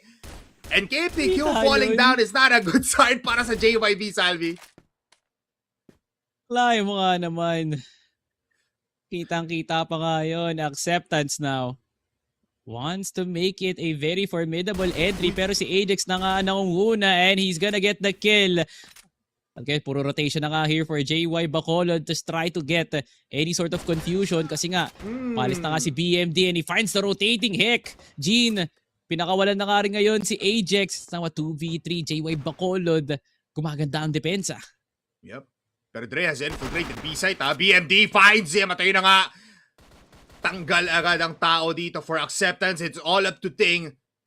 8 kills, 4 headshots. Make it 9. Pero make it more deaths for him. As JYB instantly answers back. It's a 6-5. Mabigat na to para sa JY Bacolod, pre. They needed the pop-off from BMD. They needed the kills from KPQ. Para lang talaga gumanit. Napakaaga. KPQ, wala man lang sumenyas sa kanya. Nakalampas ng CA si KPQ. It's now a 1v3 Polar Lumbay para kay Heck. Gusto niya lang naman mag-rush ng LA. Grabe yun, man. Ang bilis, smokes up mula sa curve. What a lineup. 3 pa nga yung binato at I think. But Heck now with a 1v3 found out sa may kabaong. K7A. Flash to make it easier. Nade. Bang! Nag-cartwheel pa si K7A. Pero Heck now, it's a 1v1 after killing off Jane. Reloads the USP. And I think BMD doesn't even know! And Heck, with the clutch of the ages, 1v3, anong binatbat ng mid-push nyo kung si Heck ang mismong magsusulat ng storya para sa round na yun? Inangat lang ni Heck yung bicep niya, pre, at nahumaling ang JYB. Nanlamig nga sila sa nakita nila and that had no counterplay, pre. Angas lang talaga ang dala ni Heck doon. And JY Bacolod, walang karespe-respeto nung naghihiwalay sila para kay Hek. At ngayon BMD, hindi rin nakikita yung dahilan para magasik din ang galit ngayon. That's how he was able to take down 3 players. Sa kanya lang ang LB Polar. Grabe, JY Bacolod is banking on BMD's performance pero hanggang hirap pa rin sila. Ito na, pinapadala nila si Hek para mapatay si BMD pero I think that's not enough. Salvi, that's a round for JYB as Gene and Dua gets those kills. I would like to say 20 kills and 12 headshots is pretty good para makapunta tayo sa may sub-base. Alam mo nga naman, no? At may sub-base pa nga ba? Ajax with the spray down. BMD sliding through. At yung 20 bomb nga nila, parang na-defuse pa ata ng bomb squad ng Acceptance. Sting hindi napigilan ang Predo. And he's all the way forward. JY Bacolod, dalawa na nga lang natitira. Pero lakot lamin niya kay KPQ. That is insane. 4K for KPQ, Polar. At yung Acceptance rush na pigilan. G now for the last kill. And JY Bacolod. What was that from KPQ? KPQ is just too insane, Salvi. I would like to say that in 2 minutes, they just possibly got the best round they ever got. Pero mabilis ang push to Salvi, kailangan mo tugunin. Aatake na nga ngayon sa katerbang miyembro ng Acceptance and they got 2 kills already. JY Bacolod now down 2 members. Buhay pa rin naman si BMD, the star player at least. Can help stabilize itong sitwasyon ngayon ng Acceptance. And we're seeing some very huge jumps from the performances during port ngayon. Sa loob nga ng new compound, BMD nakapag-rotate na nakataka sa palarating na peligro sa loob nga ng curve at least. Nakakapagtago pa naman ng mga miyembro ng JY Bacolod. Good flash for at least of a delay. Pero ramdam mo pa rin, JY Bacolod wants to go in for a fight. Handa sila sa HM. I mean, this is pretty ballsy, Salvi. That they're not going passive. Pero Acceptance, they're just giving a lot of space. Possibility of a kill para kay BMD pero he whiffs the shot. At ngayon, look at this. LBLA, nahanap doon si Hek. And I feel like Acceptance, wala na silang pwedeng gawin kundi mag-push na lang towards exit. Pero the question is, kaya nga ba nila mapitas dito si BMD already in the site? In C1 gets the first kill. Oh, napatay pa nga dito si Ajax. And K7A with the cover to claim his own 2 kills. JYB, anong nangyari sa Acceptance doon? Lamang sila ng tao. That's sad for Acceptance, pre. Numerous movements sa pinakita nga nila from CB to CA. Pero nahanap pa rin ng JY Bacolod yung round. Wala sa kills ni BMD at ni KPQ. It's a dynamic duo na gumagana ngayon, Polar, and they're not stopping. Pero napigilan si KPQ. 2 kills para sa Acceptance. Acceptance, easy now with the control dito sa my pillars. Pero this is pretty disgusting, no? Na parang JYB gusto na makuha agad yung match point pero kinulang lang. But with K7A holding down Sorby, it might just be possible. Pero tinan mo sa Albi, maghahangas na naman JYB! Kumakakat na naman sa pinakapatalim ng Acceptance! Dua does find the trade. Pero lamang pa din ang tao dito ang Acceptance. Yes, the rate is very low. Pero ito na, expendable to. Papasok silang B-site, nades inbound. At kuha ang attention dito ni K7A, which means it's an easy backstab. Kinotongan ng likod ng ulo dito ni K7A. And it's all up to Dua. Smokes. Too thick. Cannot go in. And he forcing his way in. Pero sa Albi ang hirap neto, lalo na kung si Dre mag-aasim na lang. Kung sino pa ang pinaka-onti ang HP, siya pa ang nagtapos ng round na yun. Acceptance really pushing every single part of the map, pre. It wasn't even that complicated of a split, pre. Literal na split talaga na matathrow off ang JY Bacolod. And I just do not understand the fact that JY Bacolod is struggling right here, right now. Sa punong dulo pa nga talaga ng lahat. After 15 and 22 kills from BMD and KPQ respectively. Bakit ganito pa rin na nalilito ang JY Bacolod that they can definitely fight pre. Pero hayaan nyo na lang ang Acceptance gumawa ng play and get the anchor positions done. Lasunin nyo na nga lang ang Acceptance para manalo kayo sa mga duels pre. And BMD forcing the kill. Pero si Drake kukuha din. Double kill for Ajax. At isa na nga lang ang natitira. May dalawang statue sa curve, Salvi. At pinatay lang yon ng Acceptance.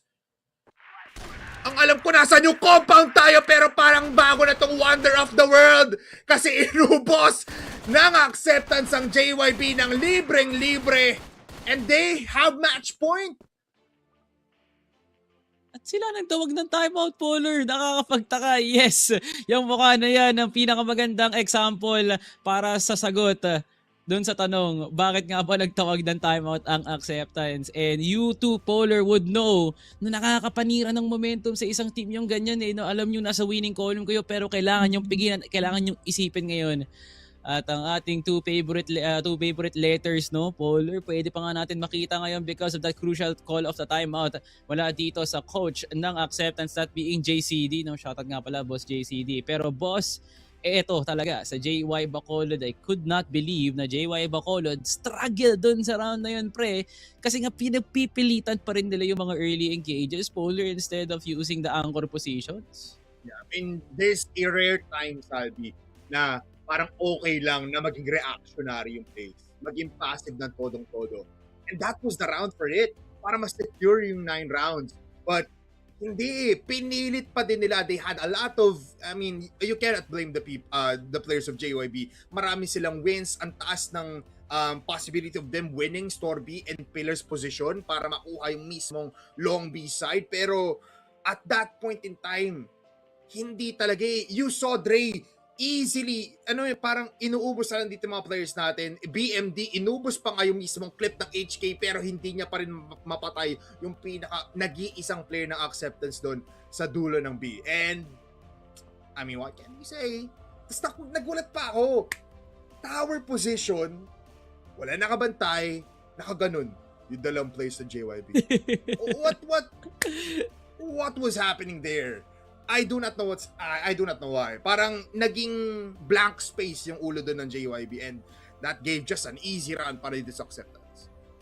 I mean, Polar, no, kakaihip siguro ng nausok dito sa loob ng compound. Feeling ko nausuan na rin yung utak ng mga players ng JY Bacolod.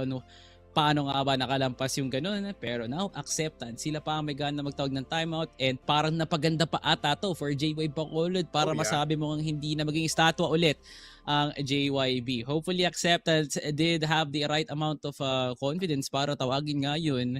At higit sa lahat, sana nga talaga itong timeout nga na to maging bountiful kasi JY Bacolod has the chance to overtake itong overtime nga natin. And best of all, no, JY Bacolod, mas lalo pang mapalago nila yung positioning dun sa pagpa-playmaking dito ni BMT who's already close to dropping 25. Kaya Acceptance, kung gusto niyo patagalin yung laban nga na to, kung ayaw nyo patagalin yung laban nga na to, rather, kailangan nyo nang tapusin to right here, right now, kasi habang tumatagal, BMD is a ticking time bomb. Yeah, BMD, man, I did not expect na ganito ipapakita natin. I was banking on Dua being the player na parang, uy, dito pwede mag-pop off si Dua. Pero BMD on the other side of the map, store B lang every time, push lang para makita dito mga players, enabled him to get a lot of kills. And it's pretty nice to see. I mean, di pa naman out dito ang JYB. Sinabi mo nga, mukhang pwede pa natin makita dito ang beautiful two letters na O and letter T para matanggal ang AT at makuha ng JYB ang their first win dito sa series. There's a possibility of that. Pero pretty tough. This time out, very curious lang din ako. Just like what you've said, how? Why? Siguro, there's also this mindset na parang, let's talk it out. Alam natin kung saan yung butas dito ng JYB. So baka yun yung inisip na set kung saan sila pumunta. Pero this just allows JYB now to reconsider, pick their poison, check out their options. And let's see, I mean, I don't know. JYB, another chance has been given. They have to take this, fully para mapapush tayo ng OT. Hindi pa gray ang ilaw nga dito, no, for JYB. There is still light for JY Bacolod and the Bacolod squad. na marami ang nakasuporta nga sa kanilang likod ngayon, and they would want a lasting impression man lang dito sa kanilang serye. No? Acceptance, you do have the strength, I believe, na Acceptance despite this ruining of ng kanilang momentum, no, Polar. Meron pa rin naman silang kayang ipamalas nga dito, and that being Heck. No? Heck being an opener sa mga rounds is something that I did not expect, considering na dapat lang naman na nandalasan nga din siya or just trying to open up some space, pero hindi pre. Siya ang nag-open ng entry. Hindi si Dre, hindi si Silent, not even Ting. Si Ajax paminsan-minsan lang din, pero pinaghahaluan lang talaga ni Heck at ni Ajax. No? So, it's a close effort. No? It's something that's very confusing for Acceptance. Paano sila nakakalampas dun sa mga rounds na yun? Pero, yeah, who knows? Malay mo naman. Acceptance really banking once again over the picks dito ng kanilang Arctic player. JY Bacolod, if you're not going to win any fights, sa ipapadala talaga na Acceptance, especially from how they handle the split, nagiging alanganin na itong 9-8 natin. Yeah. I do not want to see na masayang lang dito ang almost 30 bomb na dito. We rarely see that, especially a new compound. Yeah, the top teams maybe, pero for teams like these, masyado nang maalat yon kung hindi pa mapapanalo or mapupush at least ng OT ng JYB, no? Heck actually back on the TRG, I believe. So, much firepower. At nakikita nga natin, no? Just like what you've said, they are trying na mauna dito or to get that easy pick-off. Pero House B or Store B, papunta ng B, 3-4 na players to, Salvi. Nakakatakot to para sa JYB. Definitely, nakakatakot nga pre. At hindi naman talaga dapat nangyayari to. This kind of pressure, no? At the question lies within JY Bacolod kung sapat nga ba yung mga pinadalangan nila. There is an insurmountable amount of smokes. And with that vision, Polar, Acceptance just chooses the fate of living. Pero may iwan dito si Heck, which is very crucial. And the opposite end of the map, wala namang reaction for JY Bacolod to make a rotation themselves then. So literal na si K7A lang yung makakita na EA. And if kung mag-exit man dito ang Acceptance, it's still technically an Acceptance advantage pagdating sa kanilang entry. So JY Bacolod needs to step up in reading the movement of the map. Medyo mahirap, pero they need to make that movement. Yeah.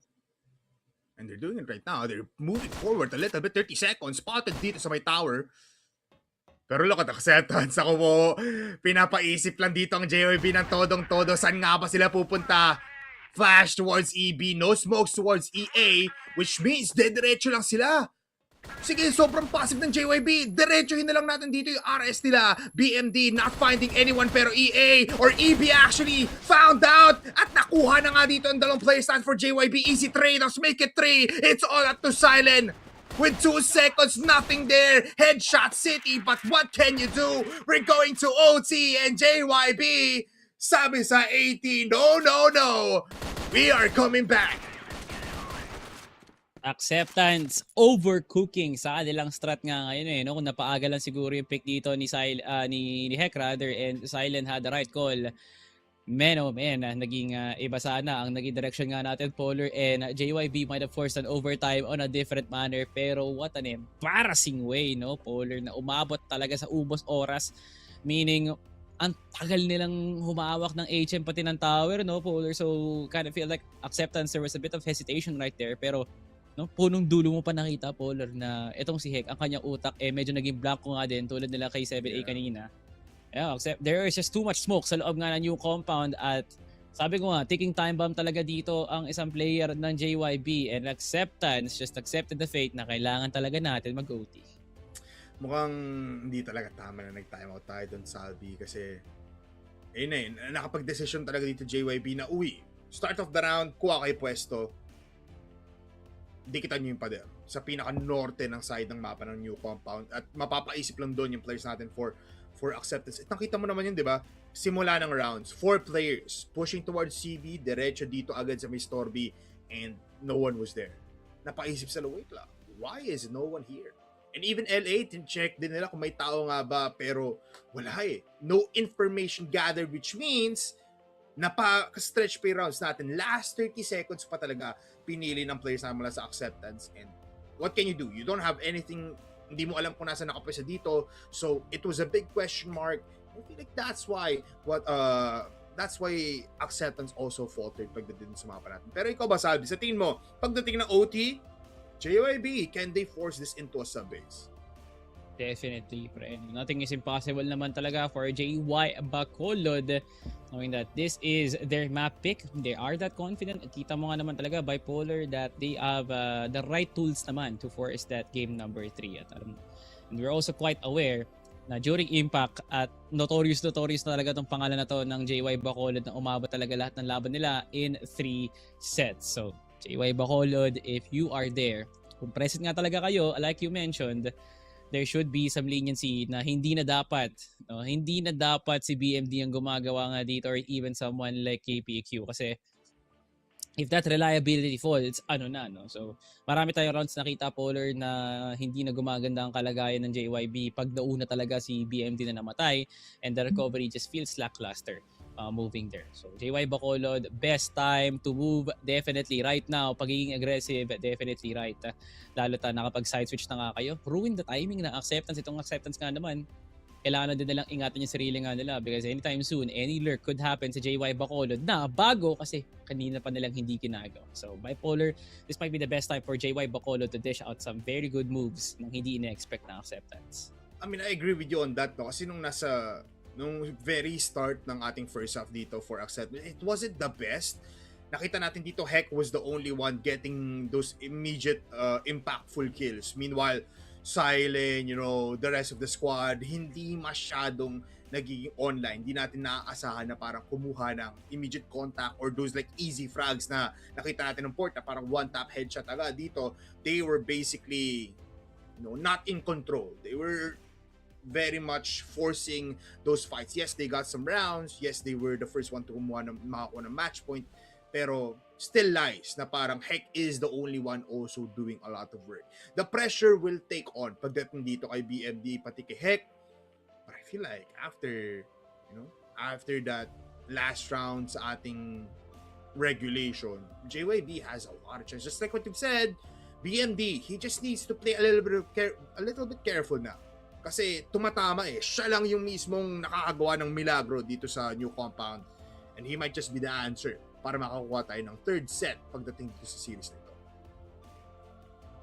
Wondering why, na JY Bacolod activated at least at the far end of this map na ngayon pa lang nila nababasa ang galaw dito ng acceptance and bigla na lang sila nanalo ng mga duels compared to what we saw from Port kanina. And this has been a very, very huge contrast from the action na pinapakita ni KPQ at BMD kumpara sa loob nga ng Port. So, if that is the rise we're seeing for BMD, then I'm all in for it. At kung meron naman talagang gagawin dito ang acceptance, I believe it's the shutdown mechanic talaga, pre. So our second overtime for today and there needs to be some form of action talaga, na if you want to win the overtime, you definitely have to do something new. Kasi if we're going to see the same things here for acceptance, JY Bacolod will be taking this 12-9. And that is not a hesitant thing to say kasi JY Bacolod doesn't have the props para makapaglaban nga talaga na makipaglaban. And if acceptance wants to, create some sort of madness para maging 2-0 na nga to, ganoon din yung kailangan nilang isipin. They need to destroy the JY Bacolod timing and create some space para sa kanila. Yeah, there's a lot to factor in pagdating sa laban na to. Emotions will very much, be also a factor pagdating dito, especially for our IGLs, kung ano nga bang kailangan nilang gawin para makakuha ng new compound. And this very first half ng ating OT will determine kung sino nga ba talaga ang lamang. And wala Salvi, there's not really a matchup na nakikita rin natin dito na parang, sniper v sniper, or even attacker versus attacker, lurks versus wala It's really coming into a gunfire or an aim battle pagdating dito sa ating mga teams. Pero nonetheless, OT is now in play. JYB is still gonna be on the VL side and AT will go towards the GR. At ngayon, may kita natin kung mapipiga nga ba ng JYB ang lahat ng playbook nila para makakuha ng easy execution towards A or B. Is it the playbook?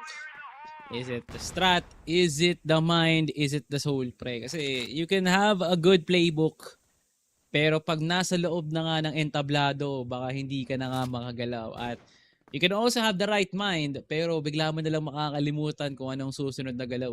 So, That is the call for JY Bacolod. Ngayon, acceptance, you already have Dre. It's like 1 HP. Kailangan nyo na nga lang pag-igihan dito yung position ni Dre. Hindi nyo na kailangan pagalawin yung member na yan. Diyan lang siya sa may CB. And he could go for millions, no? Pag nakakuha siya ng maramihan dyan. And good setup para nga sa JY Bacolod to go for LA most likely. Pero napaka-delikadesa nga netos na Polar. No? You have Heck, you have Silent over there. And Heck is prepared. And Silent as the second layer. Nandyan na nga siya. Pa-flash para kay Heck. At ang LA naging alanganin pa para sa JY. Yeah, JY trying to push their way towards exit, pero ang hirap, no? Ang ganda ng setup. You have Silent just to provide a cover fire para makalis si Heck or at least to save himself. And the early advantage ng JYB, hindi na natin makita yung ngayon. BMD! Ding, ding, ding, ding! King is dead! Ang daming ulong tumatabingi, pero still, JYB capitalizes Dre. Now moves up, makita yung C4, and that's a good kill! Kasi nag-exit, bumaba pa sila sa may tower. Which means iikot pa ang player stand for JYB. Ajax found out. And somehow, Dre falls down finally. But look at KPQ, paano siya nakapunta dyan? All the way towards EB, and BMD finds Heck. And even Ajax falls down. Hindi lang nila alam na si Silent ay nasa may exit side. And it does not find players sa may 2F. Gets 1 kill pero cannot capitalize on the situation. 10 rounds for JYB at sila pa ang nakakuha ng first round. Ang dead round dito, no? As I feel like there is a bit of a problem para sa side ng acceptance. JY Bacolod with full offense, no defense, pre. Parang James Harden lang yan, pre. Puro step back, puro tres, pero hindi makatingin ng likod kasi everyone from JY Bacolod was just looking straight.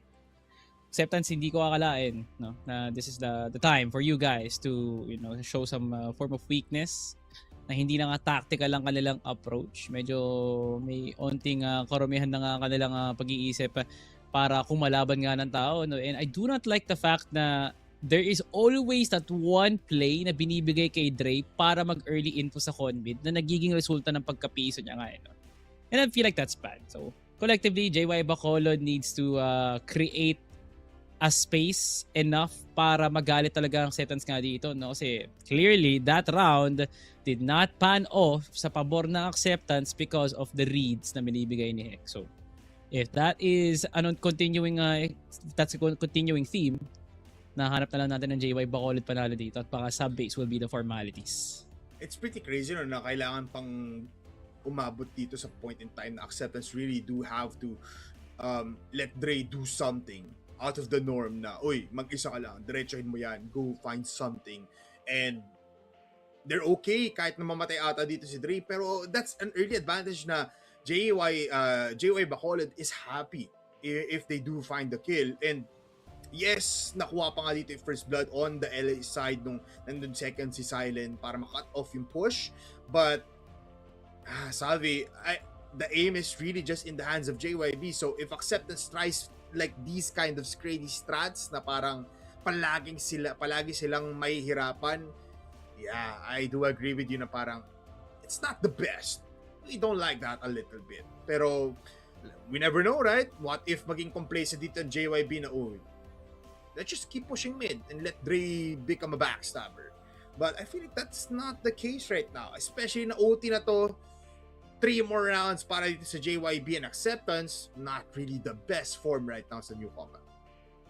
Definitely, pre. I totally agree that the form right now of acceptance is absolutely questionable. But is it bad? Yes, pero not bad all throughout naman siguro. Makakabawi naman dito ang acceptance, and we would put JYB as well in the conversation of if ever man magkamali sila, makakabawi rin naman ang JY Bacolod, no? And acceptance does not like the fact na every single fight is something that's acceptance does not want to understand na every fight is complicated. Kailangan nga nilang simplehan lang. And there's not much JYB can do kasi nga they can read some of the movements dito ng acceptance, at least from the fact na JY Bacolod just wants to play defense. Yun na lang yung nakikita natin. Ang acceptance kasi parang napapakomplika pa nga nila. I can understand why. Baka sakaling maiba din yung at maaning din dito ang JY Bacolod. Yeah, nonetheless, paulit-ulit lang natin ang sinasabi na acceptance is not in the good form right now, at least for now. Pero I do believe na acceptance can make something happen with a beautiful chaos that is Dre. Nagiging coin flip na ngayon kumpara mo naman kanina sa loob ka ng port. Pero if acceptance wants to gamble, then so be it, pre. Yeah, yun lang eh. I mean, you never win in these gambles every time. No? It's always a risk. But it's also concerning na parang what happened to acceptance. Nakita natin ng port na everyone was hitting their shots. The attackers, the riflers were really, really online. Pagdating dito sa new compound, new taste yung nakita natin for acceptance. That is why I'm still, gulong-gulo ako sa mundo kung bakit nga ba biglang naging ganun for acceptance. Plus, they had a timeout. Might be a shift in momentum na parang, they didn't have to do that. Meanwhile, JYB, they have this kind of like, alam mo yun, reactionary, aggressive play na, sige, sino man makita namin, go lang. If you go push, sige lang. But we don't have these like set-based, we will do a big wraparound. Let's control store B, then CB, then mid, and then LA, then try to go towards curve later on. Walang set plan basically. But binibigay lang ng acceptance every time, Salvi, which is pretty insane to see. It's not that new compound that we know and love. But nonetheless, here comes the next shot of our OT. Look at this. Mukhang mabilisang push dito ang gustong gawin ng ating AT.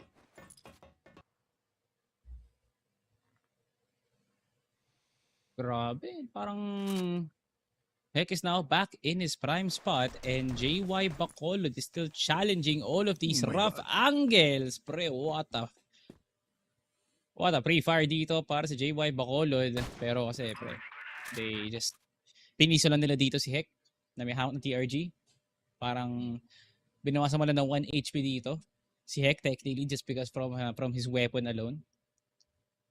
Do think na medyo mahirap pa rin to na para sa side ng acceptance kasi nga there's not really much happening.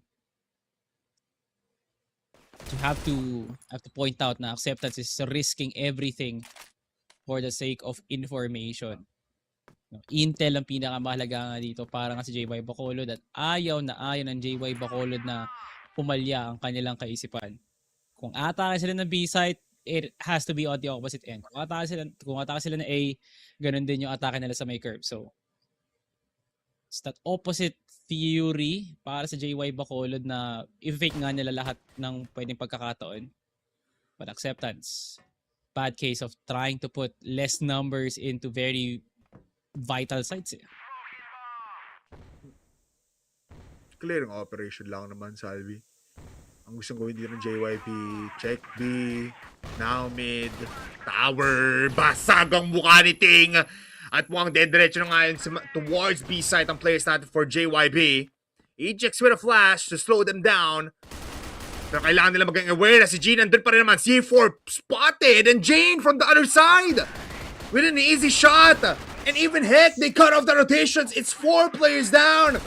Mag-isa lang si Silent and he brute force his way towards B para lang mamatay. 2 puntos para sa JYB at mukhang nagkakatotoo nga, Salvi, na JYB mapupunta ata sa kanilang OT.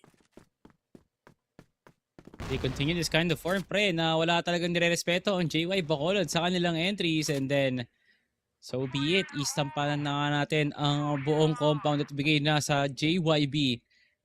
Dre, medyo alanganin ang kanyang pwesto nga dito. No? Sabi ko nga, alanganin kasi K7A with the huge flick. I feel like nakarating dito kay BMD na nakalampas nga isang miyembro ng CB kaya aware si K7A. BMD now with the finisher and the player still. Polar gumagana pa rin during OT. Under pressure ng JYB. Pero tiniman naman, tuloy pa rin ang pag-arangkada. What control, man, for JYB. Hold out lang, antayin yung player na pwedeng umikot ng CB kasi alam nila si Dre lang naman mag-isa lang ang mag-push doon. And if sasagot pa 80 doon for a possibility of trade, they have more power. Ang dami nilang pwedeng gawin and nakita natin yun. That was crazy para dito sa JYB. And here comes the push, possibly, para makapunta ng A site coming in from EA. Smokes inbound. Pero babarag pa dito ng isa si Ting. And Silent, patiently waiting kasi yung flash saktong-sakto, but he only gets one. It's all up to Heck. He did get a 1v3 before, pero mahirap to sa Albi. Sobrang lapit na mga tao. At yun na nga, BMD doesn't even move. At sabi niya, bang! With the kill and with the shots. Oh, Salvi. Hindi ata talaga makakapunta sa OT ang ET. Siyempre, pinatagal ng acceptance and ayun, nagpasabog na dito si BMD. Everyone is just absolutely hitting, pero malay mo nga naman, tatlong magkakasunod naman dito, no, for the side of acceptance. Pero napakalabo na kasi Polar, no? Ito nga yung side na nahirapan nga sila kanina. What more pa kaya pag nag-OT nga tayo and JY Bacolod, all they have to think is dumikit naman sila kanina. It was one round after one round. At kung makakailan dito acceptance, just goes to show na everything in the regulation was definitely a fluke at ayaw talaga ng JY Bacolod yun. We need that one round ng JY Bacolod mula sa explosiveness ni BMD. Kailangan pa nilang i-steamroll ulit yun. Kailangan pa nga nilang paikutin. And you gotta love that, no, Bipolar. Kasi they're really banking on BMD para mapalaganap nga talaga yung kalakasan niya sa mapa. And I love na he's actually holding his foot down. Na para, the pressure, kahit ako lang yung talagang dominate ng buong new compound, it's okay. Sanay na siya na makakuha siguro ng 30 kills dyan. But it's pretty good. Salvi, nakikita natin to, BMD stepping forward to get these kills and to get a possibility of a round or set number 2 win para sa kanila. But here comes the switch up. 80. 3 puntos para makuha ng 12 points and to force a golden round. But looking at BMD now with the TRG, actually missed the shot and doesn't miss the second, pero Ajax di na makapick ngayon. What is this plan mula sa JYP? Oh, wow! 10-1 to a possible 13-9. Huge advantage para nga sa side ng acceptance, Polar na Ajax and Heck. We need to step up right here, right now. Kasi kung hindi, pre, we have some sort of a storyline brewing para nga sa side ng acceptance. Bakit? Ang unang part na ng regulation tayo nakakita ng aggressive na Ajax na gumagana. Is it because of the JYB adjustment or is it because acceptance just underestimating their opponents? Mga ganong klaseng bagay. Pero ngayon, acceptance has to play for themselves, pre. I don't see any reason para mag-group up nga sila ngayon knowing na Heck can dish out some clutches and the picks that are vital para mahirapan ng JY Bacolod. Pero do you see that brewing? Possible. Puyo ang nakuha dito kay BMD. Ajax now on curve duty. Isa lang ang nakatao sa B-side. It's possible for acceptance. First case na nandito lang Spotted.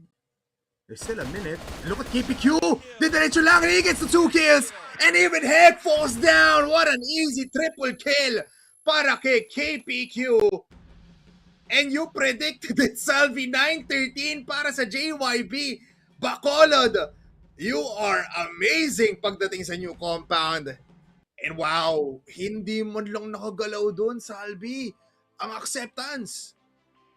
Mapick for a reason, no, Polar? And it took a while para mag-activate si KPQ dito, no? Pero sa series nga, sa loob nga ng compound, you have to admire every single effort talaga na binapamalas talaga ng mga teams in order to create some sort of a moment na magpapalakas nga sa kanila. And the BMD KPQ, the spark plugs that they are, it was a good enough para kay Duwat KG na kahit medyo hesitant nga silang gumawa ng play, maasahan mo talaga yung dalawang players na binanggit ko kanina, Polar. They can create enough madness para mahirapan ng 5 players ng acceptance. Kalaya mo naman, Polar, it's a 5v5 pero kind of felt like a 2v5 wherein 2 of the players of JY Bacolod just really know how to play the 5 roles of playing Crossfire.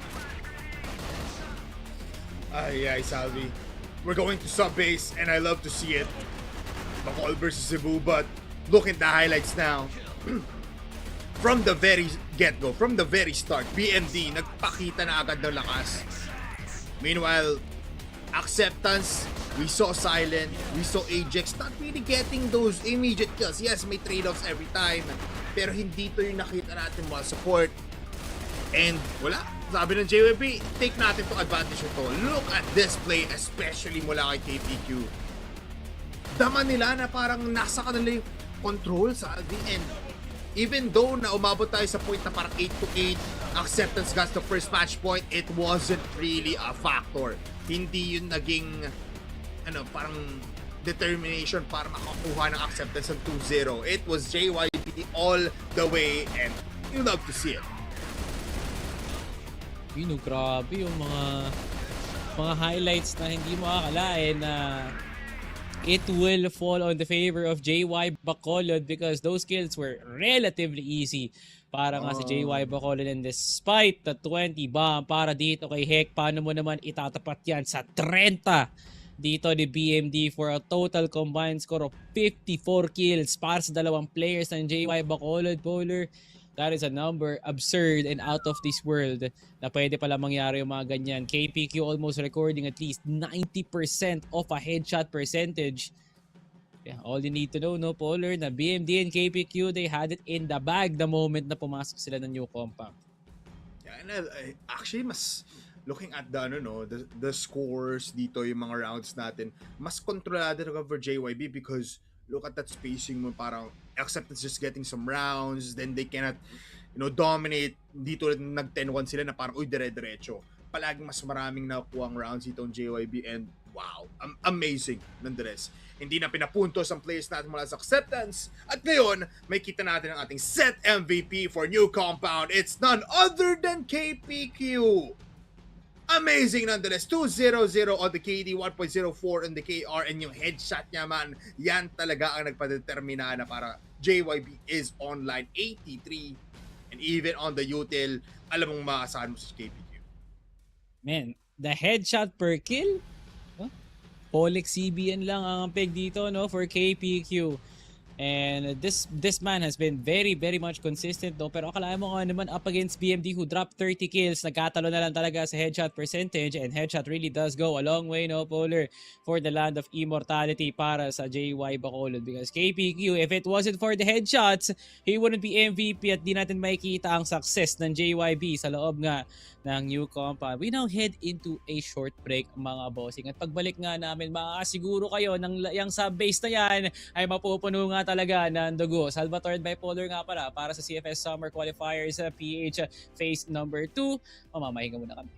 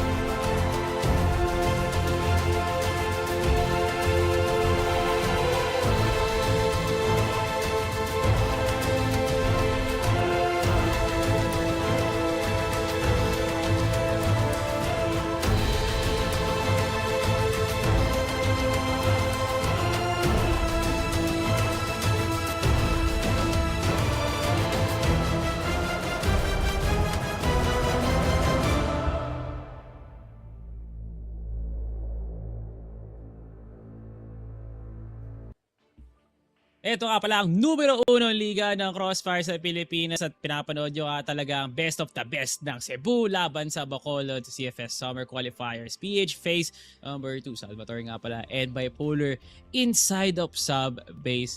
Parang all two family para sa JY Bacolod at acceptance tong mapa nga na to, no?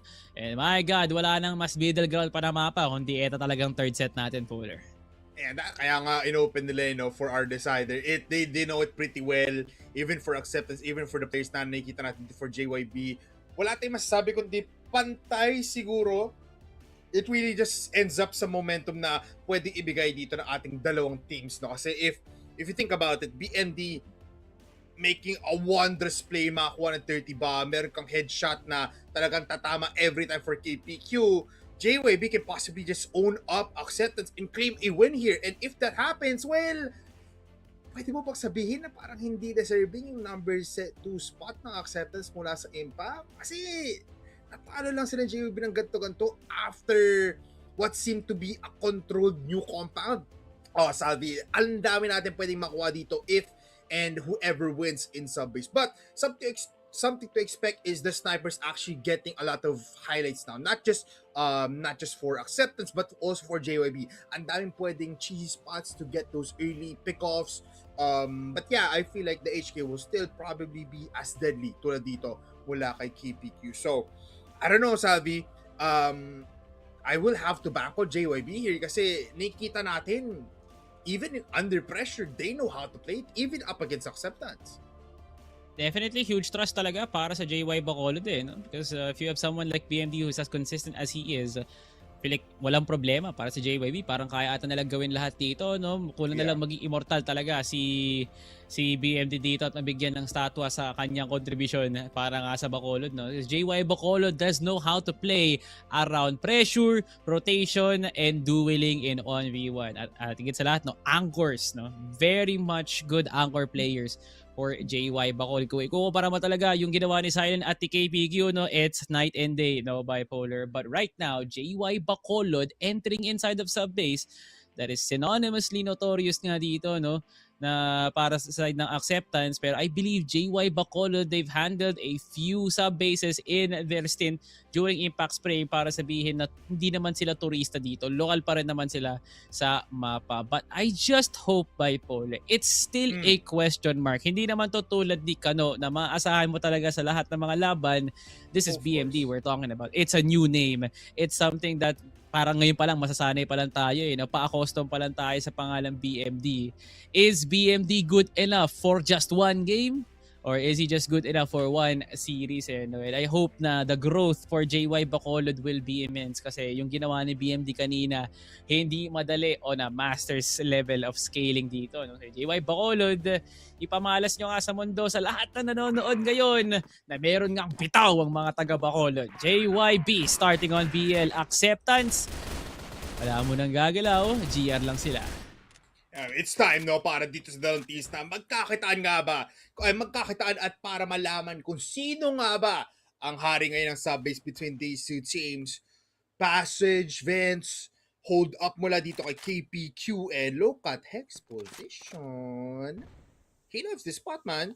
Itong Vince side na to, if hindi siya nandun sa may shutter, sa may DR, you know, you expect him here. But, ang BL side ng JYB, can they start it off with an immediate dagger para mapadama dito sa acceptance?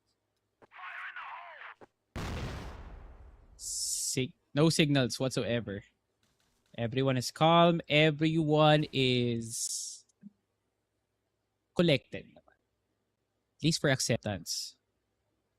Ang nakikita ko kasi sa side ng acceptance is they want as much duel inside of the sites compared sa mga second mids and sa MR nga natin no? Huli si KPQ. Who would have thought? Kasi nakapag-boost na ng acceptance. Good reads on the vets. Pero di rin tatagal na. JYB will be going in for an execute on this B-split. Passage, poked up. Dre! Bang! At dahil dyan, mag-asam si K7A. They want a trade-off here. They know isa lang naman yung tao dito and they claim up LR. Dediretso pa nga sila dito towards 2F. And with 50 seconds left, BMD still waiting for rotators. Kaso papasok na dito ang JYB sa mismong B-side. So he needs to move forward now para maipit dito ngayon sila Ajax. Pero bigla sila nagtataka, bakit nawala? Ang JYB, yun pala, may plano pa palang para matapos ang laban. But BMD falling down is not a good sign, especially kung si K7A ay susunod na lang din. There's no jeans in this house. Sa base ay mapupunta agad ang unang puntos para sa AT. Grabe naman, no?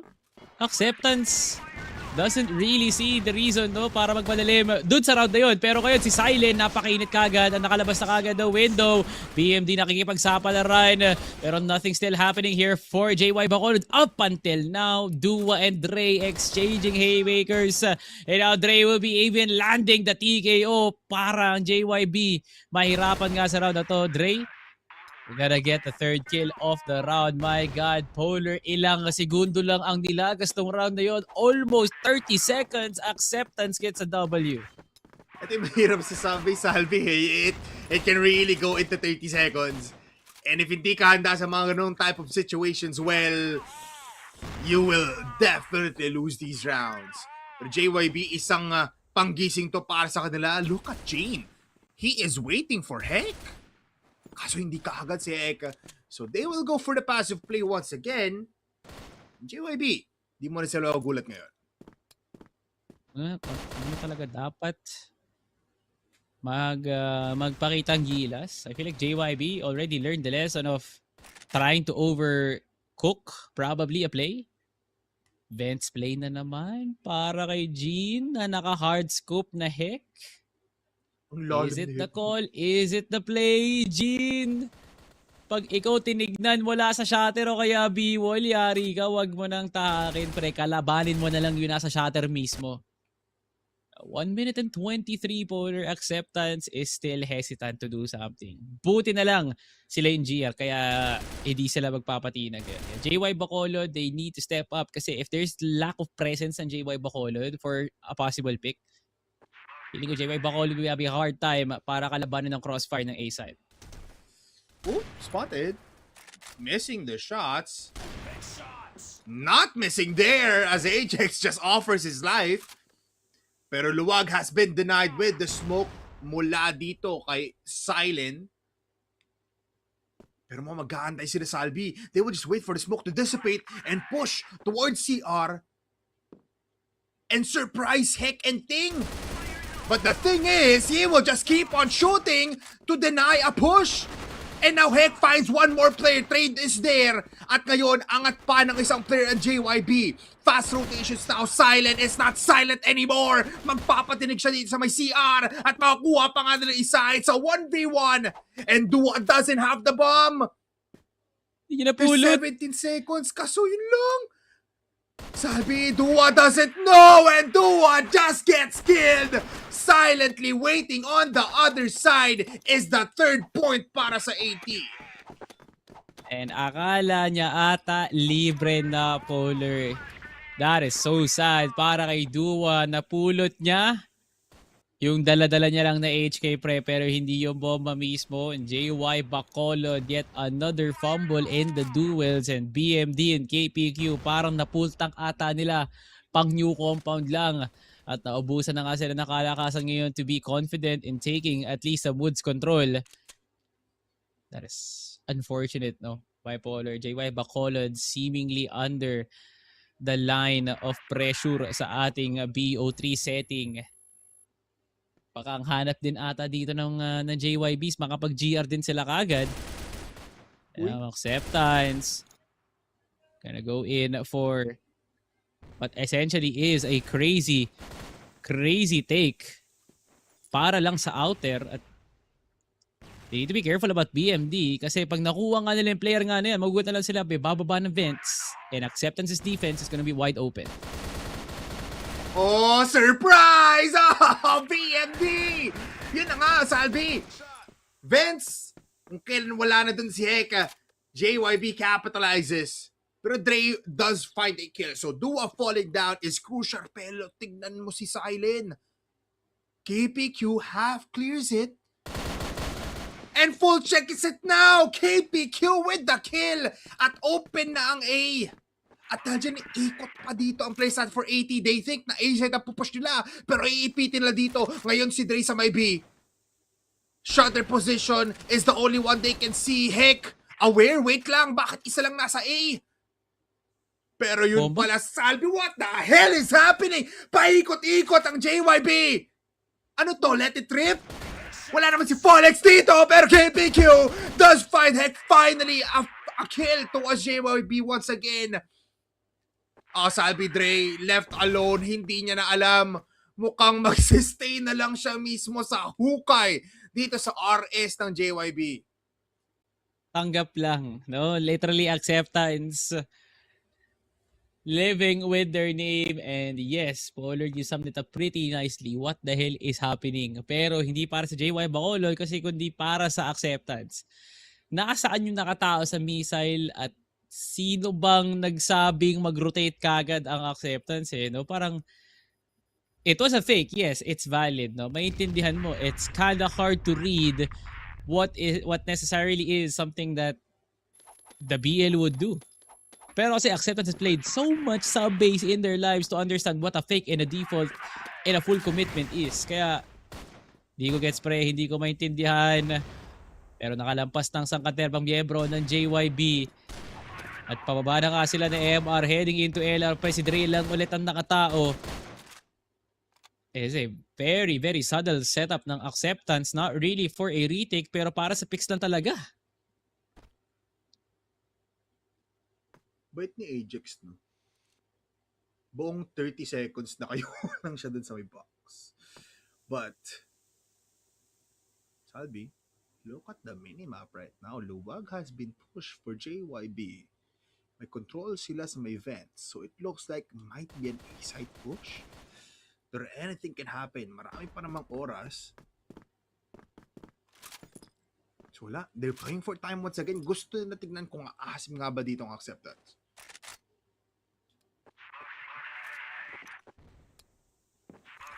Parang paasim na ata, no, Polar? Not that kind of asim, pre. Parang, ano yun, parang tikman pa lang ng JYB dito. Yung sabaw, kung sana acceptance, could really be in for a treat. Side na matras na.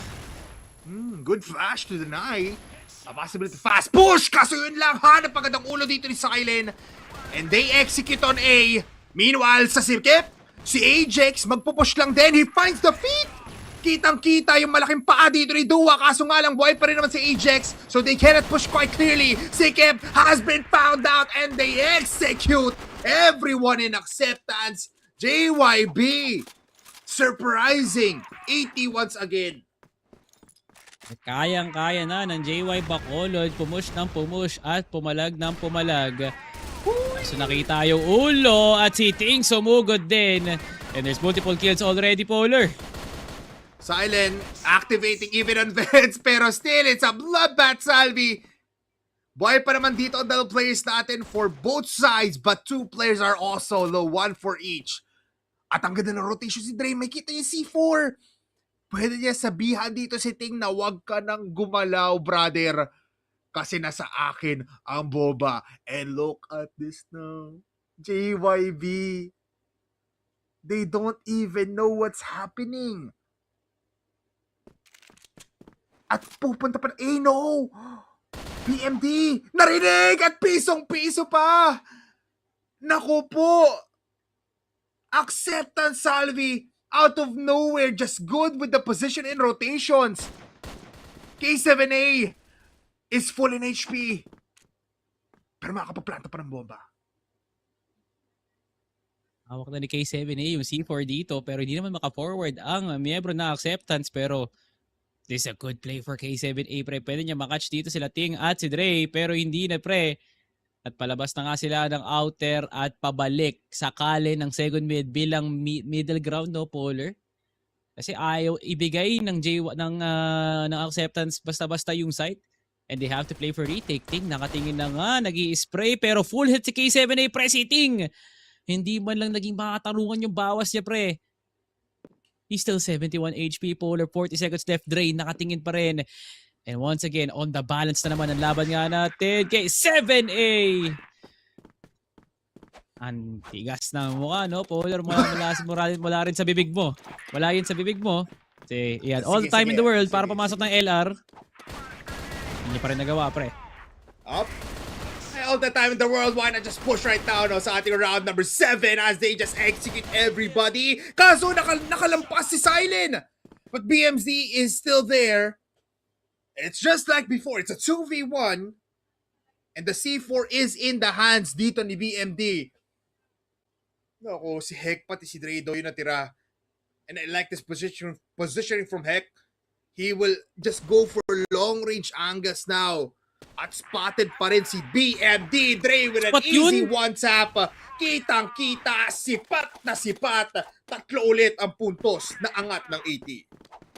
Okay, JY Bacolod, we are getting killed by our own hesitation once again. Pero KPQ hindi na nagpapatinag.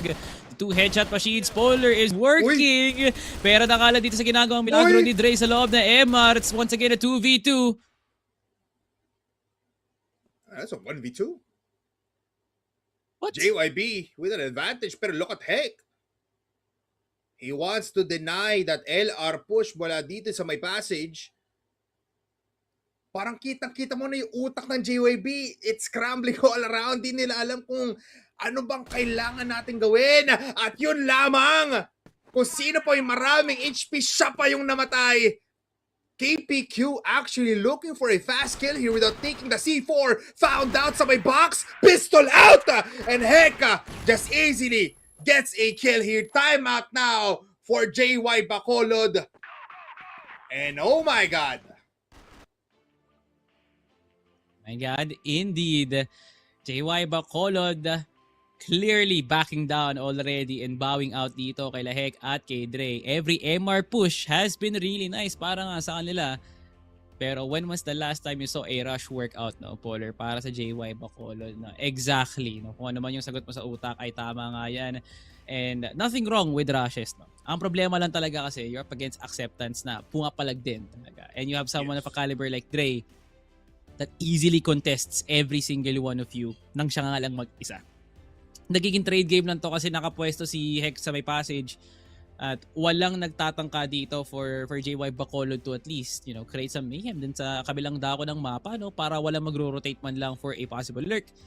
Or even that kind of scenario na at least kung matalo mga sa isang parte ng mapa, at least eto kuha na nga natin, i-bait na lang natin yung kalaban for a rotation and then let them play the counter strat, diba? Parang it's not really that easy, but it's effective para sa JY Bacolod kung may isip nga nila yung pinakamagandang avenue, that being, let's bawi na lang tayo. Bawi na lang tayo sa woods. Huwag na lang tayo mag-MR, no? Parang ilang beses na nga nila pinagpilitan Polar, no? And there's so many variations naman na pwede mong atakin sa loob ng sub-base. It's kind of hard lang to understand why JY Bacolod is still sticking to a one system. Yeah, it's... And I feel like na-answer na rin natin dito yung tanong mo kanina bago pa tayo mag-start ng subbase kung saan gagana nga ba ang players natin na talagang heavy fraggers pagdating dito sa new compound. Well, somewhat, pero hindi the same kind of caliber. It's just an easy time para dito sa acceptance kasi nagiging, you know, play very mixed tape sila. Go for those passive plays and then goes for those aggressive plays. Mix of both worlds, kumbaga sa GR side. And when we go to the BL, well, they have the momentum already kasi ang dami ng mga times na parang JYB was in confusion na to point, yes, they had a 2v1 here, sila pa nga yung angat, pero nakita natin movements pa lang ng players on what they wanted to decide in the map. They don't know what's happening, or at least they could not read the room immediately. But now, heck, in a default kind of play, dito muna siya sa shutter. Meanwhile, two players ngayon ang mag-hold out ng A. Actually, ang daming investment dito ah. Ang nirate dito ng 80 is a push mula sa JYB. Kita ko nga rin eh, no? Like, every rotation for JYB has been very much optimal. Kapag ikaw yung coach, hindi kayo magagalit kasi yun yung inisip ng JY Bacolod. Pero, what about the fights? Yung laban na kailangan kunin ng JY Bacolod makakuha lang ng action, kinda rough on the spectrum, no? Ala. Ang sakit nun. Hindi ka makakaupo ng ilang araw nun. Tinurukan ng baksin yung puwet ni BMD, man. Akala ko personal trainer lang si Hek pero marunong din pala siya magbigay ng medical association kasi kailangan yon ang buhay ngayon. JYB! Kasi si Ting pumitas ng 3, may bawi naman dito si Jane. Pero ubos ang buhay, ubos ang lakas. Posible palang hindi ka makita harap-harapan. Aray mo. Aray Magawa mo, nga yun, saan Salvi. tatama, Polar? Saan tatama? Dito, Ayoko. pre, oh. Dito. Dito. Dito yan tatama. Oh my God. Rookie mistakes kahit may... sabihin natin, okay, gets. Rookie kayo lahat, JY Bacolod. So it is indeed a rookie mistake. Pero kasi sa dami ng beses na natin nakakapag-pub game sa loob ng sub-base, bakit natin hindi chine-check ang dulo ng luwag? Oh my God, Bipolar. It happens to the best of us, even at pro play. At napakalibre ng kay Ting at mapopost na siya kay 1111, no? Shoutout nga pala kay 1111 or kung ano man pagkakabasa ng FB page mo. Maraming salamat sa highlights, no? At para mabibigyan mo na ng malupitang highlights si Ting, pati na nga rin si Hek. Counted ba yung kay Hek? Parang hindi. Kasi mas maganda yung ginawa ni Ting doon. Nonetheless, no, Bipolar, the point is, another JY Bacolod mistake that does not start from team fighting, no? Mula to kasi hindi nila na check yung pwesto ni Ting. And what more pa kaya ang JY Bacolod pag dumepensa na nga sila? Will there be even enough checks para maka-entry ang acceptance? This is a problem, Salvi. We know acceptance. They love a site. That's why Duo already forcing his way towards Luwag. They do find Hek. Standby muna si Hek dito. He'll be conducting his team. But yeah, I mean, JYB needs to dominate this GR side. Kaya pa naman, pero has been problematic from the very first half.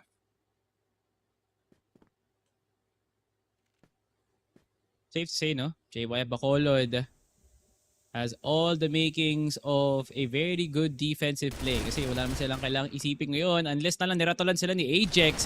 Polar, pasok na ang acceptance sa may shatter at parang hindi pa alam ng JY Bacolod. Yeah, they're still unaware. Shots are not hitting, but this time BMD does find Ting. Likuran na ang pupuntirin ni Dre. Open up na lang ditong B-side. Triple kill for Dre. Ang daming multi-kills na nangyayari for acceptance and they're just dominating the side. And as Ajax gets the last kill, acceptance claims 8 points. Galing si Dre. LR? Hindi ko LR. ina-expect, pre. Masyadong hard-focused, Polar. Masyado akong nakafocus na manggagaling sila ng shatter na nakalimutan kong tumingin na LR, KPQ with a huge pick. At parang napaka-aggressive naman ng JYB. Magparamdam ka agad at ubos na naman sila, Polar. Oh my goodness. Kung kailan nyo kailangan si BMD, dun siya mismo nawalan. And it's all up to Dua. That's one. Can it make it soon? No, he cannot. Medyo naghahanap pa dito ng angulo si Dua. Kaso malilikuran ni Ajax. He is the apex predator in the DR side. Pero magkakasalisihan. Sa kabila pupunta ang players natin. Oh, Ajax. Babalik si Dua. Madidinig na nga ba? Hindi pa. Hindi pa rin nagkita. Nakita yung likuran.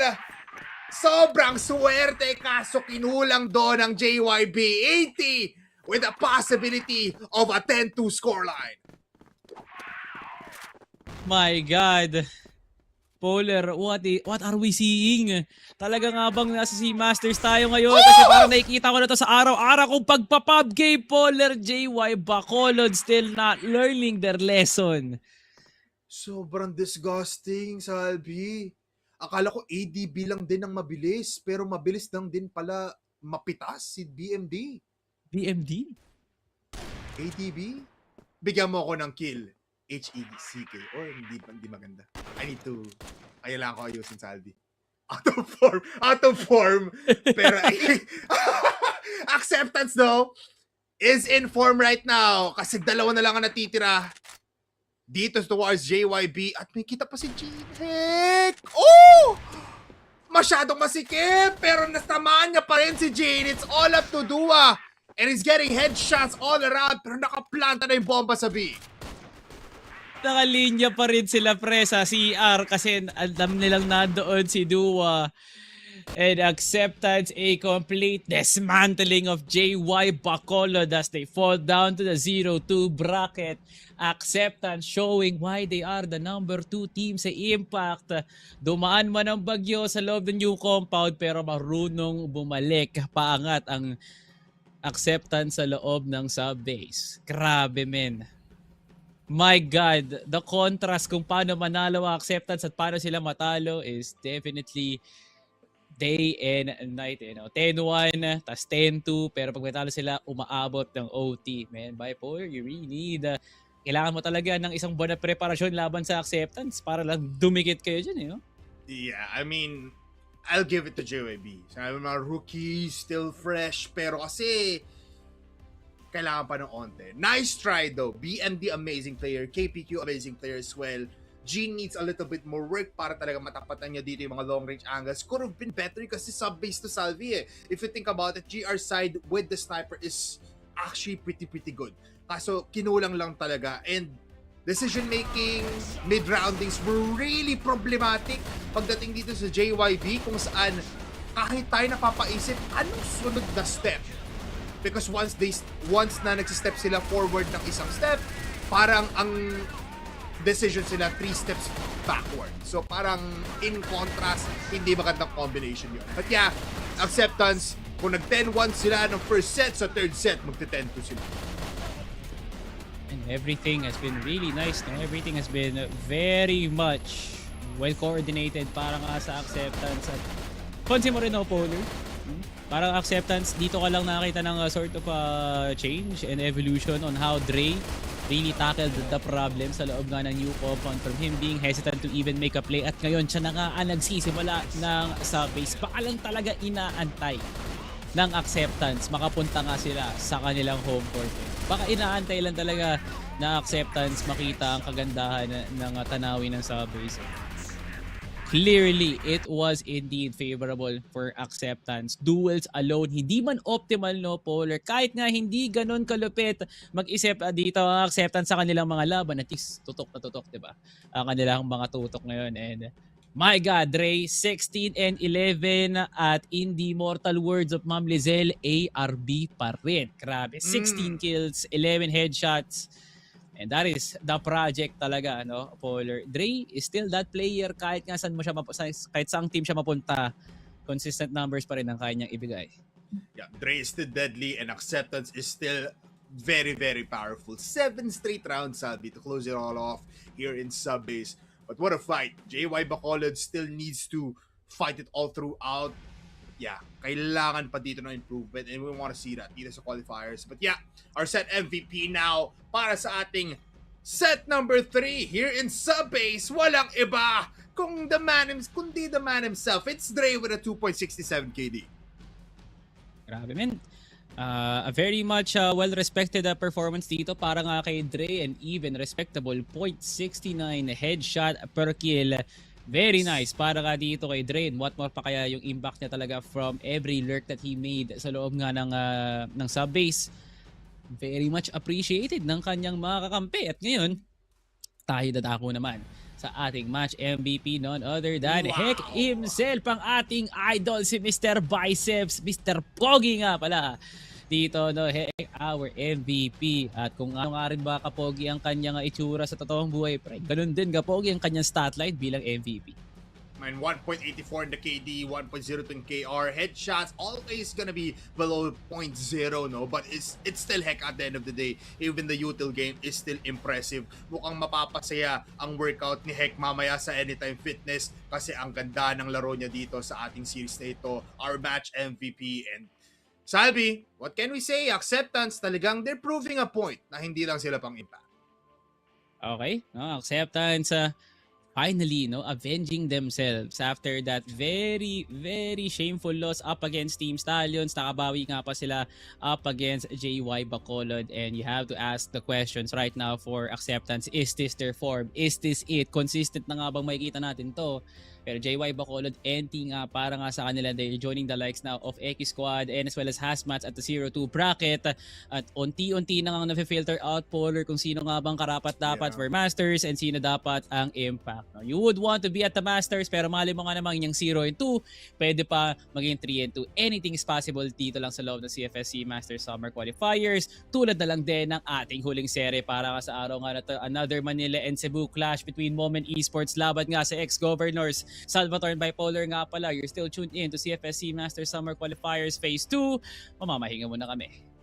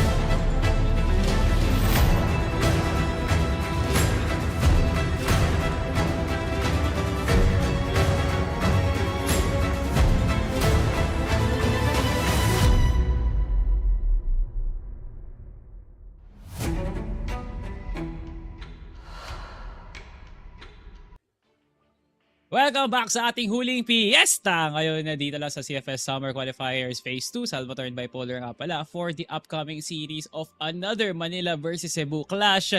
Dito lang sa ating Swiss stage. MOMEN Esports, former LJC, laban sa EXGOVERNORS, former LSK. Na parang nanonood lang ulit tayo ng Impact, no, Polar. Pero ang pinagkaiba, two teams had a bit of a busy off-season para mapalago nila ang kanilang pagkakataon makapasok sa ating Masters. And what a balanced matchup for our ender ngayong araw na to. I mean, last game of the day, it's gonna be exciting, it's gonna be aggressive, it's gonna be fast, it's gonna be powerful. Yan ang asahan natin dito. You have the likes of Justin Yobs on the side of MN na talaga namang you expect to be heavy fraggers. And for ex-governors, well, I only have one man. I actually have two players in mind. Mas SDL pati si Hangshu. But that plays well pagdating dito sa map veto natin. If the map veto favors, you know, MOMEN Esports here, naku po, baka mahirapan dito ang ating players mula sa ex-governors. But, let's see, feeling ko talaga magsisimula ang laban natin sa map veto. Well, let's look at the map, Pito. Gaya nga nasabi mo, no, Polar, it will really depend on who will be picking which is which, what is what, and who is who. Yes! At grabe nga naman, Polar, Yes! your wish is granted. Inopen ng ex-governors and hindi sila takot dyan. Heading into sub-base, the Hanshu Special. Like you said, though, Polar, it's going to be a very exciting last series for today. Pero Ankara, the home of Boss Jessan, dyan sa loob na Ankara will be picked, and even though na sila yung pumili, they will be starting GR side. At ang kagandahan talaga dito, no, Bipolar, since pumili dito ang MOMEN Esports and Subbase, grabe, pinaakagad ng ex-governors yung pagpili ng Bell. So, it's just a matter of time na makita mo talaga yung mga teams na mag-drift na hindi na talaga meta pumili ng GR, no? They want as much momentum possible sa first half pala. Okay, I love this aggression mula sa MOMEN Esports. Sila na mismo pumili dito ng sub-base just because they know how to play up against ex-governors. Last time kasi, last 2 years ago, or last two seasons ng Impact, before this Masters right here, itong qualifiers natin, nakita natin ang Kadiriman Esports, the team of Jessan as well as Hangshu, na talaga namang kayang pumalag sa subbase at maiikot ang iyong ulo. Pero pagdating naman dito sa ating Ankara, well, ex-governors has a plan here to dominate on that GR side to get an early advantage. At least para makahinga sila ng libreng-libre kasi ang ganda ng rotations ng ex-governors. That is the key factor pagdating dito sa mga open maps natin like Ankara and like New Compound. Pero MOMEN Esports, they have very good firepower in their roster. At yan ang makikita natin dito pagdating sa subbase. With them starting on the GR side, they need to at least accumulate 4-5 rounds para mas mapadali ang BL side nila. But yeah, New Compound, dito natin makikita na medyo babagal ang laro ng dalawang teams because ex-governors pagdating sa New Compound, they play it very systematically. Meanwhile, at the MOMEN Esports, they play it very calculated as well. So yun ang pwede nating asahan and it's gonna be interesting. Sabi sa'yo, mainit agad ang laban, map dito ba lang?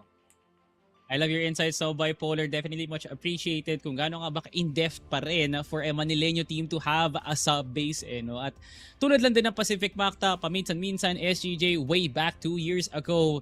And someone like Execration na kung maalala mo, a year ago, no, Bipolar, they had the gall para pumili talaga ng sub-base. No? Kalahin mo nga naman nung pumasok sa CBN sa roster na yun, tsaka nila naisip na, pwede tayo mag-subbase, but ex-governors is a fully fledged Manila squad. Everyone here loves to play the compounds, the Ankaras, and the Black Widows, pero para sa kanila, isang malaking challenge at okay lang sa kanila na pumuntarya talaga sa loob nga ng mapa na destined and designed for the Cebuano Madness. So MOMEN Esports, wala silang hesitation doon, pinili nga nila kagad because they know very much well na eto nga talaga ang mapa ni Yobs. Much like Dre na dumaan talaga sa project ng pagiging Ubik Mania, you have to appreciate the fact that MOMEN Esports still has that stride na kunin talaga yung mga mapa nga nila. Ayaw nga nila ng bago, something that would hurt them in the long run, pero kasi you would want as much win dito pa lang sa Swiss stage. So kailangan nga nilang simulan kagad sa loob ng sub-base. And ex-governors, no hesitation dahil BL nga sila, nagpaparamdam kagad sila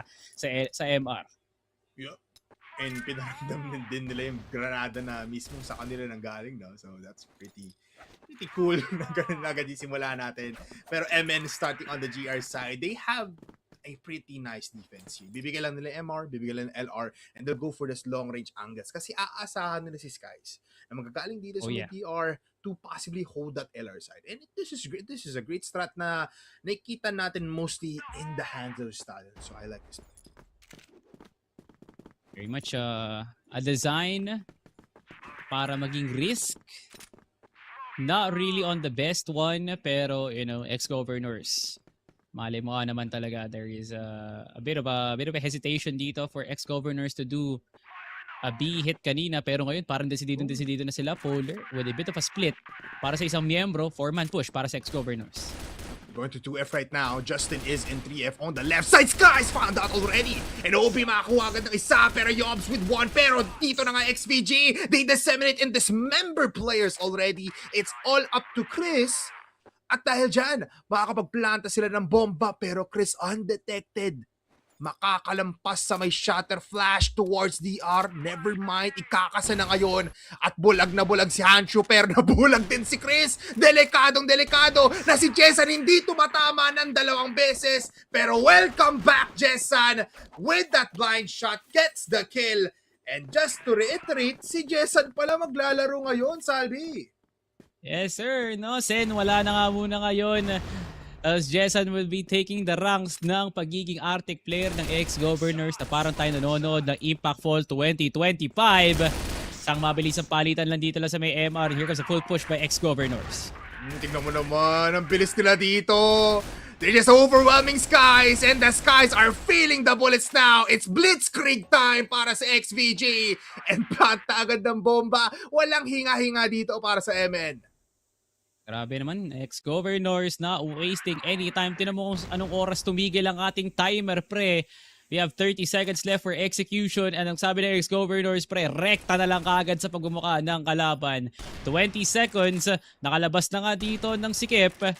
At masyado ng obvious kung nasaan si Justin nga ngayon. DLR hitting them shots. My God, ex-governors has a full load of control bilang isang team na nasa weak side ng mapa ngayon.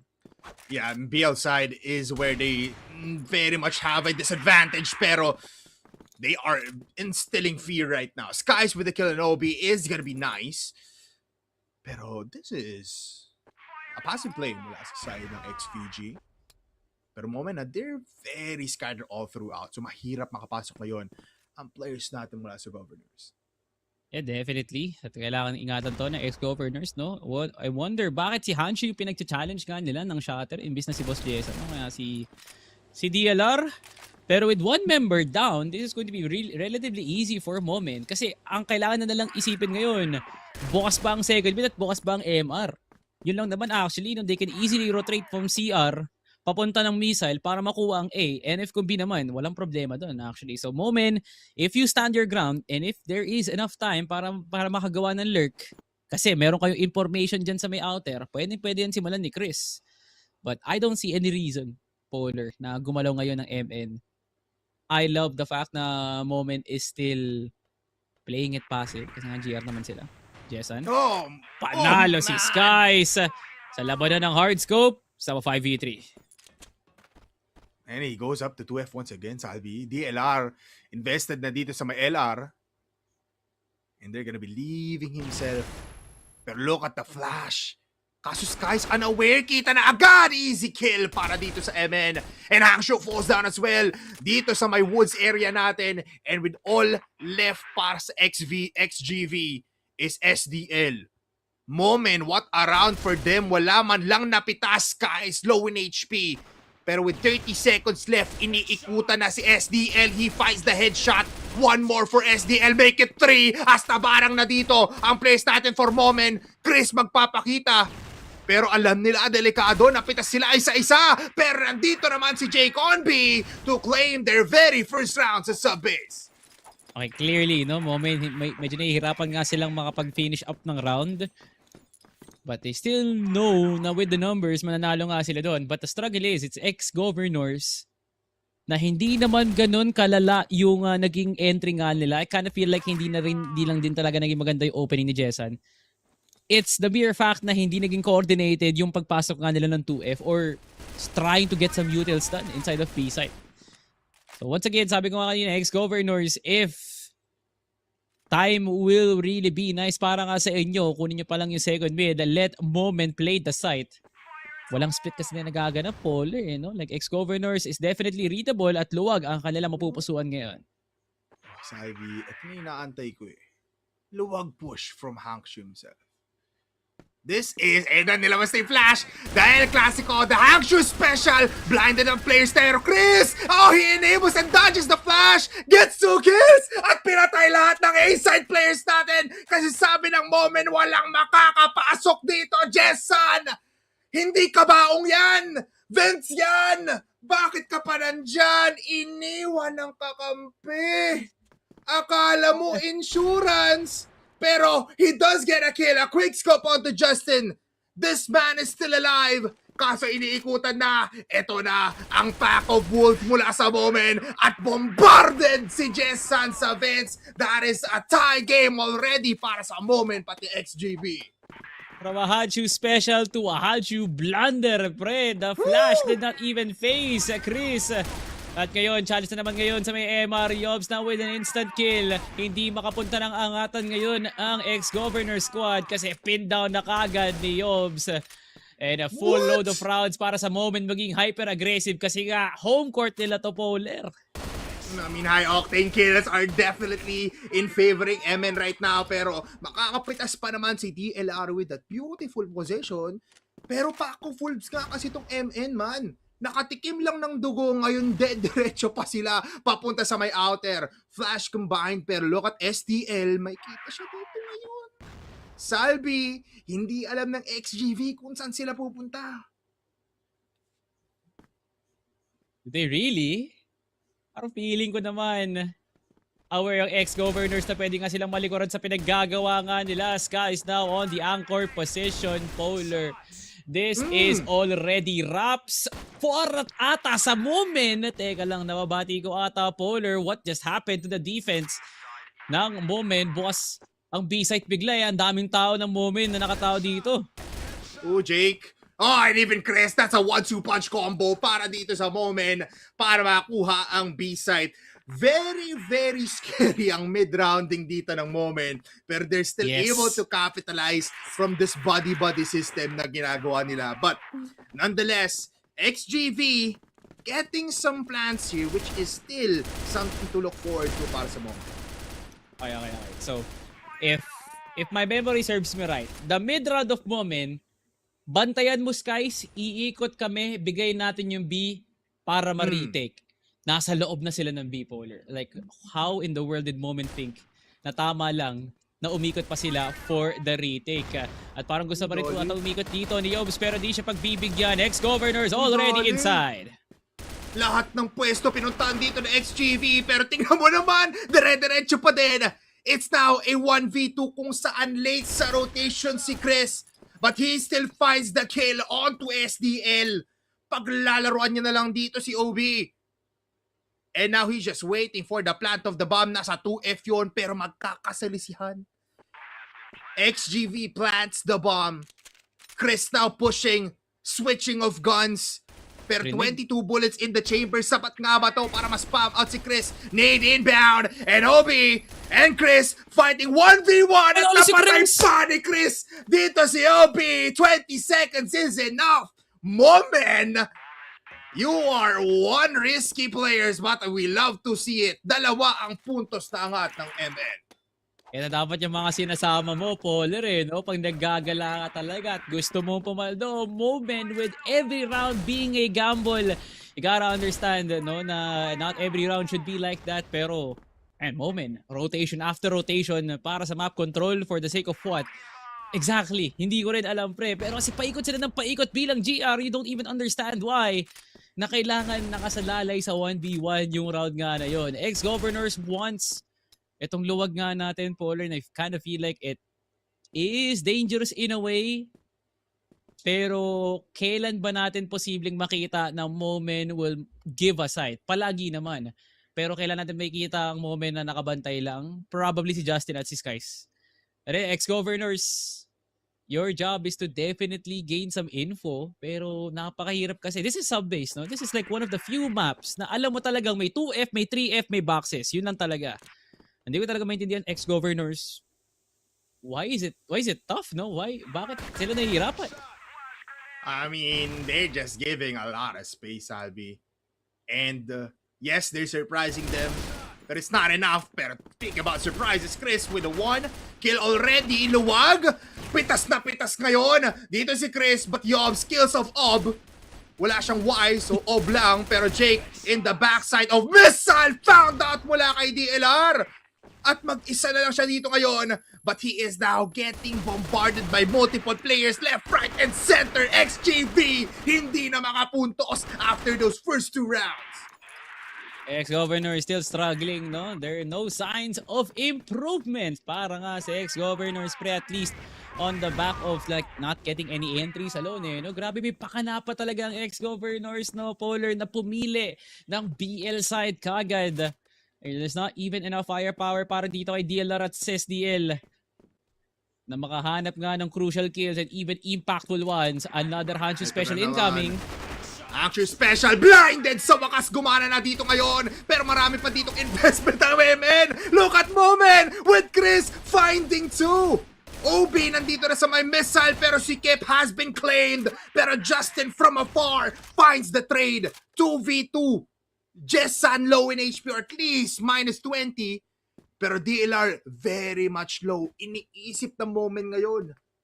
Di nagplanta ng bomba ang XGV. So nasan sila? Pero they hold their grounds towards CR.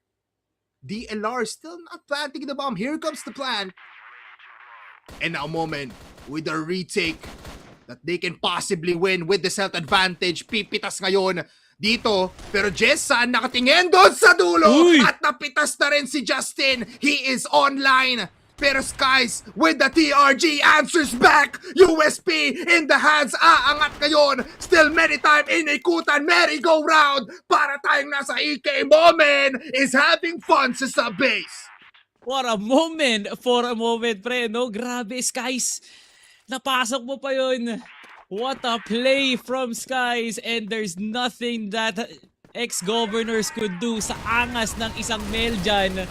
Yoms now once again on an MR push at dyan kayo isisilid ni Yoms pag di nyo ginalingan at buti na nga lang nakabawi yung Ex-Governors but the fall off definitely felt by Ex-Governors pero napatahimik nila si Yoms pero ang kapalit 3 buhay. Sakit nun, Salvi. It's all up to Hanshu and DLR.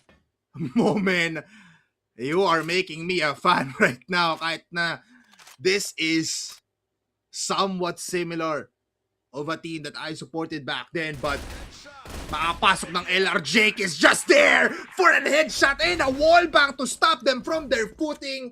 5 ang angat, Salvi. What's wrong? Bakit nahihirapan dito ang XGV?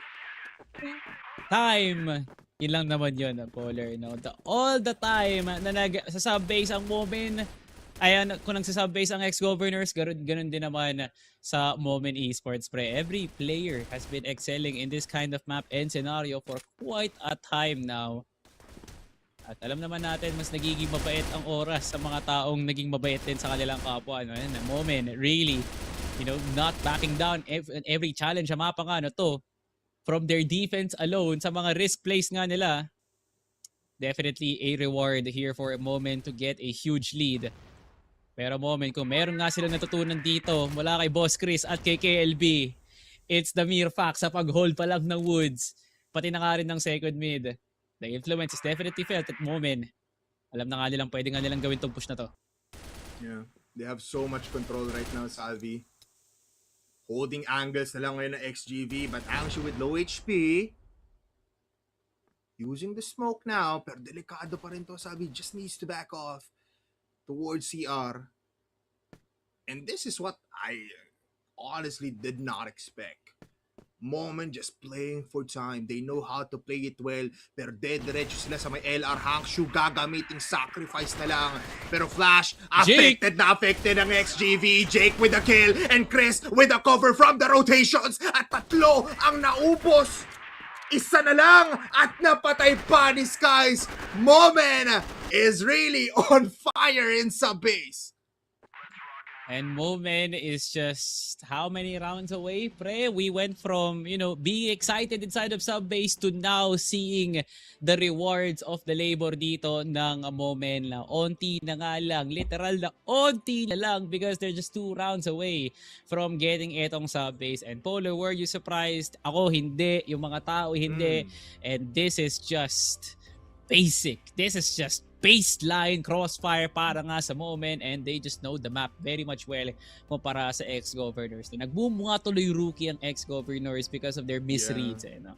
And if not misreads, it's the dueling. No? Meron si SDL, meron naman dito si Boss Jason paminsan-minsan, pero it's just pure heist. No? Onting heist lang. Ang MOMEN nasa kalangitan na nga kasi. No? So, it kinda puts a parse, no? Parang may onting agwat nga talaga, Polar, na nararamdaman mo na ang approach ng isang team sa pagduduel is different from the other. EXGOVERNORS wants to play it around on their executes. Ang sabi ng MOMEN, di lumapit kayo. Diba? Something like that really puts MOMEN at the top right now. At hindi mo masisisi, no? EXGOVERNORS really, right now, hindi nila mahanap yung solusyon doon sa problema sinabi ko. Mahirap, Salvi. If you think about it, yeah, you're absolutely right na parang execution ang magaling ang EXGOVERNORS. And they want to instill the kills right there and there. Pero once na parang MOMEN will just go for actional plays, they just wait out, especially na sa GR side sila, sobrang dali na lang laban kasi wala Salvi. It's just an answer back already to the firepower na binibigay dito ng EXGOVERNORS. Yes, kaya nyo mag-execute. Pero kaya nyo bang mag-defend once you're already in the side? No, they cannot. They're getting the kills, but they cannot find the hold na hinahanap natin. And nakita natin yun, 8 rounds straight? Parang nakapasok dito ang players natin mula sa EXGOVERNORS, but they plant it immediately, but they don't know what to do afterwards. That is so surprising. But now with a switch of sides, Jessan! Welcome back, brother. Finally, tatama ang unang shot. Nakapangilang welcome back na Polar para dito kay Jessan, pre. Nakakailang debut na ata ng master si Jessan sa kwento mo. Kalma, pre. Si Boss Jessan yan. Said na TT Esports, no? Dating kakampi ni Coach Tanks. Alam niya na yung mga ganyang angulo, pre. Palagi ako fan ni Jessan, man. The best si Jessan para sa akin. And that is why we always get some beautiful kills out of him. Pero, syempre, tignan natin na he's been missing the shots. If he can possibly find one more kill, doon natin makita yung amazingness na yun. But with DLR finding some beautiful kills here right now, he might just be a lockers player and a holder as well. Jay finds OB, pero DLR with a good transition para maka-hold out pa dito ng players. But Jessan with the kill and XGV answers back dito sa ating GR side. Salvi, tigil mo yan. Ang alin? Ano ititigil ko? Tigil mo yan. Ano sinabi ko? Wala akong ginagawa. Wala. We're getting delusional right now, pre. Wag naman ganun. Pero tama ka bang niluluto na EXGOVERNORS, pre. Nakalabas na outer. And it's an outer meat grinder for MOMEN Esports, pre. Lahat nag-anticipate for EXGOVERNORS at wala silang nakuha. Ubos man ang players na nag-execute doon sa may outer, pero may sagot pa naman. 2 players are still alive on XGV side. But MOMEN, can they possibly still win this? Low player dito si Skies. Chris still finds DLR. Jessan now in a 1v1 spraying with the USP falling down from the heavens above his Skies. And they do claim 2 rounds dito sa second half. Okay, no? So, the dead round kind of looked like a timeout kasi kung timeout man yun, na-convert ng EXGOVERNORS at yung dead round na yun, nabuhayan si Boss Jessan for 6 kills with no deaths. Polar, grabe ka naman. Ang super rookie na si Boss Jessan from claiming so much kills and at the same time, pre, him being able to hold his own sa may MR just means na nire-respeto ng MOMEN yung pag-atake nga talaga dito, no, ng MR from EXGOVERNORS, and they need to calm down. Medyo nagiging mabilis yung pacing ng MOMEN and they're not someone like, Execration or even Stallions na mapupunta sa kanila ang pabor kasi nga sila yung pumili ng mapa. No, this is also a map na kind of feels like EXGOVERNORS can still play defense and any team can play defense. Doon na lang magkakatalo talaga pag nag-BL. Yeah, MOMEN needs to be careful. Pero EXGOVERNORS, mataas ang kanilang antas ngayon. You're definitely right there, Salvi. Last time nga, no? I mean, impact-wise, nung nanalo ng 3rd spot, I believe, correct me if I'm wrong, last time, ang team ni Jessan Subbase was one of their prime maps, pero ito na execution, mukhang gugulatin ang moment ng players for XGV! A taste of their own medicine kung saan hindi sila makahinga! They're just entering B side so easily as SDL now, trying to go for a rotate of the ages na mag-isa na lang. 4 ang natitira, 1 kill in the bag, 30 seconds left, and look at this hold. Salvi, hindi madaling trabaho kapag 3 ang nakatutok sa'yo. Men, MOMEN, after 2 rounds straight ng ex-governors, sagot ng MOMEN dito, no, hindi niya na kailangan pang makapuntos pa because MOMEN already sila na ang nananadya ng mga laban nga ngayon para sa ex-governors na papunta pa lang sa kanilang mga poste. MOMEN Esports wants this luwag so bad na napapatingin kagad si Boss Jason at medyo natagalan sa pagtutok si Boss Jason and MOMEN inside of luwag. Oh! They dismember everyone in A site as Hakshu doesn't even know where to look as his flash is just too good. SDL always only gets 1 kill at ayan na nga, MOMEN! They are still your sub-base winners at grabe nga yun, Salvi, nakasagot naman ang XGV pero hindi sapat yun mismo sa executions ng ating MOMEN Esports.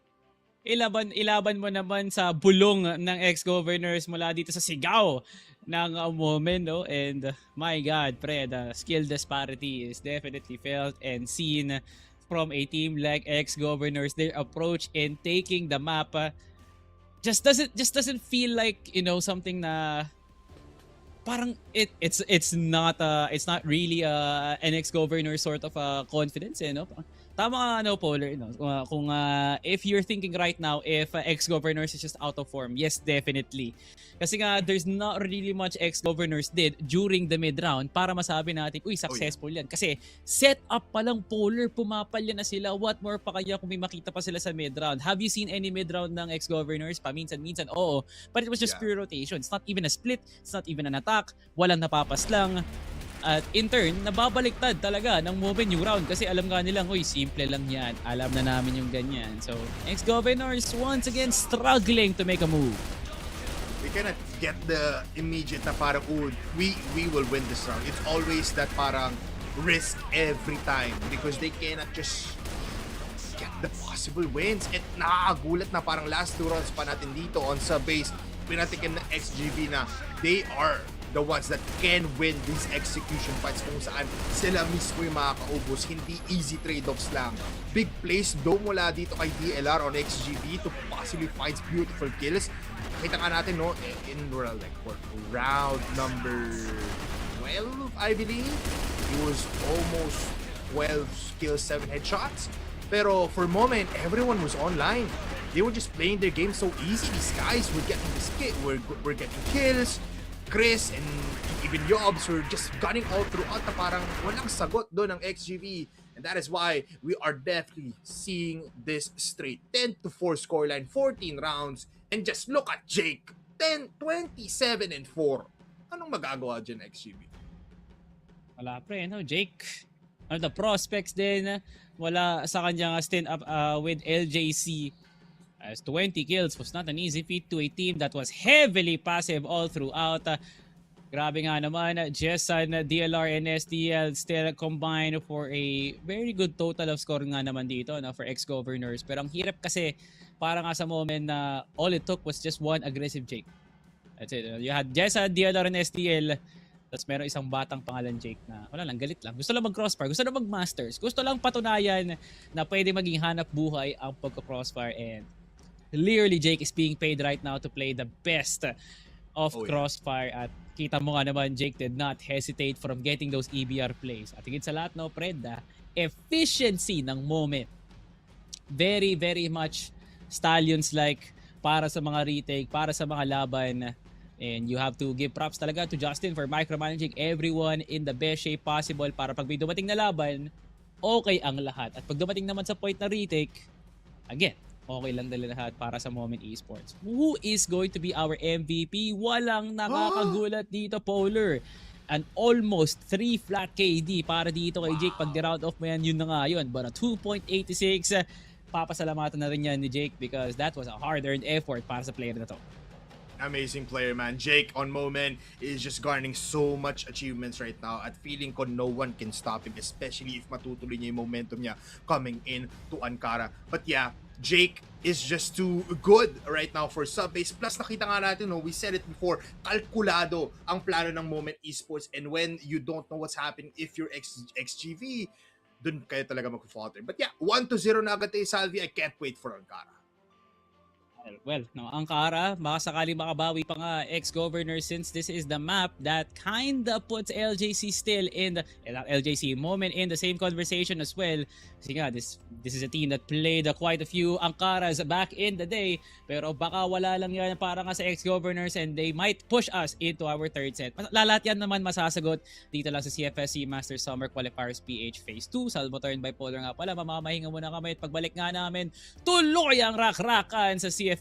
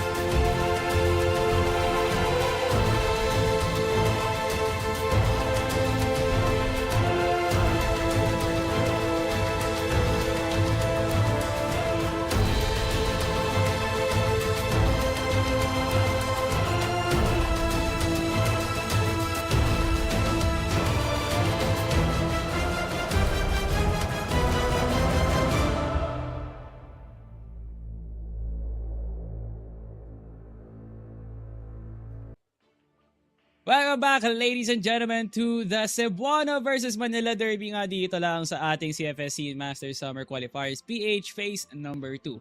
We're now down to our last series for today and potentially our last set, because MOMEN Esports looking pretty godly right now laban sa ex-governors and Ankara. Our second set, bilang mapang pinili ng ex-governors, the comfort is there, but is the skill set and the shooting prowess nandyan ba, Bipolar? I mean, Salvino, feeling ko understatement na parang yung props natin here for MOMEN. I feel like they're goddamn great pagdating dito sa ating matchup up against ex-governors. Kasi nakita natin na parang a lot of teams, when they get surprised by the execution, just like what XGV gives towards these maps or towards these sets, magugulat kayo. You cannot comprehend what's happening. But MOMEN, they know what to do. Despite BL side for XGV to be somewhat great, napapapas lang sila every time kasi alam ng MOMEN mag-react to those kinds of plays. And I feel like that's because of their, doon nga na sila mo, from the advices that they garner from their fellow Cebuanos, na parang they know how to play up against teams like this. And XGV now, they have a chance. Ankara is a 50-50 map. You said this before, XGV knows how to play Ankara, pero with the likes of MOMEN, I can see it not going their way kasi ang hirap, Salvi. You have Skies getting a lot of skills. You have Yobs activating every time. And Chris, kahit na late rotations, he wins these fights. So, it's just insane na parang wala kang makitang butas right now for MOMEN. It's just that parang they're playing reactionary. Pero it plays well kasi aggressive and face front palaging XGB. Good insights no, Polar, no? Like you mentioned about Skies and Chris, pero potentially kasi MOMEN Esports looks like a team that plays for clips, pero parang hindi nga naman talaga. It just looks flashy kung paano nga nila ginagawa, but it's effective. Kung paano nga nila kinalaban ng SGJ during day 1 ng ating Impact Spring, it kind of feels like they were destined for greatness to. Kasi yung angkara na yun was not easy to take, and it felt easy because of the outcome itself. Kasi if this is the map really na pinili ng ex-governors, I kind of feel like na dapat nag-new compound na nga lang tayo, or even something like, I don't know, port. Kasi at least doon pwede yung i-punish yung galit ng MOMEN Esports. But you know, Ankara is indeed the map that can still heavily benefit MOMEN sa kanilang playstyle sa loob nga ng subbase. At kitang-kita mo, the setup already is being thrown out. Jason nasa floor A, gusto kagad i-contest ng ex-governors yung pagmamalapit ng MOMEN. I actually wanna ask you, Salvi, no, na parang, dahil ba naging IGL sanction, hindi siya mas naging explosive unlike nung nasa Impact sila ng KDL? Honestly, Polar, kasi parang there is a new standard kasi sa Crossfire. Gets naman na fragger nga talaga si Hanshu, pero we put so much IGLs in the highest of pedestals na hindi lang sila dapat nagtatawag. They can also frag out. Tulad lang din ng ginagawa ni OB. Pero going back to my point, you have someone like Del QQ, KLB, meron kang KLR, Tino, all of the bunch. I feel like Hanshu still has the skill set para naman makipaglaban eh. No? It's the matter of fact na tulad nila Del QQ, kaya nga ba nilang pagsabayin? Are they efficient enough? Parang siguro for Hanshu, it's not probably because of the role, probably because of the shift ng pacing ng laban. It's not favoring him, no, na parang he needs to actually not just aim but think before and mid-roundings din, possibly. But yeah, great defense for XGV. Just to go back, no, Vents play, double play doon for XGV, and Haze rotate towards CA, napatay na agad. Now smokes towards high mid dito ng GR side, all the way from bypass. 3 players para sa MOMEN trying to activate themselves here in a hotel, here on second mid in Akyatan. Pero tingnan mo to, I like this from MOMEN. They're playing very, very far back towards the Ares pa nga. Pero ngayon, lalapit ang players natin for MOMEN. Chris, spearhead ngayon, pero Justin to get the kill. Spraying on down towards RS. Jessan cannot find the kills with the TRG nade inbound. Bomba hindi na tama, pero yung bomba mismo na C4, ilalapag na ng MOMEN. 3v3. Dito sa mini tower, walang makita. Good smoke for MOMEN, pero still not hitting the shots. OP from TP. Manggagaling na nga dito ngayon ng XGV for the reading, pero it's all up to DLR versus 2 MOMEN. What a play all the way from A towards B. Grabe men, MOMEN once again showing that they have execution kahit saang mapa mo nga sila ilagay. The sub-base effect sa loob nga ng Ankara is definitely felt. Kakaikot ng MOMEN, ang ex-governors ay nagbombarena na dito. No? They just want to drill through over to the offense ng MOMEN, pero wala namang nakalagay sa bandang dulo. No? At hindi pala MOMEN ang umiikot. Ang ex-governors sila mismo ang nababaliw. Kakaisip ka nila, Chris now with the shot to shut down dito si DLR, and that is a failed lurk para sa side ng ex-governors. MOMEN, too good to be true. Alam nga nilang hindi sa lahat ng oras makakaabante sila ng HM, pero buti na lang tumingin ng bypass. This is pretty insane. Jessan hits the shot, pero he hooks all the way from the high mid side with an HK. Ngayon, papasok sila towards the exit side of A, pero ipitin sila dito ni Hakshu. Here comes the possibility of a big play for XGV, pero look at Justin, mag-aantay lang for a possibility of a push. At ayun na nga, pinalampas pero pinatay ang isa. OB with the trade, he finds the C4. Jake with 2 HP and 2 players up against him. He doesn't play well. It's MN giving around for XGV. And XGV, it was definitely from Jessan as well as OB na nagpakitang gilas nga doon sa round na yun from their picks to stabilize yung ex-governors pressure. Parang nahanap na MN eh, no? After that one pick sa may Dorby, okay, pwede na tayong kumalma, no? Pwede na tayong manahimik. And MN sa rotation was definitely something that was read all throughout the map. ng ex-governors. Ngayon, kailangan na nga nila mag-transition into a mid to CA push. HM lang din naman na magiging pupuntahan nito, no, Polar? But the thing is, can they be able to contest yung 2F player from ex-governors, or will it be a fake CA, rekta ng A, at isang maglalurk dito, no? Kahit sino na yan, si Chris pa yan o kaya si Skies, bahala na nga lang. But ex-governors, they are putting the wrong numbers in the sites. Iniisip nila high-low, pero what more kung may manggaling ng exit? This is a pure execution from moment. Oh, there's a flash now.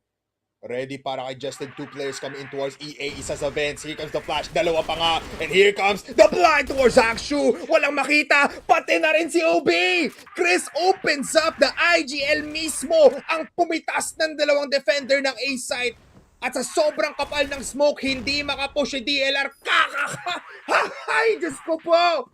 Kakain pa mismo ng bomba. Salvi, XGV doesn't know what to do. Ex-governors, what has happened? Nahuli din si Jessan. Hindi libre ang lahat no. Polar, pinag-ihirapan nga talaga. At akala ni Jessan na mga kabakante nga siya from that ego peak sa yellow. And MOMEN Esports. Grabe yung natutunan nyo kay Boss Chris Pre, because how is that even possible? No contest for ex-governors, not even a denial of flashes. Hindi nga sila handa para sa parating na ulan ng bomba dito ng moment no? So ex-governors, clearly, this is something new from them. Yeah, it's just a surprise every time. A failed push towards NA ngayon, TB.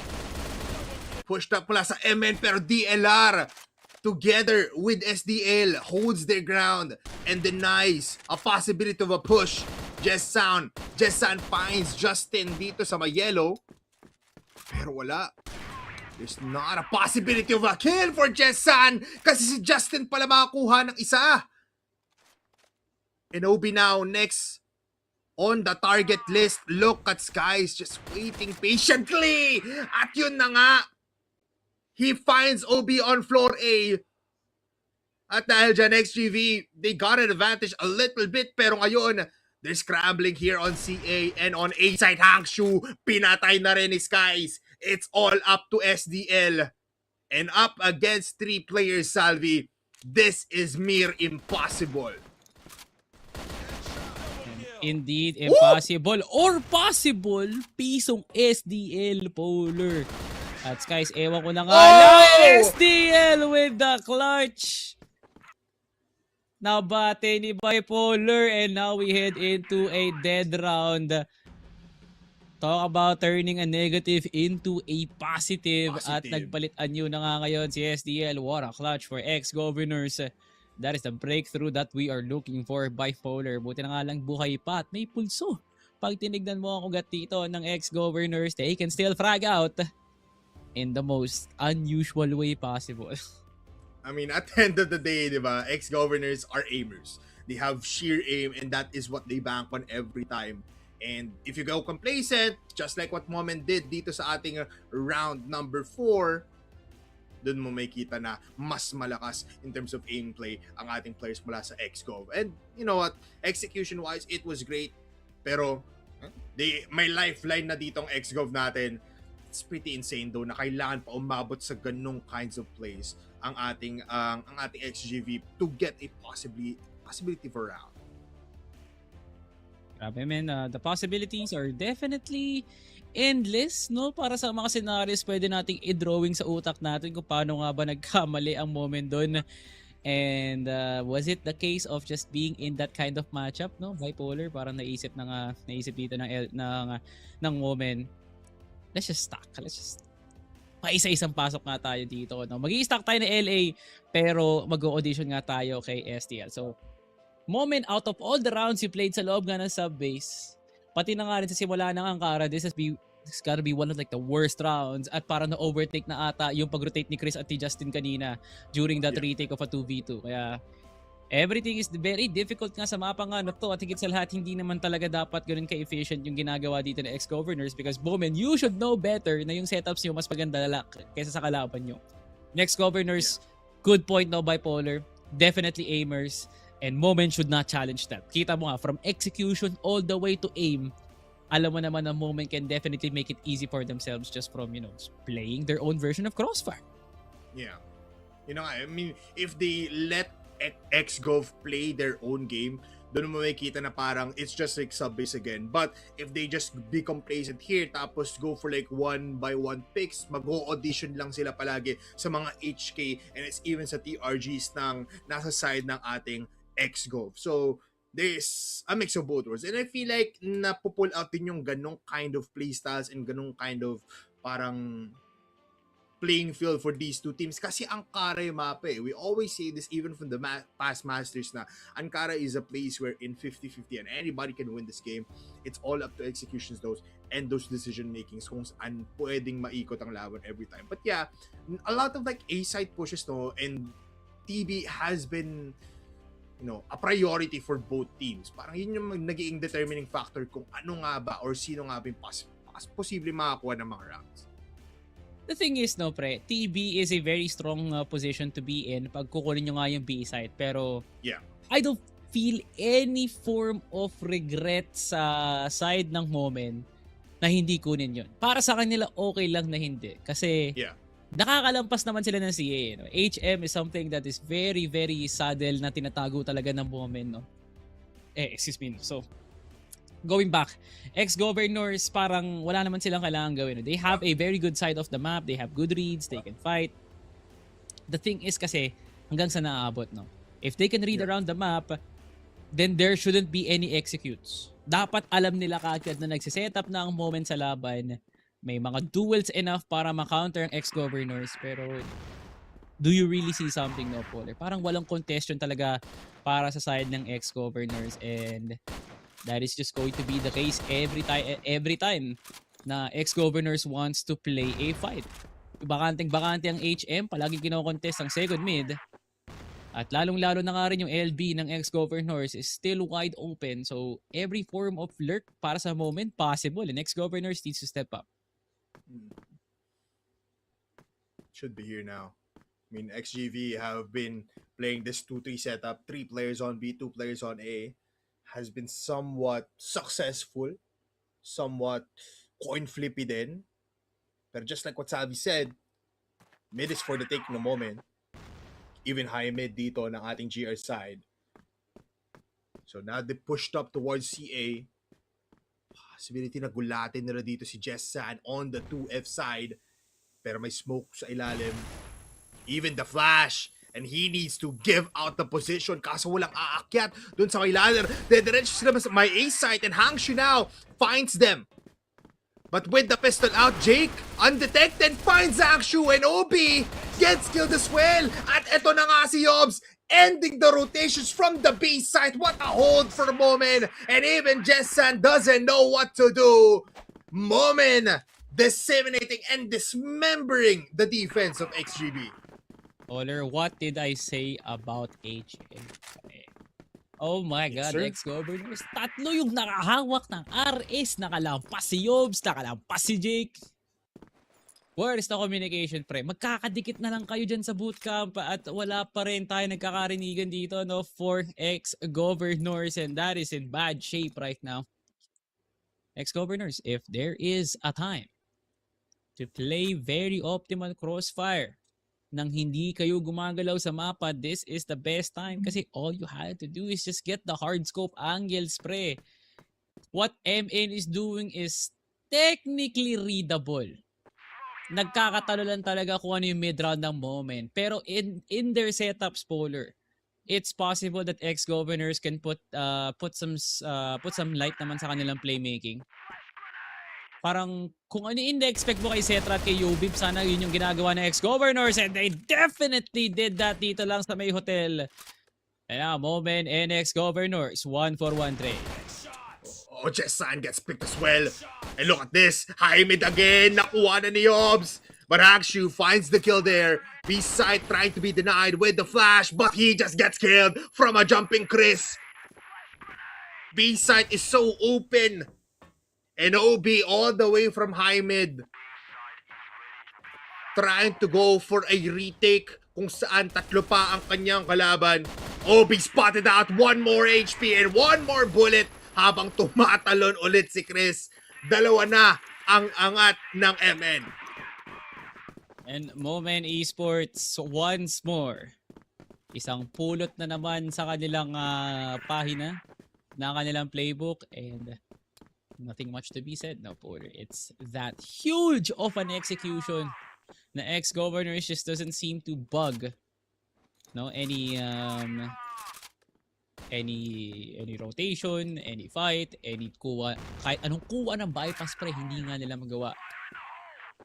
And I kind of feel like it's the aura ngayon ng MOMEN Esports, no, Polar, na BL nga sila, marami silang ginagawang lineups.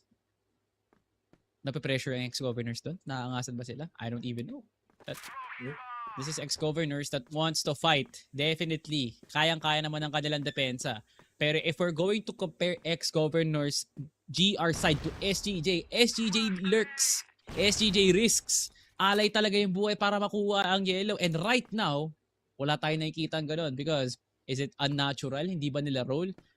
And ex-governors does belong in the same region and the same league as SGJ. So, ngayon pa man lang, if there's no going to be any deviation sa play na to, wala talaga. Bulag na bulag ang players natin with an immediate flash. But A-site now, denied by DLR. Makes it a two kills before he falls down. Pero tatlo, laban sa tatlo as Jessan with the HK pushing now. Dito sa may stairway on the floor. Pero Sky is left alone as Akshu claims Yobs. Pero Sky is able to get 2 kills. It's all up to the snipers! Pero how the hell did Skies claim a triple kill to deny XGV's impressive defense sa A? Hindi ko rin alam, Polar. Kasi alam na nilang nasa fence. Hindi pa hinardscope ni Boss Jessan. Yes, Polar. Ganyan na ganyan din yung mukha ko. Hindi ko alam paano, pero... Oh my God. Oh my goodness. That was your only chance of a very good defensive play nang hindi kayo nagcha-challenge na mid. Binigyan na kayo ng pampiyansa ni DLR at ni SDL.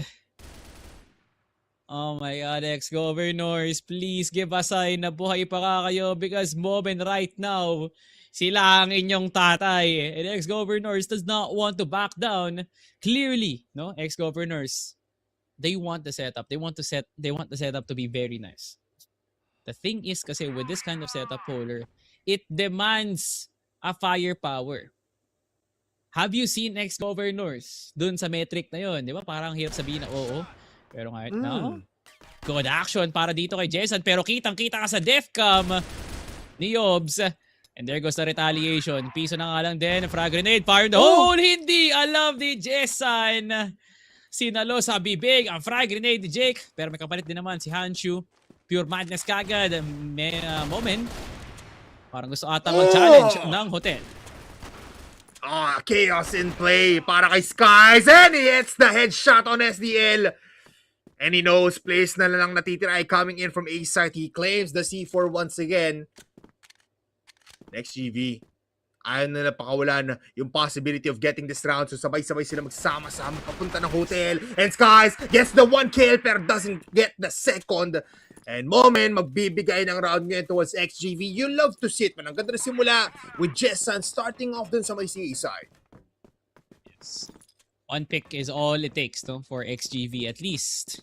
Something na maasahan mo, no, for the likes of XGV. It's definitely the presence. It's definitely the angle na kinuha ni XGV to start off the round. And ngayon,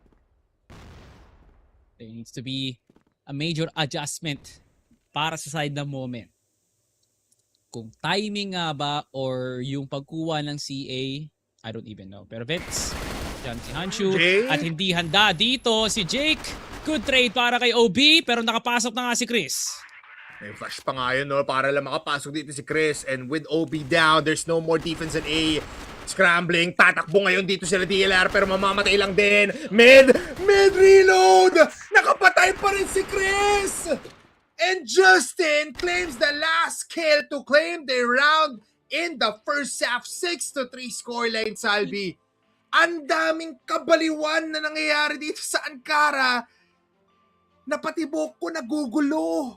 Anong nangyari sa Alvin? At nakakasabay ka pa ba, Polar? Naiintindihan po pa ba kung ano ang nangyayari? Ako hindi na. Bakit ganito? Ako hindi. Bakit ganyan?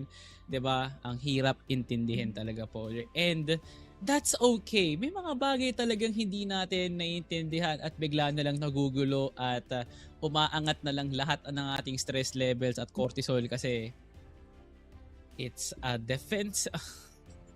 Kaya ng kahit sino yun, pre. Ayoko sabihin na ex-governors are like sort of lacking in their defense right now, pero a retake scenario na hindi nyo naman kailangan madaliin because the bomb is planted with a lot of time on the clock. Yeah. Pero was it coordinated, pre? Pinauna kagad nila si OB at nahuli nga si Jason, and my god, the communications, man. There's not even a barrier, pero parang nagkakalabuan dito ang ex-governors. Yeah, and I guess naging mahirap lang din talaga yung last two players natin doon for XGV na mag-hold ng A-side kasi yes, the first flash came in pero may second pang investment doon yung moment. So execution talaga, Salvi, kakaiba. Kasi what happens is Moment will wait for the second flash bago sila mag-overcommit towards the top of A-side. But here comes the switch of the sides. Jessan already spotted or at least planted dito sa may yellow natin, trying to go for early pickoffs. Yeah, execution, kailangan gulangin dito na XGB ang MN. Okay. Pero ba soft suit para sa Moment ngayon? Wala nagtatangka mag second mid. That's a very ballsy play. And more so enough, parang hindi ko rin nakikita na Moment Esports not even trying to gain some footing dito lang sa may uluhan. Wala talaga, pre. So, a military possession para kay Boss Jessan and a very stacked B side. If you're going to use the Arctic player bilang lurk, that is a bad sign. Pero sana talaga maging active yung push ngayon ng ex-governors dito lang sa may hotel. Moment needs to be careful. They got hotel, and I do agree with you that Jessan being the one to stay and lurk here on a might be a bad sign, but we've seen this happen before. Even ALG Alliance Gaming does this with Nuken being the only one here on long A. So there's a possibility naman na gumana to. Pero look at Chris on CA, very curious, doesn't spot the players.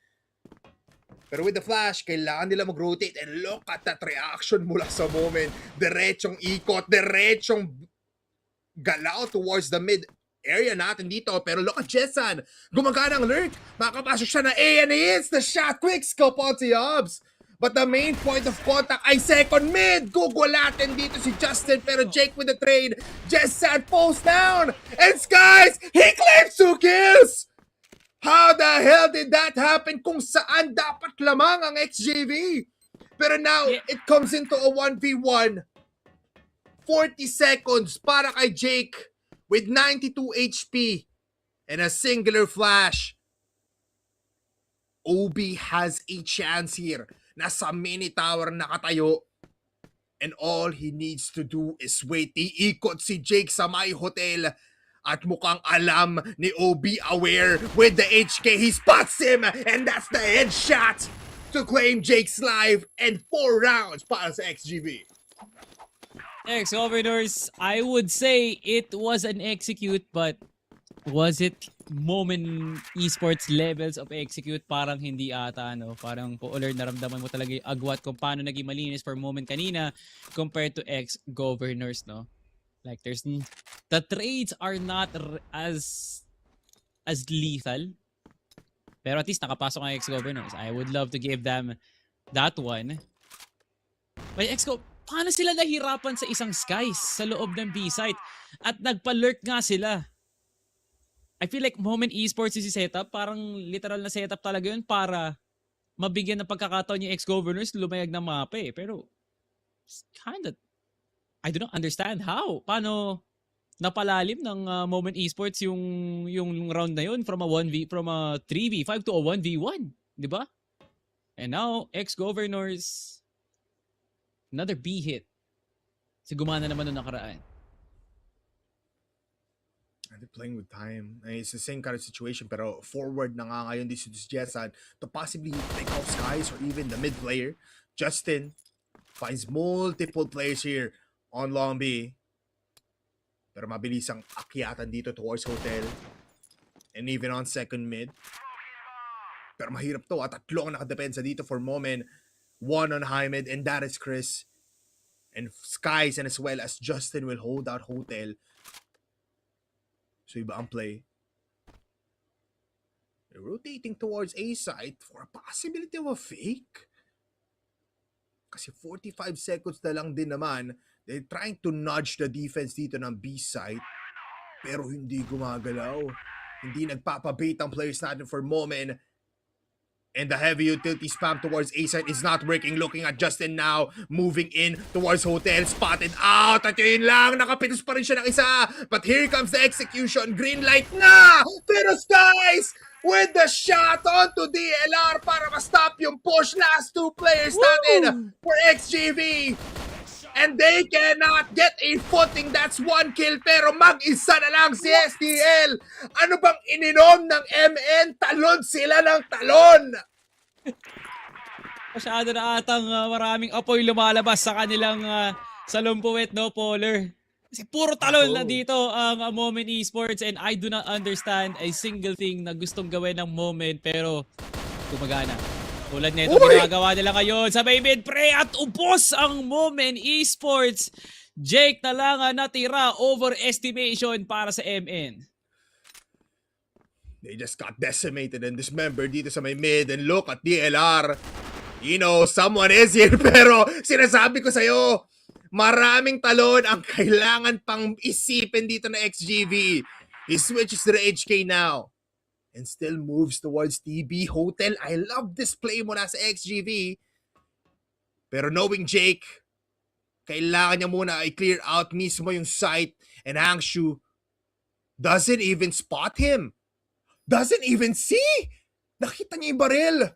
Pero with 20 seconds, aabante na ngayon ang XGV. Flash is there. There's still time. Pero maingay ang paa. That's a headshot. 9 seconds. Hangshu playing for time. The right play at the right time. Tatalon and he gets the headshot. And that is finally 5 rounds para sa XGV. Yeah, no time, no? And very much well played. Textbook na post plant para nasa EXGOVERNORS. Well, of course, dinaan sa oras and that is the most optimal way, no? Call it as may be. Pero EXGOVERNORS is like one of their smartest moves so far in the series and MOMEN wants to close this out already. Pero EXGOVERNORS not backing down. Gustong pumalag para mapapalalim ata ngayon ang buwelo ng EXGOVERNORS para mawala ang top A player. Jake, 36 HP. Technically 2 hits pa siya. Still alive. Still efficient. Pabilisan na lang talaga na pindot ng left click dito, no, for EXGOVERNORS and MOMEN. Pero pinakamahirap dito, no, is the fact that EXGOVERNORS do not have any idea kung meron nga ba talagang naapektuhan dun sa kanilang frag grenade. But this rotation kind of feels too obvious, no? And MOMEN, hindi sila nagpapabadya. Parang gusto ata nilang laruin ng retake na lang, Polar. Yeah, I mean, they have good cover, no? Nasa high mid lang yung dalawang players. One on the second floor. Or at least on tower. They need smokes para makapasok dito ng B-side. And here comes the lineups. OB with the flash as well. Just for insurance. Makakapasok na ng B-side dito ang ating XGV squad. But retake, yun mismo ang gagawin ng ating MOMEN Esports. Flashes. They claim at B, pero Sky so curious and still hits the whip. The quick scope towards the backside of B. And look at Yobs, overwhelming OB. Hindi pa nakapit na si OB ng dalawa. But now it's a 3v3. Good defense and post plant possibly for XGV. Pero look at Yobs. He's gonna be solo player coming in from the respawn side. Hotel push natin ngayon together with Skies. They find one pero easy trades. SDL activates to kill off 2. Pero si Yobs, alam niya na, pisong-piso at may oras pa. Yobs What an investment na maging huling player na mag-execute. 8 points secured para sa MN. And the trust para dito kay Yobs na wag ka munang lumusob. Si Chris at Skies na bahala. That is friendship Grabe right yun. there. Grabe yun, Polar, indeed. And Kung that tayo is yun, Salvi, something that nagalit only... na si Sneaky. So, alam mo yun. Alam mo. Naalala mo yun, nung araw na yun, sabi niya sa atin, yes. Hindi natin kailangan. Pero, my point is, definitely Yobs just wants to play it late para ma-throw off ang huling member ng ex-governors. And the rotation was very nice. Alam mo talaga na ang ikot ng mapa ng ex-governors ay pa-counterclockwise. Itong MN tama lang talaga. Because ex-governors, I do not understand the execution still not putting in any sort of efficiency. Pero mali mo nga naman, Moment just has a good read. No? Pero nakikita mo ba paano nakakakuha ng kill sila Skies? Sila Yobs? Libre Is it naman. a fight na dapat? Is it a fight na should be warranted? Di ba? Exactly. So, yeah, ex-governors, hindi ko alam ano priority nila, but it's something efficient paminsan-minsan, pero tulad din ng ganito, nagkakapalyahan talaga. I mean, out of nowhere palagi, Salvi, yung kills dito ng Moment. And that's why nagugulantang ang ating ex-gov players. Pero same as the last 3 rounds natin, they will invest Jessan here on long A. And the rest of the squad, kahit nasugatan na ang ex-gov, ay mag-push possibly ng B. Pero they back off and Jessan! What a timing to kill off Yobs! Pero CA now in control. And look at Chris. Finds the head of Hangshu. At hindi pa siya napatay doon. The flash disables the EA push and DLR napatay. At napaslang ang players natin on XGV as the rotations comes in. The skies really are just too big para na-overwhelm ang XGV. Ano? What the hell is happening, Salvi? Isa lang yun. Sorry, ikaw na nagpipilter sa sarili mo. Gusto mo sabihin yung Crossfire rocks, pero bawal kasi pre. MOMEN Esports, I do not know anymore. Si Chris lang yung nakatao dun. And eto nga pala yung match-up Polar during Impact Spring na dikit. Hindi ganito yun. Okay, ako nakita ko yun. Yes, To be fair, nakita ko yun. Kahit ako. Akala ko sabihin mo, uy, ano yun? Nakita ko yun. Di ba? Hotel player ako, Salvi. Magkawagal. Alam ko. Ay, ano, smoker ka? Hindi. Ano lang. Never mind. Sumbong kita sa referee. Eto, here comes an execute possibly na nakatao na naman ang Moment. Walang flash pero handa naman doon ang MN! They open up pero Jessan, quick scope! Instantly on Jake's body. A 2v3 kung saan Jessan looking for a possibility of a pick bago pa makapasok dito ang Moment. And Chris, just patiently waiting. Alam nila mag-aasim dito. XGP! At isang bala lang or dalawa ang kinailangan para mapatay at makuha ang matchup na ito. Moment, you are insane! Indeed, 1-1 MOMEN Esports advances towards the next round, and take a look at the total scoreline. Mr. Bipolar 20 up against 9. 9 rounds lang ang nakuha na ex-governors, and 5 of those dun sa sariling kanilang map pick pre. That is his testament na time is really good for someone like MOMEN Esports na wala talagang ginawa kundi mag-mappings, mag-aral, mag-pub game, maglaro ng Crossfire, magising, mag-toothbrush, maglaro, matulog, maglaro. And MOMEN Esports, alam mo yan, Bipolar, nakakasama natin mag-8v8 yung mga batang yan. They are just hungry to prove everyone that it's no longer a gentleman's game. Kailangan ng sumabay na mga atabs para ma-usher in ang new era of Crossfire. And MOMEN Esports just out-fragged, out-maneuvered, and out-called the so-called veterans of ex-governors, friend. My God, Bipolar, this is a breakthrough in the Cebuano squad. Let's add one more one where we're outplayed ang players natin mula sa XGov dito sa laban na to up against MOMEN. But yeah, Cebuanos are just too good, Salvi. The plays coming in from XGV were surprising, was exciting, mabilis, at masarap makita na gumana, pero MOMEN was just too good, Salvi. Not just from Ankara, but even in sub-bigs, it's the same kind of things. And it's just so peculiar kung saan XGV are losing rounds from the randomest things ever. Harap-harapan may nagre-reload sa side ng MOMEN pero sila pa rin yung namamatay. How the hell did that happen dito sa Ankara? What more pa kaya yung clutches dito, these guys? Yes. Si Chris and Justin Pre. It doesn't feel human, no? Hindi tao tayo naglalaro para sa side ng MOMEN, Pre, after winnable rounds dito na ex-governors na ibabawi pa rin ng MOMEN at naidadala talaga ng MOMEN sa itsura ng kanilang estado, no? Like wala kasing alikabok, Pre, ang makina. Kitang-kita mo na umiikot pa rin ang pabrika ng dito ng MOMEN Esports. At parang mas marami pa atang kills yung USP kaysa sa HK sa mga pangano to. But take a look at the MOMEN Esports numbers. 19 kills para sa kanilang IGL. And I don't even want to make the comparison, Paul. Ikaw na bahala dyan. May 18 kills ata sa 19 kills si Chris, puro USP lang, Salvi. Muntikan ko lang ako masabi na parang kahit nakapisto lang dito yung MOMEN, ex-governors could not even get a possibility of a win. But they did play pretty well. Hakshu better scoreline now, 8-14.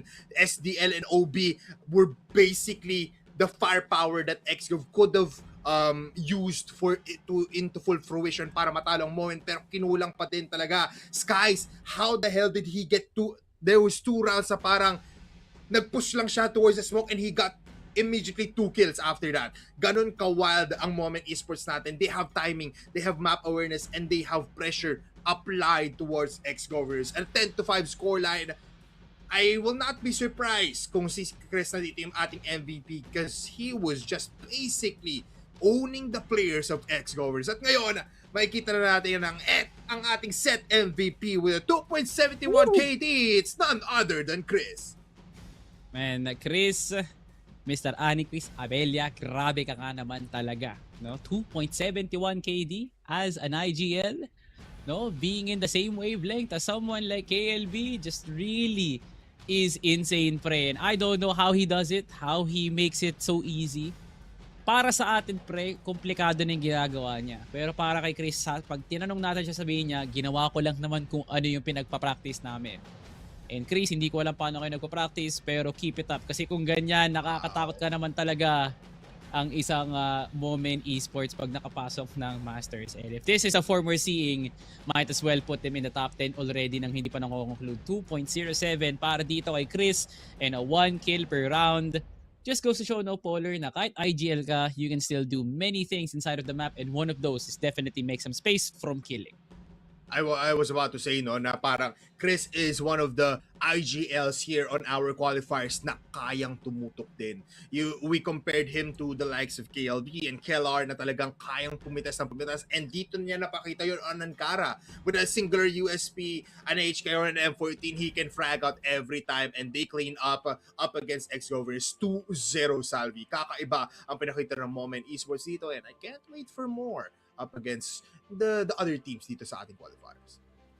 Well, I believe that is all for all the games today, and I'm so excited, Polar, kasi ngayong araw din natin malalaman sino mga kalaban ni ganito sa susunod na next round, no? At inaabangan din talaga ni Sneaky Frog yan kasi meron tayong isang specific matchup na paborito nga naman talaga kasi ang sabi daw ng isang lurker ng isang team, papaduguin niya daw si team na to, at inaabangan na nga natin yung team na yan, Bipolar. At habang inaayos nga nila ang ating bracket, actually hindi na nga nila inaayos, maayos na kasi ipapakita na namin sa inyo, Crossfire Philippines. At eto na nga sila, please give it to the Filipino people. Okay. So hindi sila magtatagpo, Polar. Medyo sad, pero you know, Ganon talaga. But at least, no? We have a very respectable bracket nga naman dito, no? At kung makikita mo ang taas, we have Team Stallions laban nga sa MATTJESS. At ito pa malupit no? Ang paghihigante. May magpapatuloy nga dito na we have FERVID and Execration para sa ating isang matchup dyan sa 2-0 bracket. At dito naman sa 0-2, ang mga alanganin ng mga teams para makapag-exit. We have EXGOVERNORS versus EKISQUAD and JY Bacolod laban nga sa HazMatz. And we have a stack lineup no para sa mga susunod na araw. Polar, what's your favorite match? This is actually pretty nice. Feeling ko tayo, Salvi, magkakas ng lahat ng to eh. As far as I believe sa June 4, pero correct me na lang if I'm wrong. I'm excited for the first two matches natin. Stallions, MATTJESS, FERVID, Execration. Just like what you said, good matchup. Pero I'm excited din for XGov, pati na rin yung mga kalaban na later on. But, ito yung next matchup natin. Amazing man! Tingnan mo naman. Virtus.Pro, ComebackFriends, Alliance Gaming, MOMEN Esports. Actually, tanggalin na natin yung first three matchups natin. Gusto ko makita tong Alliance versus MOMEN. Ooh, okay. You're definitely right on the money. No? Tama-tama ka nga naman naging comparison. This just feels like Alliance versus Kertas all over again. Na merong onting roster moves. And I can't believe that is going to be our main event for tomorrow. Pero sa mga nagtatanong kung ano ang matches bukas, i-screenshot nyo na. Kasi eto na nga yung huling beses na baka pwede nyong makita ang matches sa araw nga na to at baka makalimutan nyo sa pagtulog nyo. Pero papaalala ko lang, baka sakali magkalimutan nga tayo no, for our first match for tomorrow. Team Stallions laban sa MATTJESS up against dito sa ating pangalawa, FERVID versus Execration, Virtus.Pro laban sa ComebackFriends, and Alliance Gaming versus MOMEN Esports for our last match for today. Hindi man natupad ang ating mga pangarap na mga matches, pero at least no, we still have solid ones for you guys tulad ng FERVID at Execration. At mali mo nga naman, umabansi pa yan into greater lengths. And grabe nga naman, Polar, what a day for Crossfire. And what a day it is. You know, coming back to Crossfire, it's gonna be insane. Nakita na nga natin ngayon, no? I believe tatlong 2-0 and isang 2-1 tayo ngayong araw na to. So, very dominating yung nakita natin ngayon. Nagsiset in stone na yung storylines natin. Plus, it can still differ naman tulad ng sinabi mo, yung mga 0-2 natin pwede maging 3-2. But let's see. It's gonna be an exciting qualifiers for our Masters and I can't wait to see more.